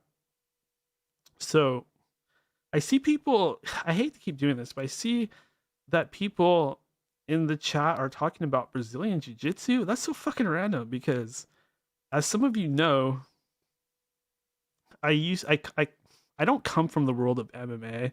That's like implying I'm a fighter. So I come from the world of MMA fans. I had a mixed martial arts forum for so many years. And I would see similar things happen. Like people would challenge each other and people would kind of arrange these fights and stuff like that. They kind of try to punk each other online, and eventually I had to kind of come out with a rule against it because it was becoming almost like gang like in a way where these guys are like fighting for dominance and over a message board, and a lot of those guys, they're still kind of around. They listen to my show or I'm friendly with them, and it's so funny. Dave Sara my comedian friend Dave Starr, that's actually how we met, was on that show, and his famous thing that happened to him on there was we goof on him because he made up this funny little lie about entering a judo tournament and flipping somebody over, and somebody found out it was fake, and then we just ragged on him for years and years and years. And surprisingly, that's not even the worst of it. But I just kind of reminisce sometimes when I see people talking about jujitsu and stuff like that. And I did have, I did take a little jujitsu myself, and one of my favorite thing was to they call it rolling. When you practice grappling, one of my favorite thing was rolling with girls. I mean, it was fun. I mean, there's nothing like, well, I can't say that. Like there sometimes was something like a little flirty about it, but that's what makes it awesome. It's kind of like, girls typically aren't super into martial arts, but lately, because of the whole women's MMA thing, there's a lot of them going to those classes. So it's another thing that you can do to kind of like meet the opposite sex and get those gender barriers down.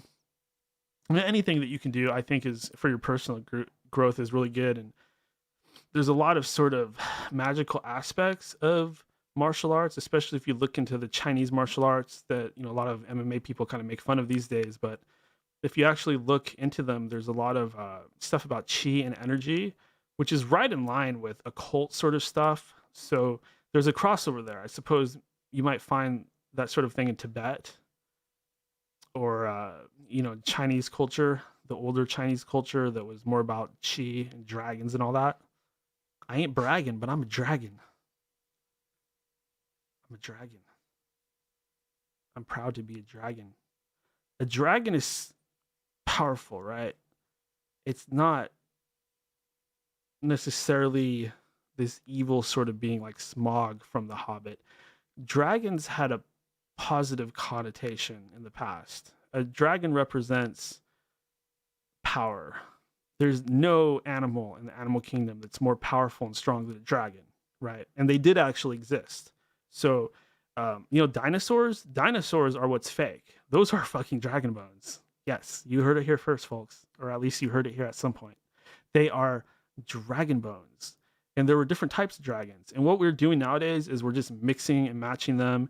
And we're also taking bones from giants and other prehistoric mammals and just mammals that died that lived around modern times. And we're just like combining them together and coming up with different creatures. But the only thing that's real are the skulls, because the skulls are intact. So you can take those skulls and you can put them together in a lot of different ways. You can put them on a lot of different bodies. And the truth is that those skulls actually belong not only to humanoid reptilians, but they belong to actual dragons. And some of them could fly, some of them couldn't.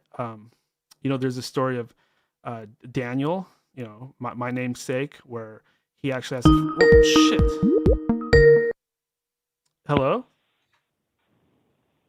Hello? Hello? Hello. Oh, we have a caller. Am I on? Am I on, Daniel? You are on. Is this who I think it is? This is me. It's me.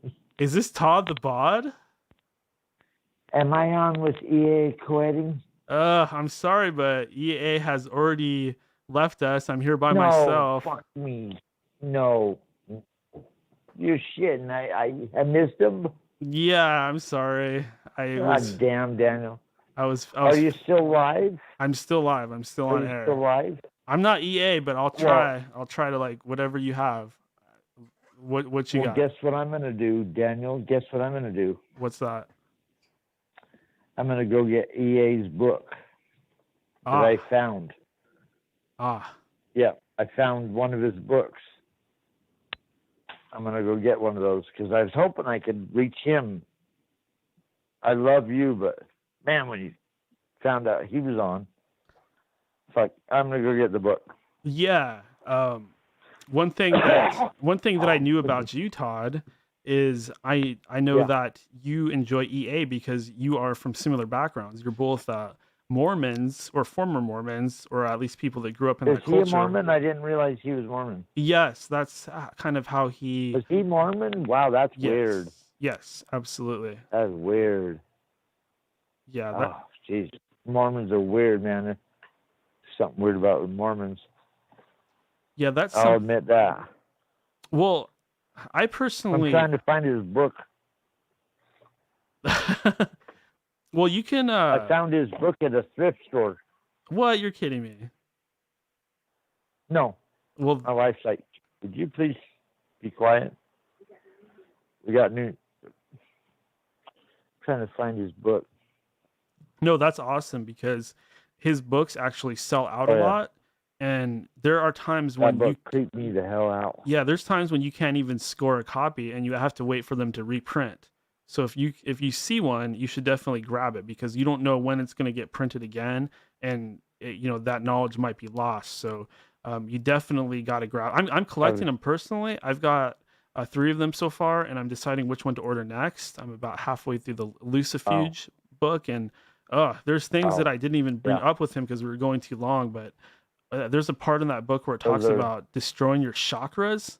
And it's like, why the fuck would anybody want to destroy their own chakras? But if you read the book, you'll kind of understand why that is. So those are private print books.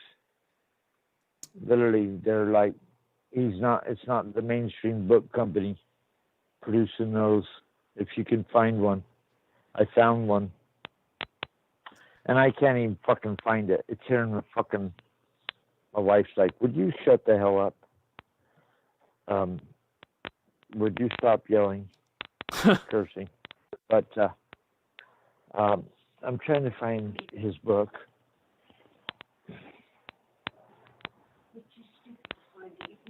It's around here somewhere. Which one did you get? The Lovecraft. Which one was it? I got the...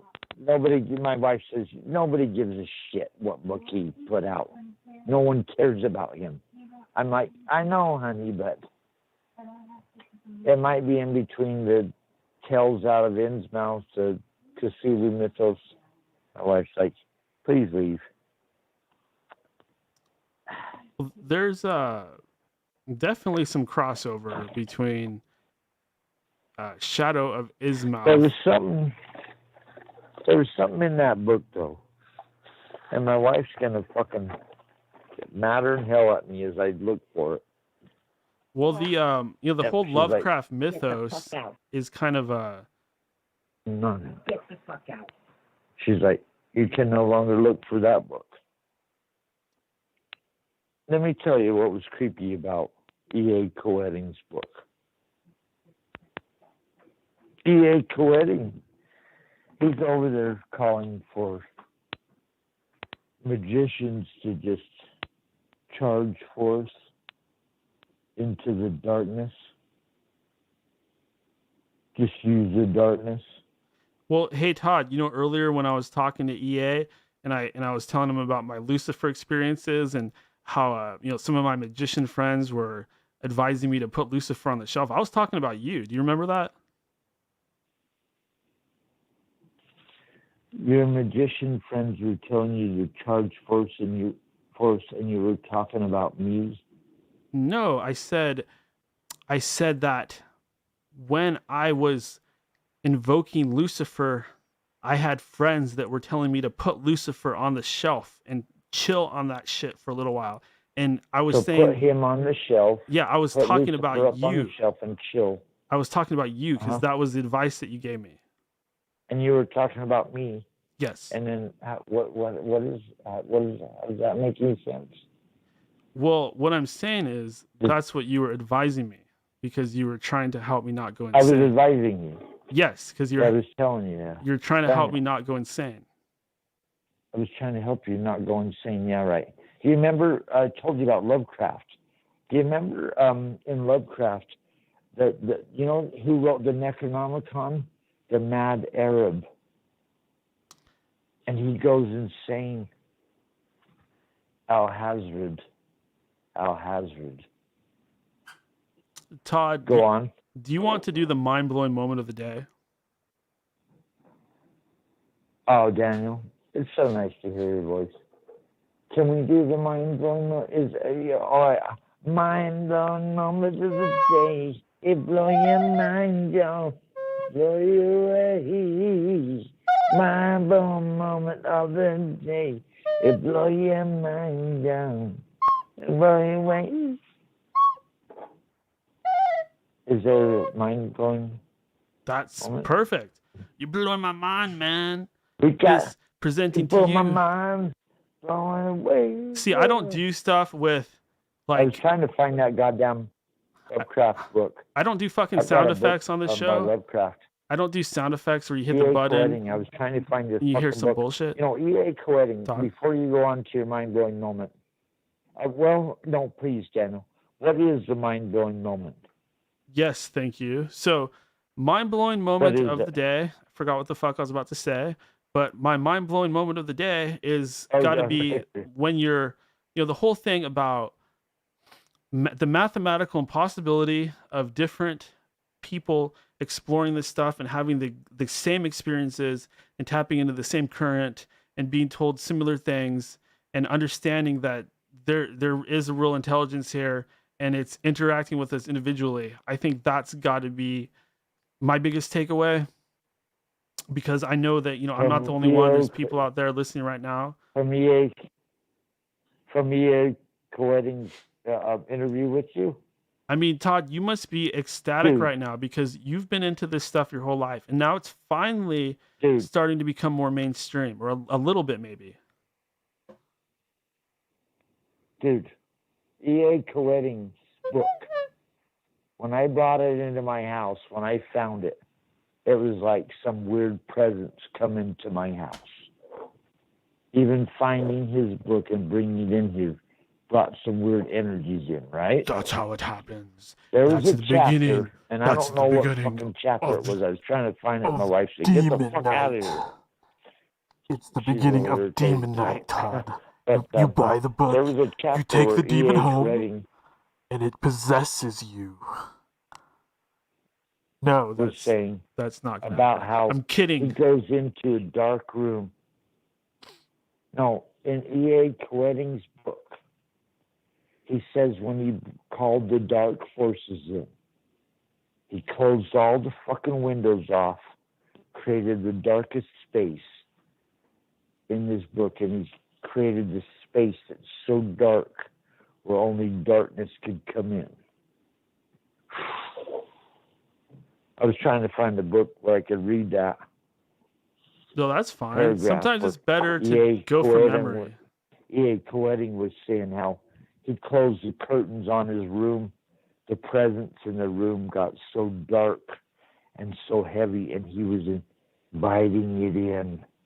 He was bringing the darkness, because that's what he was about to. That's what he was involved with there. Well, it's really trippy. Yeah. I'm like, whoa. What I can add to that, Todd, what I can add to that is, sometimes people will see these entities, and one thing that they'll often say is it was completely dark in the room, yet this entity, or maybe its eyes, were shining darker than the darkness itself. Well, that's what E.A. Koetting was saying in the book, was like, I could not stand any light. I had to sit in the darkness. I had to sit in the darkness to let the influences come in.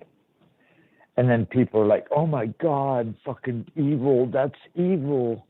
That's dark. That's horrible. Yeah, well, look at what's going on, Daniel. Look at what's going on. People storming the Capitol, our so-called most honorific monuments, positions. Okay, why don't we talk about that for a second, Todd? Yeah. What was the mind-blowing moment of the day? Mind-blowing moment of the day. Never mind. We're past that. We're past that. Daniel. We're past that. The COVID-19 thing, I think it's blown our minds out. It's blown us away. Okay, so we're past the mind-blowing moment of the day. We're talking about the attack on the Capitol. And so, what, Todd, do you think the fuck is going on? Go ahead. They sent 5 bus loads of stage actors to the Capitol early in the morning. They got out, they put Trump hats on, and then the police officers pulled the gates back and they let him in. And then there was a bunch of people already mad. 500,000 people were already called there by Donald Trump, Daniel. Donald Trump said, "Come join me. It'll be wild." And so in the morning, 5 busloads of actors show up, and they march them through. They let them in the back door. They got film of this. Have you seen this? Yeah, Have you seen the video? I've come to a similar conclusion that these things were Have you seen orchestrated. the video where they open the gates and they go, "Come on this way," and all these dudes come in going, "Yeah, man, all runs for Donald Trump, and we're going to attack the Capitol," and some people break out a couple windows, and then they've already arrested the guy that sat in Nancy Pelosi's seat. You know, the guy that with the Viking horns. They arrested him. Yeah, that idiot. He put his balls up on her desk. Yeah. COVID-19 is spreading everywhere, Daniel. It's everywhere. God, COVID. Have you got COVID? Did you get tested with COVID? No, I have never had COVID. Oh, good. And me neither. I don't believe in COVID. I don't have COVID. Yeah. I don't have COVID. I'm going on record right now. I never got it. No, I mean, I believe in COVID, but it's a biological weapon that was released from some lab, and it's not as strong or as dangerous as they are portraying it to be. COVID everywhere, Daniel. If it was real, they would, but they're just, these people are paid chills. They're being, you know what I was talking about earlier? The Vatican and the Canaanites and all those people, the cult of Yahweh, they are the ones that are behind all of this. They are the ones that are secretly controlling the world. And it all goes back to Mossad and Ghislaine and Epstein Island. And it's a whole pedophile matrix of hypocritical priestly bullshit. And it's not like these people probably really have much spirituality, or most of them don't. They're probably just money worshipers and the owners of tech giant companies. When you say these people, what people are you talking about? See, that's the key question. Mike Pence, Donald Trump. But listen to me for a second. Listen to me for a second. So, in the past, there were rulers who were literally descended from the kings and queens of old. Those are not the people in control anymore. Yeah, those are not the people in control anymore. So, all people have to do is look at who sits on the throne of England and look into the whole thing with the Stuart kings, and you will see that the world is not run by the same people that ran it even in like the 300, 400 years ago. There's been a changeover of power. So if you really want to be real and honest and objective and truthful with yourself, you got to look into this stuff, and you will see that it's pretty much been the Catholic Church, the Vatican, and the Jesuits, and some really rich families that have been in control of things for. They were the ones running it during the time when they were oppressing our civilization, right? Yeah. So during those times. Yes, so we got to really look at what's happening. They never went away. They never went away. Yes, and they're... Don't anybody think that they went away? Epstein Island. Let's look at Epstein Island again and who was actually going there. World leaders. Epstein Island. I'm with you, buddy. I'm with you. And the business leaders of the tech giant companies. So you had CEOs of big all tech our companies. Leaders are compromised. Yes, but most importantly, the leaders of tech companies were on Epstein Island. Fucking Todd, let me talk, buddy. All right. You wouldn't do this to Joe Rogan, would you?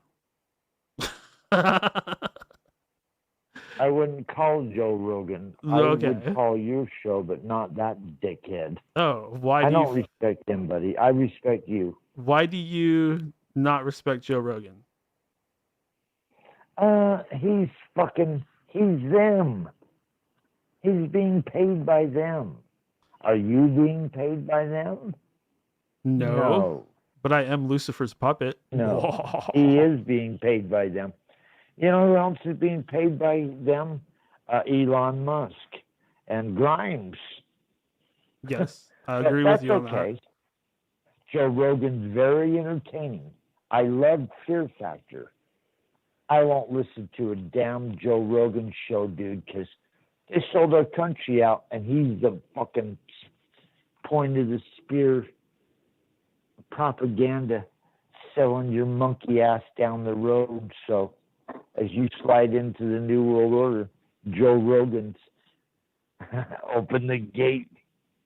That's not you, Daniel, but that's Joe Rogan, yeah.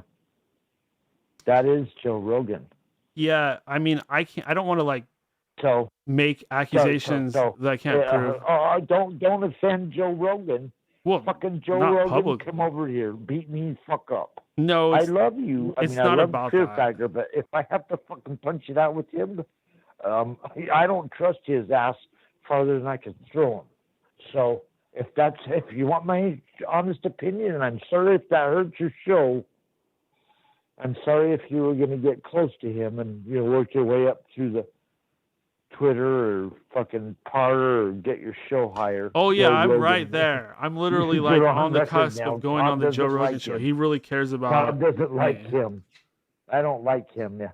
No, I don't trust him. Joe Rogan knows who I am. He knows about me. He's just, I don't trust him. I don't trust what's his nuts, the really funny one in New York. The funny one.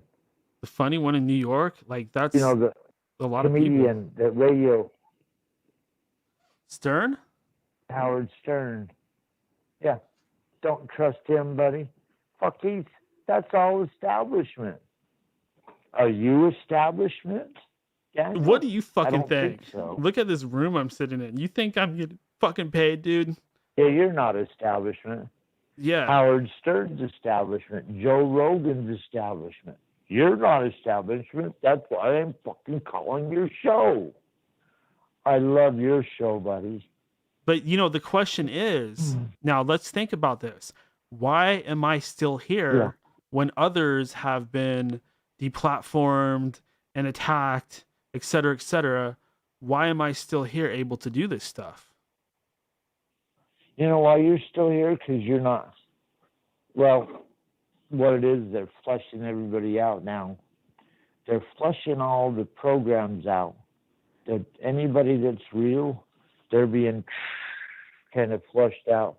They're taking over the whole media structure of anywhere you can get any podcasts.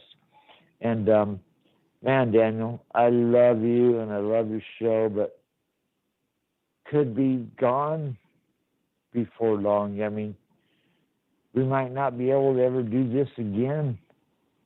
So I'm so glad I got a hold of you tonight. And there was something or two I wanted to touch on with you. E.A. Koetting. I have his book. My wife wouldn't let me look. She's trying to sleep. I was trying to find the book in the dark. Anyways, he wrote this part in his book about how he called these dark energies in, put black curtains up everywhere.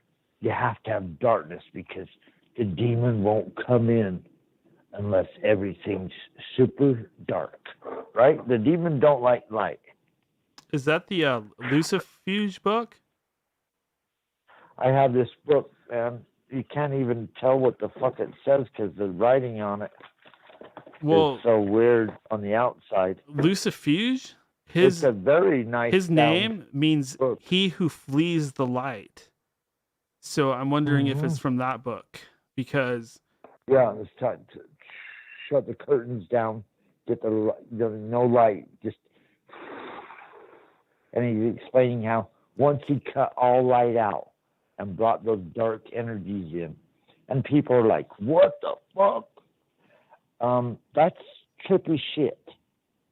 Yeah, that's trippy shit. One thing that I've said many times on the show, and you know this about me, I've always kind of flirted around with lighter magic, like intent-based stuff and things of that nature, but I was always afraid to actually invoke or summon anything, and that's something about me that has definitely changed, where I've been doing that quite a bit. I mean, admittedly, I haven't gone really past Lucifer and, a little bit with Lilith and the Tiamat stuff, but...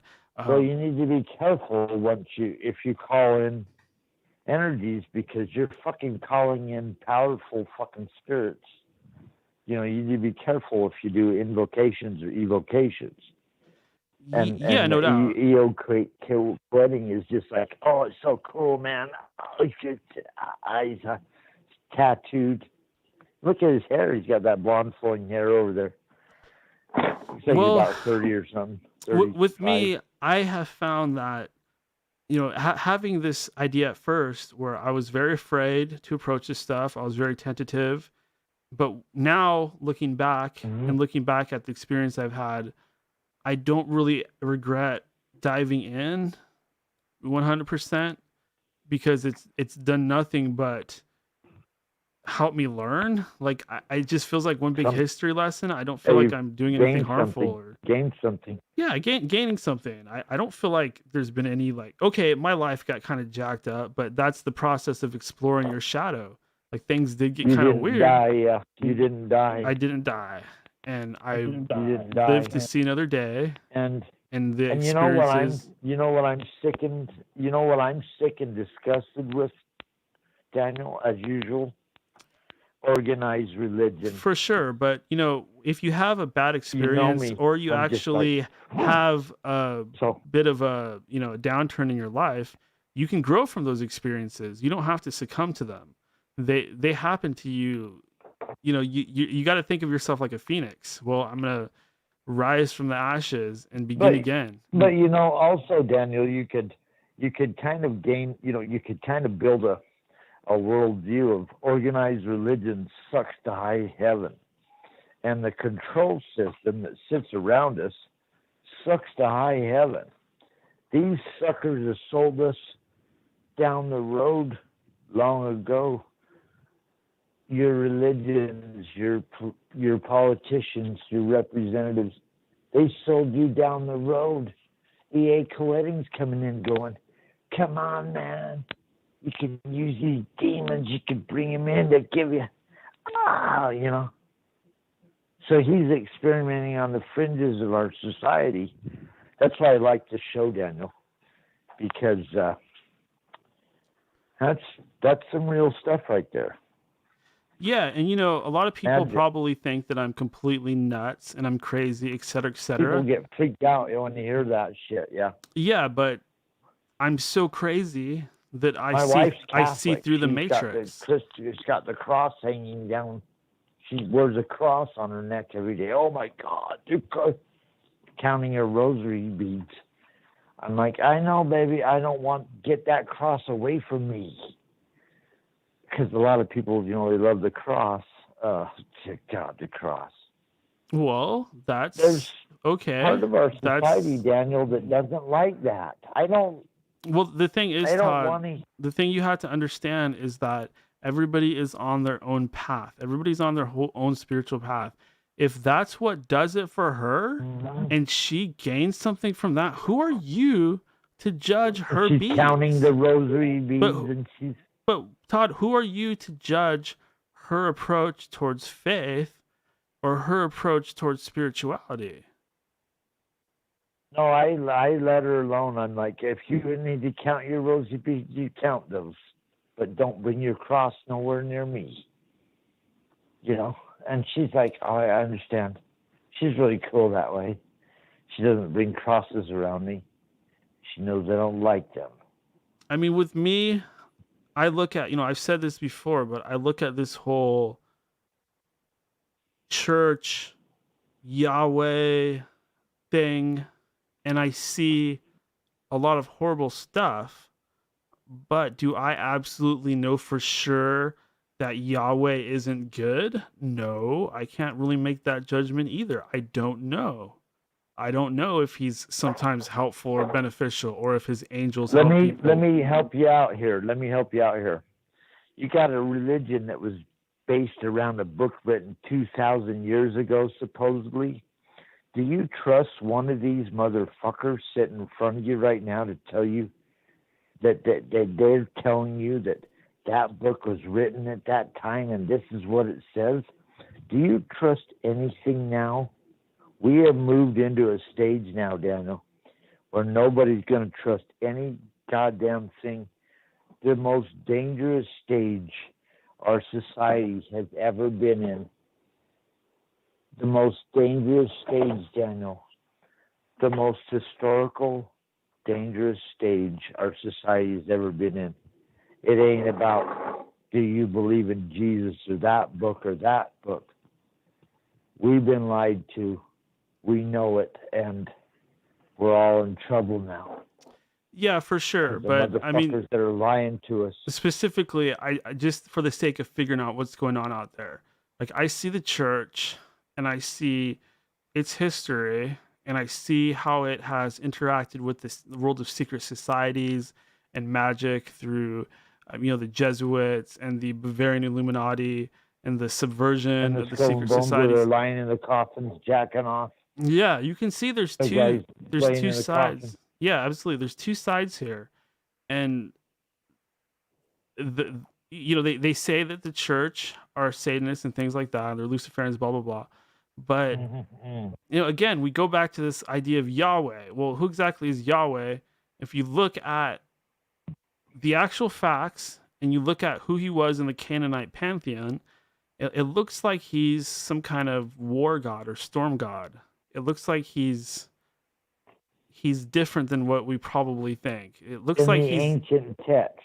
I mean, it looks like he's very similar to Zeus.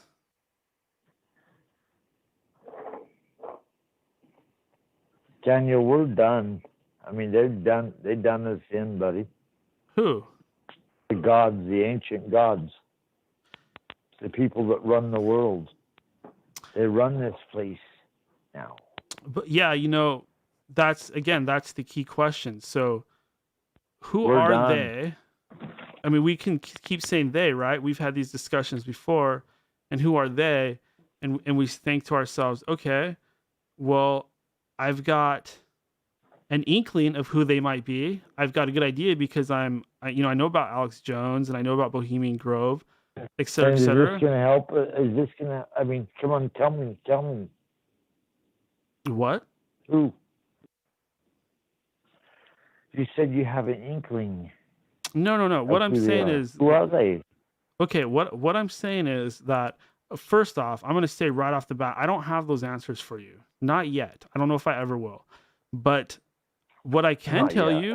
Daniel, there's no time. There's no time left. Time left for you. On my way to better things. What I can tell you... I found myself some wings. What I can tell you, if you stop singing, Todd... If you stop singing to me, sorry. I will set you free. Just stop singing. My wife's like, shut the stop. My wife says what you said. Shut the fuck up. Well, I'm sorry. if you look, I didn't mean to interrupt you. What the fuck was I even gonna say? I forgot. Look what you did, goddammit. You made me forget what the fuck point I was gonna make. That's right. Okay, so what I can tell you, Todd, fucking A, listen to me. I'm hanging up on you. 3, 2. Okay, there you are. So what I can say is that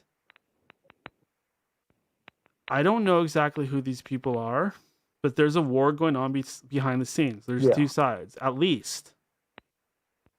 Do you think there's good guys and bad guys? In a way, of course. There's good people and bad people in all fields, in all areas. There's good guys and bad guys. There's good people in the church. There's people in the church that are really, believe in what they're doing. And the church people are like, oh, you're praying, while the evil guys are just punching and fucking gutting us. Something like that. All right, go on. So, and who knows? Maybe most of them aren't good, or maybe they are. Or I don't know. But in any organization, you're going to have people that are good and bad. If that's your view of the universe, you don't win. Here, you know what, Todd? Listen to me for a second. If you're picturing no, hold on a second. Listen to me for a second. Fuck all that. Listen to me for a second. Listen to me for a second. So you know about things like the Golden Dawn, right? Mm-hmm. Okay. The Golden Dawn. The Golden Dawn. That's something that you're familiar with. The Golden Dawn has had conflicts with other secret societies. Yeah. So what does that tell us? That tells us 100-year-olds.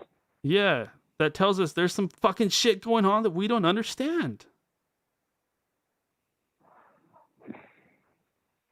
I'm with you. I don't want anyone to lose hope, yeah. But I don't want anyone to lose hope, yeah. there is a spiritual, magical conflict going on, and there's more that. But what about those guys that are laying in the coffins, Daniel, that are jacking off with the skull and bones up above them, with the skull, like putting skulls in the coffin? Do you want me to? Do you want me to what ask about those guys? Do you want me to answer your question seriously? Because I do know the answer to that. No, but I'm saying, there's those guys. But you want to know why they do that? So while everybody's all, on our side, we're all like peace and love and light, and then those guys are like laying in the coffin with skulls, jacking off, and there's like 15 guys sitting around and they're, and then we're all over here, peace and love and light, and then you get it? Yeah, they're about death. But as far as why, they're about all death. As far as the reason why they're in a coffin jacking off, that's a ritual. What you have to do is you have to lay in the coffin. That is a ritual. And all the other Masons stand around you, and you're supposed to tell them every sexual experience that you've ever had while you're fucking jerking off in a coffin.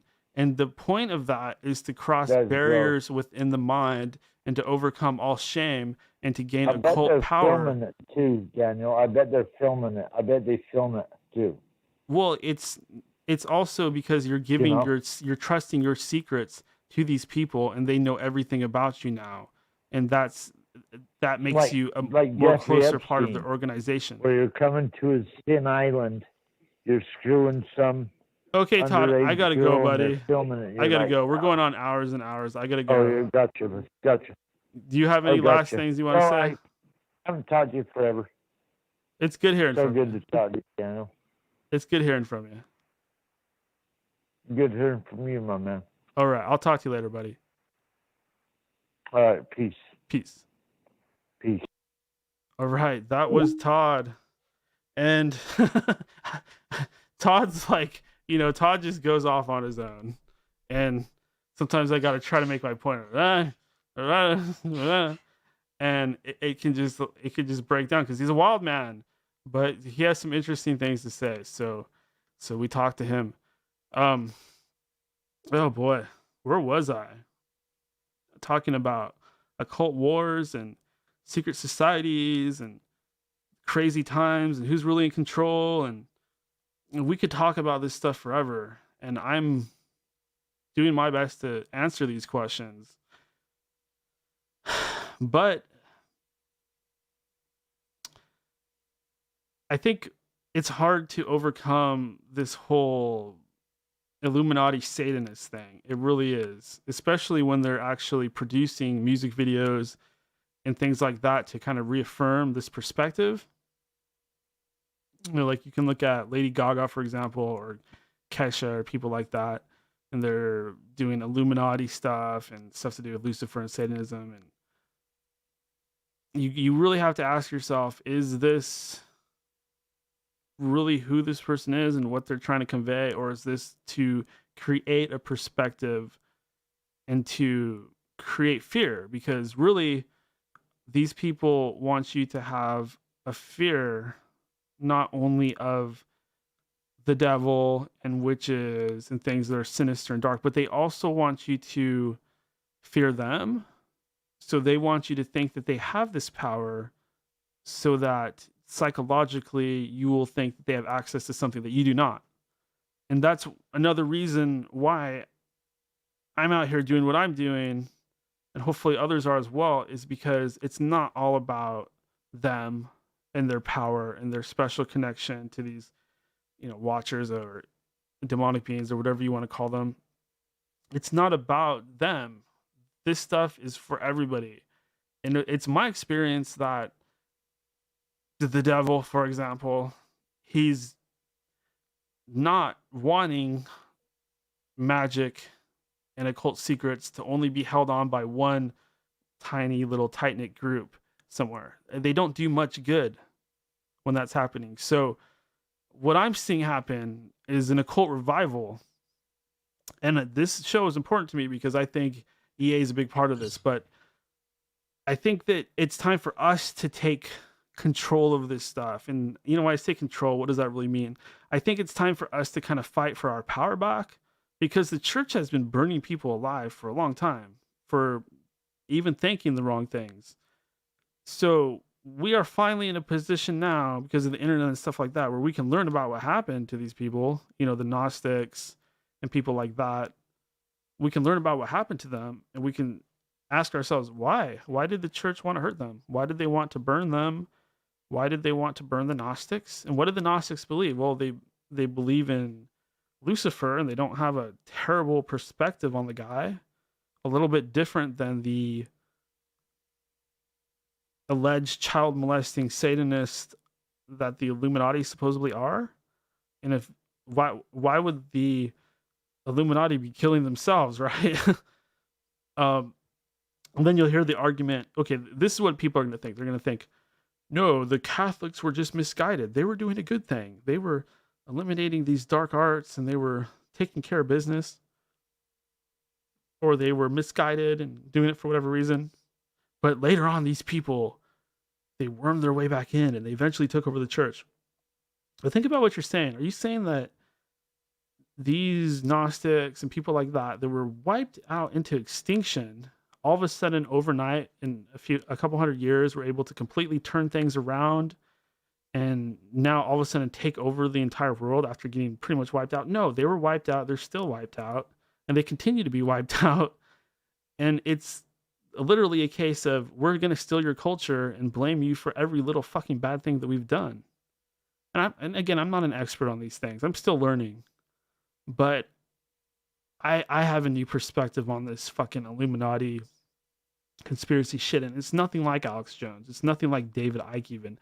Unless you're talking about reptilians, because somehow the fucking reptilians are a huge part of this. Like, these reptilians are somewhere in that hierarchy, right, of heaven and hell. And they might be a bigger part of this whole thing than we think. Or they might not be. I don't know. But they're real, and they're part of the occult world. And you'll hear you know what? I'm saying too fucking much. We've already talked enough on this program. I don't need to go into this stuff because, again, we've said enough. But I'm excited because there's still plenty more to learn, and there's still plenty more shows to do. And I invite all of you to, you know what, I got to get through these topics. This show's going way too fucking long. So huge assault on the right on social media. The president, El Presidente, has been permanently suspended from the Twitter, as well as, I believe, the other social media app, Parler, has been, at this point, I think we're banned. Not we're, but they. I have nothing to do with them. They are banned off of the Google Play Store and probably soon the Apple Store. So just massive censorship. And it seems that the big tech is taking control of our lives to the utmost degree. Just completely raping our minds, taking over, taking control of our very thoughts, taking control of our monitoring and controlling our behavioral patterns, turning us all into robots. It seems that now the president of the United States is not as powerful as these companies. It seems that now we have entered into a technocracy. We have truly entered into the realm of 1984 or something of that nature. Maybe the Terminator movies with Skynet and all that. We're probably not quite there yet, but this isn't good. It's not looking good, folks. And you got to ask your questions. You have to ask the question, why were these people storming the Capitol? Why was Trump leading them to do this? And then why weren't they guarding the place better? Why did everybody know this was going to happen? Not everybody, but anybody who's paying attention. Why did they know this was going to happen? And why did nobody try to stop them? Well, it's because it's all part of the plan, man.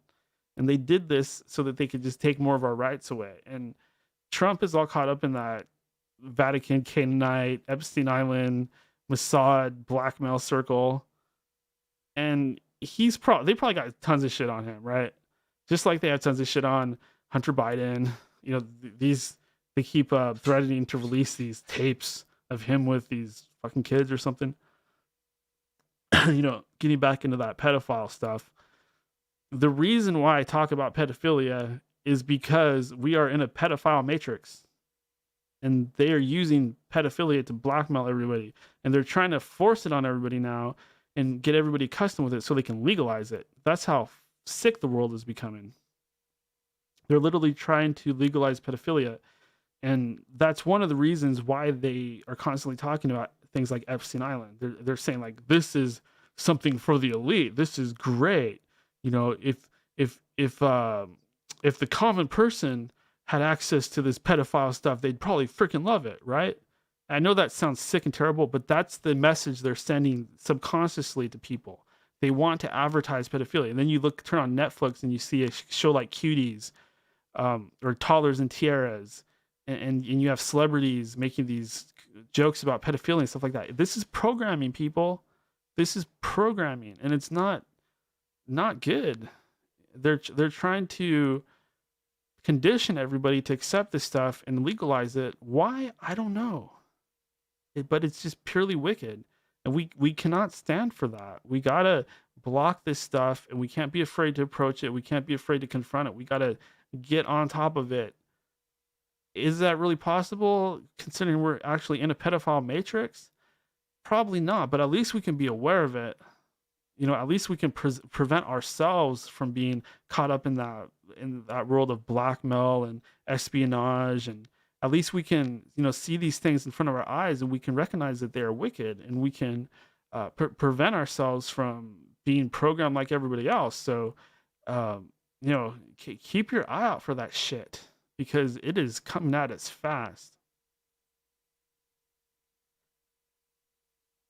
I think somebody is asking if I'm Daniel. Yes, I'm Daniel. I am Daniel, and I wrote the book of Daniel. No, that's not true. I like to joke around and think that sometimes, but so who am I? I'm just a guy. I'm not a good guy. I'm not a bad guy. I'm just a guy. Little Roman Reigns impersonation there. But who I am is complicated. I have been into this stuff most of my life, not by choice, but because I was born into a family that was having certain experiences, and I never had a choice. I could say that. I was forced into this world, and I was traumatized and fearful of it up until probably my early 30s or mid 30s. And then I started to become less afraid of things like demons. Now I'm more afraid of spiders than I am of demons. I just don't feel like I'm going to be hurt, whereas a spider could bite me. And it's not to say that you should not have any fear, because a little bit of fear can be good, but fear can be food too. So if you're in a fearful state, sometimes you have to ask why. There are predators out there, especially on the astral plane. So if you're feeling very fearful, something might be nibbling at the back of your neck, if you know what I mean. And that's when occult protection comes in, and that's when being strong comes in, because you're going to have to be strong in order to deal with these things, right? You're going to have a different, I'm not talking about the strength of beating somebody up. I'm talking about willpower, because you're going to have to coalesce a certain amount of willpower to be able to easily deflect astral predators from making a snack of you. And if you have a great occult defense, you can not only perceive these beings when they're attacking you, but you can recognize what they are, and even kind of just like keep them off of you with a force field. Your will becomes your aura, and it turns into a force field, and you can literally just like push things off of you. Whether that's somehow magnetic or it has to do with your chi or your kundalini, I'm not really sure. Hello. Hello. Greetings and salutations, Daniel. Oh, hello, Al. How are you? I'm doing fine. How about yourself? Good. I seem to be caught up in another Boy, another 5-hour show. Yeah, I've been watching all the arguments going on in your chat. What do you suppose is going on in there? Egos in the satanic world of witchcraft and all that other garbage. There's a lot of strong egos. That's what's going on. A lot of very strong egos. There you go. Were you entertained by the show as well as the chat room tonight? I spent most of the night recording. I got a new song I'm working on. It's pretty fucking bitchin'. Sweet. Plus, I didn't want to get caught up in all that demonic shit. I'm not a Christian, but I'm leaning towards God and Jesus, you know what I mean? Yeah, for sure. But, well, I mean, I personally, this is my belief, but I personally believe that Lucifer and Jesus Christ are actually the same person. No, they're not. Not even close. Not even, they're polar opposites. Yeah, I've heard that as well. I know that there was a certain encounter that happened in the desert, and another encounter where Jesus Christ said, "Get behind me, Satan! Get behind me!" Actually, yeah, get thee behind me, Satan. Oh, thank you. Get thee behind me. Yeah, I'm well familiar with that line. Get thee behind me so that I can protect you. But no, not to protect you. To freaking. You ever seen a St. Michael medallion? No. Shows St. Michael with his wings spread and his sword up in the air, and he's got his foot on Satan's neck, or Lucifer's neck. Like, I'm going to kill you, motherfucker. That's about what's getting ready to go down here. The main reason I called is to tell you the internet, phones, and the TVs are going to go off for 10 days. Yeah, that's actually a message that I've not only been reading, in the Intel leak world, but also my friends in other places, in other dimensions, have been telling me the same thing. They've made it very clear that this will indeed happen in the not so far future. They give me little hints about the future here and there. Did I send you the copy of the letter from the lawyer in Italy about the guy in Italy that every time somebody voted for Trump, he put Biden on the computer? Yeah, I don't doubt that stuff, but personally, I think the whole thing he got arrested today. Oh, really? For tampering? He went into court and testified that he changed all the Trump votes to Biden. The reason the internet and the phones and the TV are going to go down for 10 days is because there's going to be mass arrests going around all around the planet, taking down leaders of government, leaders of corporations, and other pedophiles and other frickin' skullflaw frickin' Satanists. Yeah. You want to know what really happened in that? You want to know what really happened in that frickin' Capitol building thing? Let's hear it. Well, like Todd said, Antifa showed up with fucking 5 busloads of them. The Capitol Police let them right on through, and they all went in there and caused a bunch of mayhem and made it look like it was Trump's people. Well, at the same time, a bunch of white hats showed up there and grabbed all the hard drives off of all them fucking bastards' fucking computers. Evidence of all their crimes against the human race and the United States public, citizenry. But, okay. I mean, just to kind of challenge that idea, do you think there's any possibility that it's not really that they're trying to frame Trump, but more likely that Trump's just part of this whole big show and they're just creating false division? It sure seems that way. I got inside friends telling me that fucking his entire presidency was a military operation to entrap all these pedophiles and all these Satanists, and they're all going down hard. Expect the phones and the TV and the freaking internet to go down next week. I disagree. What I actually believe is going on is I think that because of, William Cooper's books, they talked about how they're going to go after the right-wing people, the militias, and the Christians. So basically, Trump and that whole pedophile QAnon thing, it's all a big honeypot. So they get all the Christians and the gun toters and the military people, pretty much everybody that's a threat to the New World Order, they get them to follow Trump. And that way, after Trump does this whole thing with the Capitol, then they could ban all those people off of social media and completely strip everybody of all of their rights and all of their personal power. To me, it's pretty cut and dry that it's common problem reaction solution. And Trump is blackmailed by Epstein and Ghislaine and the Zionist Vatican Canaanite network, and he's compromised. He comes from the world of prostitution, and we know he's been with Ghislaine, and he's fearful to even say anything bad about her because they got the goods on him. No, the only problem he's been having is he's been surrounded by a bunch of assholes giving him fucking bullshit information and not advising him very well. Perhaps he was installed by the military because they're getting sick and tired of it. Just like you heard about that new King of England, right? King John III. I heard Gregory some kind of rumors of something like that. John Hallett, yeah. The reason he took over England and all that was because the Royal Navy got sick and tired of hauling Queen Elizabeth's fucking heroin all over the world for her. Same thing with the U.S. military. They're getting sick and tired of hauling the George Bush family fucking heroin all over the damn world. Yeah, I don't doubt that at all. All them cocksuckers are going down hard.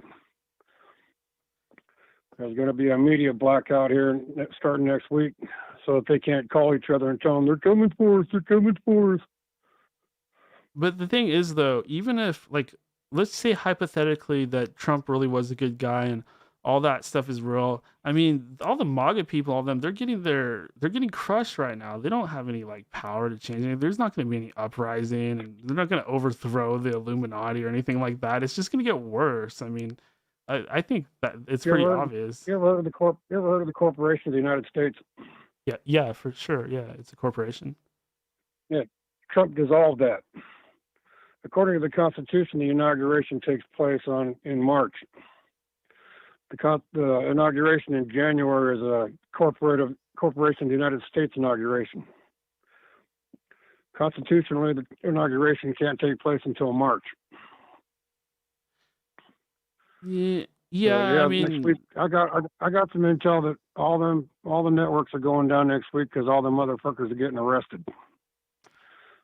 Bill Gates, frickin' Mark Zuckerberg, all them guys that run Twitter. And okay, let's look at it this way. So, let's say they don't get arrested. Are you going to start believing me if they don't get arrested? If they don't want to get arrested, fucking the Patriots are going to rise up and we're going to have a fucking civil war. It's going to make these fucking liberals look like fucking little babies. Okay, but don't you see that you are getting riled up into violence that does not benefit anybody? That benefits fucking God and Jesus. Do you really think Jesus would want a civil war? Yep. He's backing it. It's his play. So you think all these Trump people are fighting for Jesus? We all are. Yep.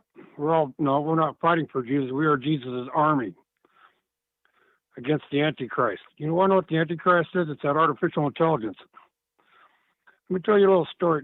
I've already told you about the artificial intelligence and how the vaccine with the little nanobots and nanochips hooks you up to the artificial intelligence so it does all your thinking for you, right? Yeah. All right. I think I told you about the Walking Dead scenario with all that, right? Yeah. All right. Well, Mr. Trump stopped the 5G weapon that was planned for installation. Now that frickin' they're all telling us that frickin' Donald Trump's going out, I'm seeing these 5G weapon towers popping up all over the fucking place now. They're about the size of a street lamp. It's got the light on the top of the pole, not the arm hanging off. And they're black, and they got a cylinder on top, about 4 feet, 3 feet long, about 12 to 18 inches in diameter. Those are 5G weapons. They can make your brain start boiling. They can give you a heart attack. They can give you brain aneurysms. They can fucking make your lungs quit working. This is a wholesale killing off of the human race is what's going on right now unless Trump gets back in the White House. Yeah, I don't doubt some of that stuff, but I suppose my problem is this whole idea that like Trump has anything to do with God or Jesus or any of that stuff. I mean, first of all, if Trump really was this freedom fighter, they would have never let him get anywhere near the presidency. Absolutely not. And also, I just told you, all these, for these last fucking 100 years or more, the Illuminati and the rich assholes that run the fucking world have been placing the president and most politicians in their places. including Trump. Trump is the first person to come. No, Trump is the first one that came along that the military installed instead of the rich assholes running everything.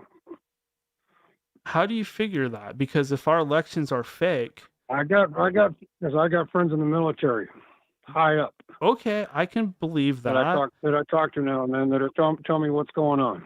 Okay, I can buy into that, or I can believe that. But let's say that those people in the military it's all part of the secret astronaut. It's all part of the secret astronaut program, what Trump calls Space Force. Let's see, that's another thing. There were 17 intelligence agencies on this planet, including the United States, Russia, China, MI6 and all them. Well, there's a new one, an 18th one, that's run by Space Force. That's overseeing all of them now. There's a whole big old thing. All right, look at it this way. You know what black hats and white hats are, right? From the old westerns. Sure, but okay. The people that run the world are at war right now with each other. The white hats are sick and tired of the fucking bullshit the black hats are pulling. And so the white hats are taking matters into their own hands, and we're fucking taking out the black hats. Because the black hats wanted to murder 95% of the whole world's population all at once.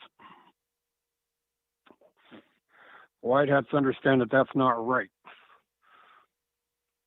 So the white hats took matters into their own hand, and we're fucking taking out the black hats, and all these pedophiles and all these Satanists are going down hard. Okay. That doesn't mean the Antichrist still ain't coming. Let's look at, because he's here. Let's look at Trump, and let's look at his relationship with Israel and his son-in-law Jared Kushner, who he actually installed as a political. He was basically in charge of writing up all the deals and everything with Israel. So we know Israel is, the Canaanite, Zionist, Vatican, blah blah blah. So if he's so tied to Israel, how the hell can he possibly be a good person or be some kind of white hat or anything like that? It just, it doesn't add up in my mind. I suppose that's why I can't. It's not the Israelites that are the problem. It's the frickin' Jews running the banking system that are the problem. And you don't think those are reptilians? And you don't think those reptilians could block Donald Trump from becoming? I mean, they're the ones that invented our presidential elections. They're the ones that fund them. They're the ones that helped Trump get his money in the first place through prostitution and blah blah blah. So, what's more likely, that Trump's really like this God warrior that's like fighting for Jesus and he's trying to free us all, or he's just another puppet, another compromised, blackmailed world leader that was installed to manipulate us into losing our rights? No, he was installed by God to frickin' take care of this business with these fucking Satanists. We're all gonna go down hard here. Well, I can anybody who doesn't fucking follow God and Jesus will be destroyed here shortly. I can say that, for one thing, for example, people that live in other countries don't necessarily see the world through that lens. They don't see things as God and Jesus. So where do they fit into all this? Are they wicked? Or, I don't see how that would really apply to people that aren't necessarily Christian. I mean, me, myself, I believe in Christ, but I don't really think that Donald Trump is somebody that, he talks about grabbing women by the pussy. That's not something a Christian or a follower of Jesus Christ would do.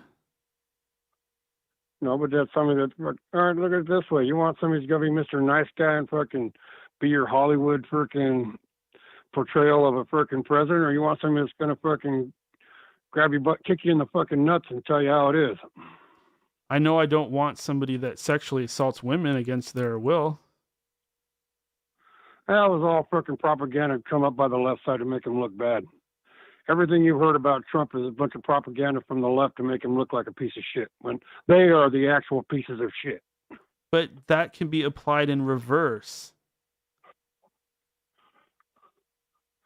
When have you ever seen a president be attacked so much like this one has? Never. Bill Clinton? You've never George seen Bush? You've never seen a president being attacked the way they're attacking Donald Trump. Ever. Bill Clinton went through hell trying to defend himself from sexual misconduct allegations.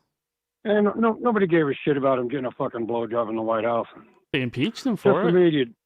Only the media made you care. Nobody really gave a shit. Oh, he got a blowjob. Oh, good for him. And the same with Trump. It's the media that makes people care, because the media is manipulating left versus right.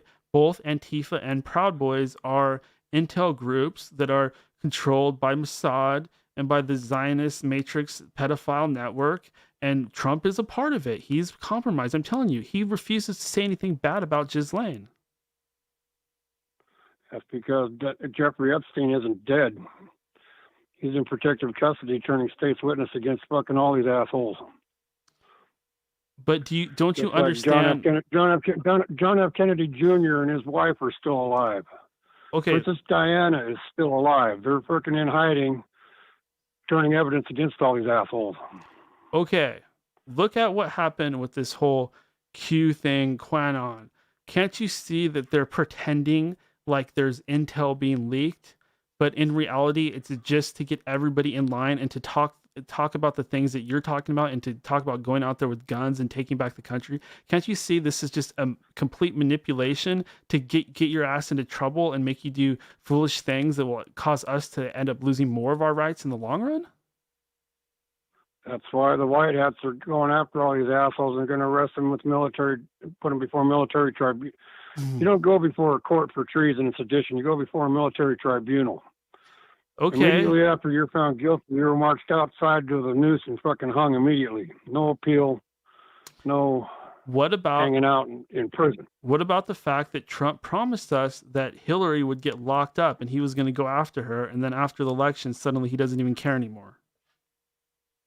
She got hung last June. She got hung? If you see Hillary out in public right now, that's just a clone. If you see her on TV, that's just a CGI. Her execution happened last June.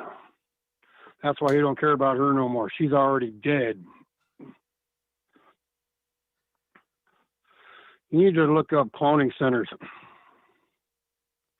Mike Pence is a clone now, too. That's why he won't do nothing against Trump. He tried a coup against Trump last summer. Let me ask you. He got caught at it. He went before the military tribunal, and he's dead, too. Let me ask you, why do you think this orange fucking jackass Donald Trump is so cool? I don't think he's cool. I just know that he was put in place by God to freaking take care, just to be a front piece, a focus for all of these haters to attack him on, so that we could be taking care of our business in the shadows, in the background. You know all those earthquakes we were having last year, all those 4.0 earthquakes? Yeah. Those weren't earthquakes. Those were tactical nukes going off in the underground bases that we attacked. Remember, you hear about a 4.0 earthquake in Maine? See, the thing is, when you talk about this stuff... Did you hear about a 4.0 earthquake in Maine recently? No, I don't pay attention to that shit. All right, well, that was the White Hats attacking Joe Biden's secret underground base, a $300 billion underground base that we attacked and destroyed. But see, Al, the problem with that is you don't have any evidence. You're just hearing these things and you're assuming that they're true. I don't need evidence. I've got friends high up in the military, fucking generals and colonels. Okay, but who's to say they are not as equally deceived? Because we are a space force, or actually we are a space command. You know, we got submarines that freaking can fly to Mars and anywhere in the solar system, and then cruise around in the ocean. I don't doubt you on the hidden technology. I don't doubt even the fact that they're probably going after pedophiles in some way. I mean, of course they have to do their jobs at some point. It disturbs me that you can't see through this Donald Trump character. You can't see that he's just a character that's acting out a role, and he's manipulating people into just doing terrible things, and he's lying, and he's, using clever wordplay, and you know what I mean? It's just kind of like frustrating for me that you don't see through this guy. He's not lying. The freaking news is lying to you about everything. The news hasn't told you the truth about anything for years now. This whole COVID thing's a crock of shit. They're lying to you. They're just trying to fucking see who will fucking fall in line to their fucking New World Order bullshit.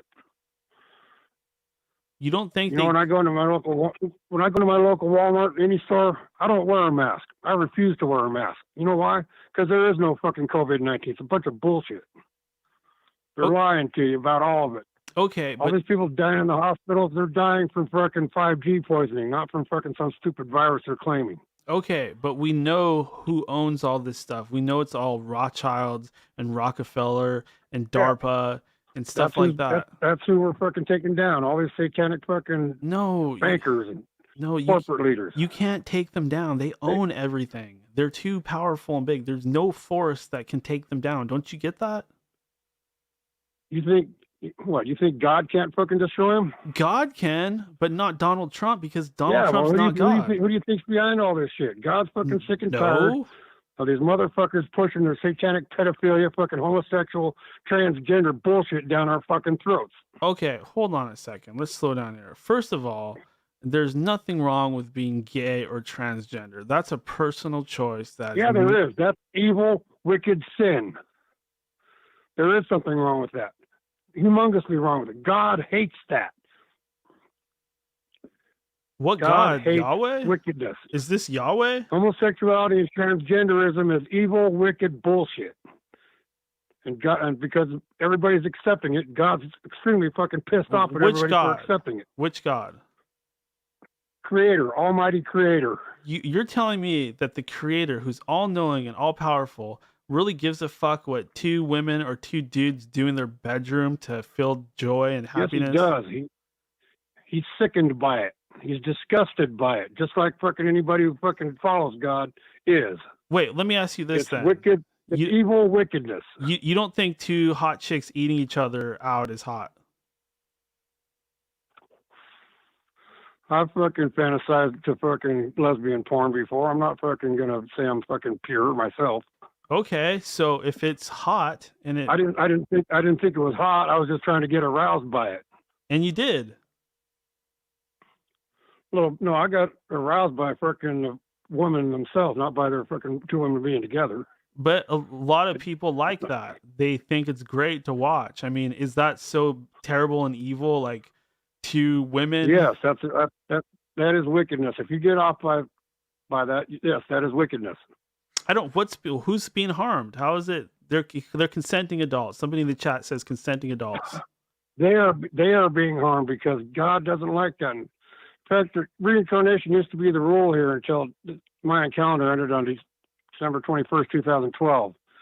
Now you got two places to go when you die. You either get to go be with God and Jesus in heaven, or you get thrown in the fiery pit. Reincarnation is not a rule anymore. It's fucking an exception. But all these people that are into Satanism and all these people into witchcraft and frickin' pedophilia and frickin' homosexuality and transgender, they're all going in the fiery pit when they die now. But okay, explain to me who these are truly the end times. I agree with you there, but my question is who are two consenting adults, whether they're into weird sexual things or homosexuality, as long as they're not forcing anybody else beyond their will or against their will, how exactly is that harmful or evil? It straight up says in the Bible that is wickedness, and if you don't fucking follow what the Bible says, then you're going to get thrown in the fiery pit. No, that's all there is come on. The Bible is just a collection of manuscripts put together by the Catholic Church, and it's not anything. There's books, lost books from the Bible that aren't even included. That's just, you can't say something's bad just because the Bible says that it is. That's not really listening to your heart or being logical. I do this. Well, all right. I'll put it out. All right. Take the Bible out of the equation. I still look at fucking homosexuality, transgenderism, and pedophilia as evil wickedness. Okay, you're grouping these things together with pedophilia, which obviously is wicked. But why is homosexuality wicked? Because God said it's not allowed, and freaking whatever God says is not allowed. Period. But there has to be some reason why it's not allowed. It has to harm somebody, right? Otherwise, that would make you seriously mistrust this God that is telling you these things. It harms the people participating in the activity because that's going to get them thrown in the fiery pit. Well, okay, if that be the case, and God really thinks that about gay people, I'm siding with Lucifer because at least he's not a dick to gay people. Well, go ahead, side with Lucifer. I will. That is your right. That is your right as a free will creature. Okay. But here's what's going to go down. Everybody who ends up in the fiery pit will be tormented for 1,000 years. So you're telling me I'm going to the fiery pit? When God releases Lucifer from the fiery pit in 1,000 years, everybody who's in the fiery pit along with Lucifer are going to be erased from ever existing. You will be erased from existing forever. Your name will be erased from the book of names. Okay, fine. I'll be fucking erased. I guess I won't give a shit anymore, will I? That was my attitude freaking 20 years ago when I was being an evil sinner myself. Well, it's better than I'd rather be in hell and be free and be myself than have to follow some stupid ass rules from some fucking Elohim named Yahweh. Yeah, well, here's the deal. See, if you get to go to heaven, you get graduated to junior high school, and this is elementary school. If you follow the rules here, then you get to graduate to freaking junior high school, and junior high school is freaking Harry Potter and Star Trek and superhero shit. You get to go experience that stuff, like in the movies and stuff. Then if you make it to high school, then you're in Star Trek. You get to travel around the stars with all the other alien races. But you got to do what you're told here first. If you don't graduate from here, then you don't graduate at all. At this point, if you don't graduate now, you ain't graduating ever. So it's like dude was talking about being a freaking warlock or whatever, practicing magic and shit like that. That's not allowed here in elementary school. That's junior high shit. You follow the rules here in elementary school, you get to graduate and go to junior high, and then you get to do the Harry Potter shit. Well, going by those rules, I've already broken all those rules, so I'm fucked anyway. So I might as well just have fun while I can because I'm going to hell. I'm gonna fucking burn. There's still enough time here. If you freaking repent right now, there's still time to freaking graduate. Not for me. I already sold my soul. I sold my soul to Lucifer. I said, fucking take it. I don't even want anything. You can just have it because that's how much respect I have for you. You can take my soul. You can fucking do whatever you want with it. I don't give a shit. Take it. Well, then may God have mercy on your soul when he's getting ready to destroy them all. Well, in my mind, Lucifer is Jesus Christ, so I guess I'm actually saved. One thing you need to be worried about right now is Russia and China are off our shore and in Canada and Mexico right now getting ready to invade the United States. I can agree with that. I've been keeping track of that stuff. I know Taiwan's about to get invaded by China. No, the United States is about to get invaded by China. That probably too, but we've got our shit stationed and ready for them, so it's going to be a war. Yeah, but they're going to get the entire states of California, Oregon, and Washington, part of Idaho, Montana, North Dakota, and a good chunk of frickin' Arizona and New Mexico too. They're coming. They're going to try and take. The president of China's come straight out.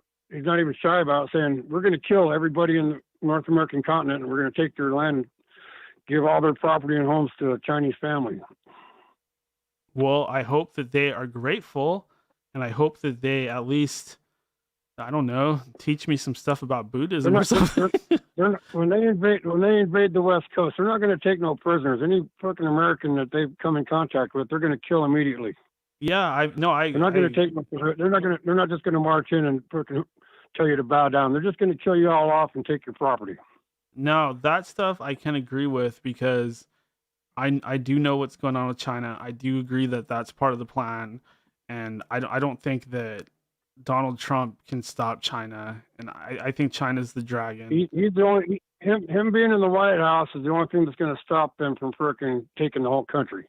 If Joe Biden and Kamala Harris get in there, they're just going to let the Chinese waltz right in under the guise of UN troops and let them go door to door, running everybody up out of their house and haul them off to the concentration camps to kill them.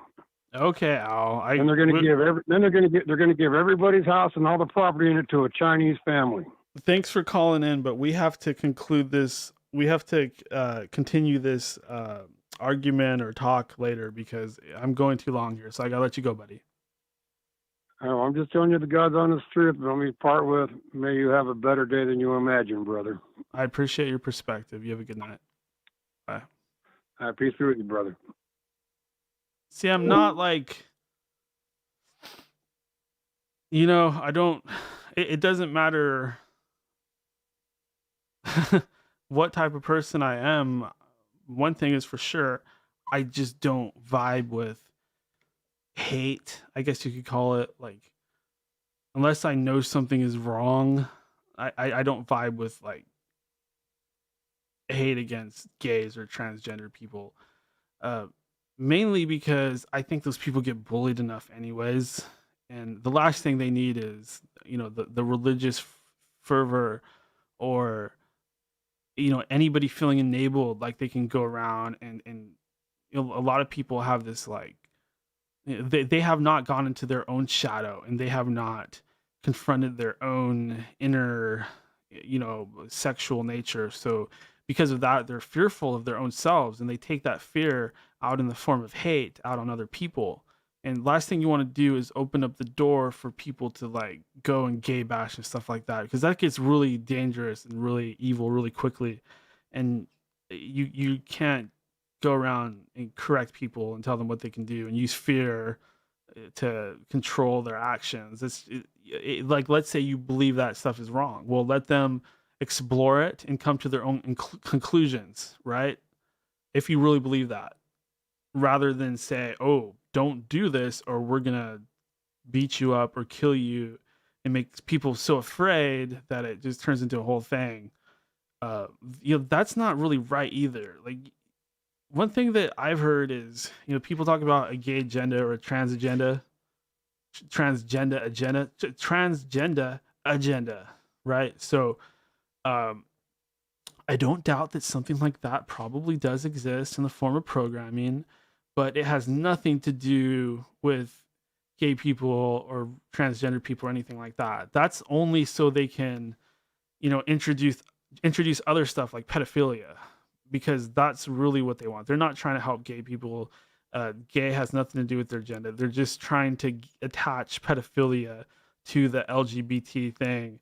And that's the only reason why there's a transgender or a gay agenda. That's been made clear by others who are, close to these hidden underworld groups. I hesitate to say Illuminati because I'm not so sure that that's the right word anymore, because there were actual people in the past that were part of mystery schools that kind of had the intention to illuminate, but they did not make it past, the year 1500 or whenever they were wiped out by the Vatican. I invite you to read a book called The Master Game by Graham Hancock. It kind of goes into this. He calls it the Master Game, this war between, two opposing sides, this underground war or underworld war, whatever you want to call it. I got to get out of here. I'm sorry, guys. Go to endofdaysradio.com and please donate. I do this show for free, trying to spread the light any way that I can, but I really need that money, especially in the COVID time. I need money, and I'm not ashamed to ask for it because I do this show for free, and that means that it's okay for me to ask for donations. So if you donate $2, $3, $5, $8, that helps me so much because it can add up. And I need things like I need socks. I need to keep these lights on. I need to keep the servers up. I need money so I can keep doing this show because I need to live in order to be able to do this show, and I need to eat, etc. And I have a job. I have 2 fucking jobs. So don't tell me I'm lazy. I have 2 fucking jobs, but it's still not enough. And I got to take care of the fam. I got to take care of myself. So, please donate. I really appreciate it. And thank you. And God bless you to all of you that have donated so far, because you have no idea how much I appreciate it. Every time I see that like donation notification, I'm like, fuck, I love you guys. Like, you are truly supporting me. And the only thing I can do to thank you for that is to continue to pump out these long kick-ass shows and make it worth your time. And, you know, and I want you to be like, I donated to that guy and it's working out because now he's fucking doing this or that. So that's the way I see things. You know, I'd like to be able to offer more, and perhaps I will be able to do that in the future. But, you know, for now, I just got this show and I try to make the most that I can out of it. And I do feel this show is important because it's one of the few places that we go this deep and we can discuss these things. But I don't know how long I'm going to be able to keep doing this. I believe there's some kind of protection there, but I don't know how long I can keep dodging these fucking Vatican people. You know what I'm saying? And it's not that I'm even dodging them, but for whatever reason, they haven't totally gone all the way as to try to fuck with me totally yet. So I'm glad about that. But I have no doubt that that's what I'm in for in the future. So I'm going to just keep going as long as I can and go out in a blaze of glory. And hopefully there will be a better tomorrow for me and for you. But until then, I'm just going to keep being me and I'm going to keep fucking doing my thing. I'm not going to worry too much about it because we're all going to die anyways. And I don't have time to just, you know, not be myself anymore or not live like I described, with no fear and with joy in my heart of what's happening and what I'm doing, and joy in my own works, and to be able to live my life and enjoy my own works in this life to the point where I'm ecstatic and joyful about it. That is truly the state that I seek. So I'm all about that now. I'm not about sitting here and fucking whining or crying because it's the end of days. Yeah, it's the end of days, but it's also revelations and much is being revealed.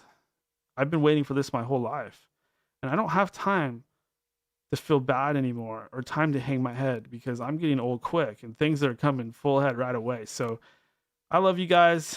Thank you so much. But you have a good night. You have a fucking great night. Goodbye.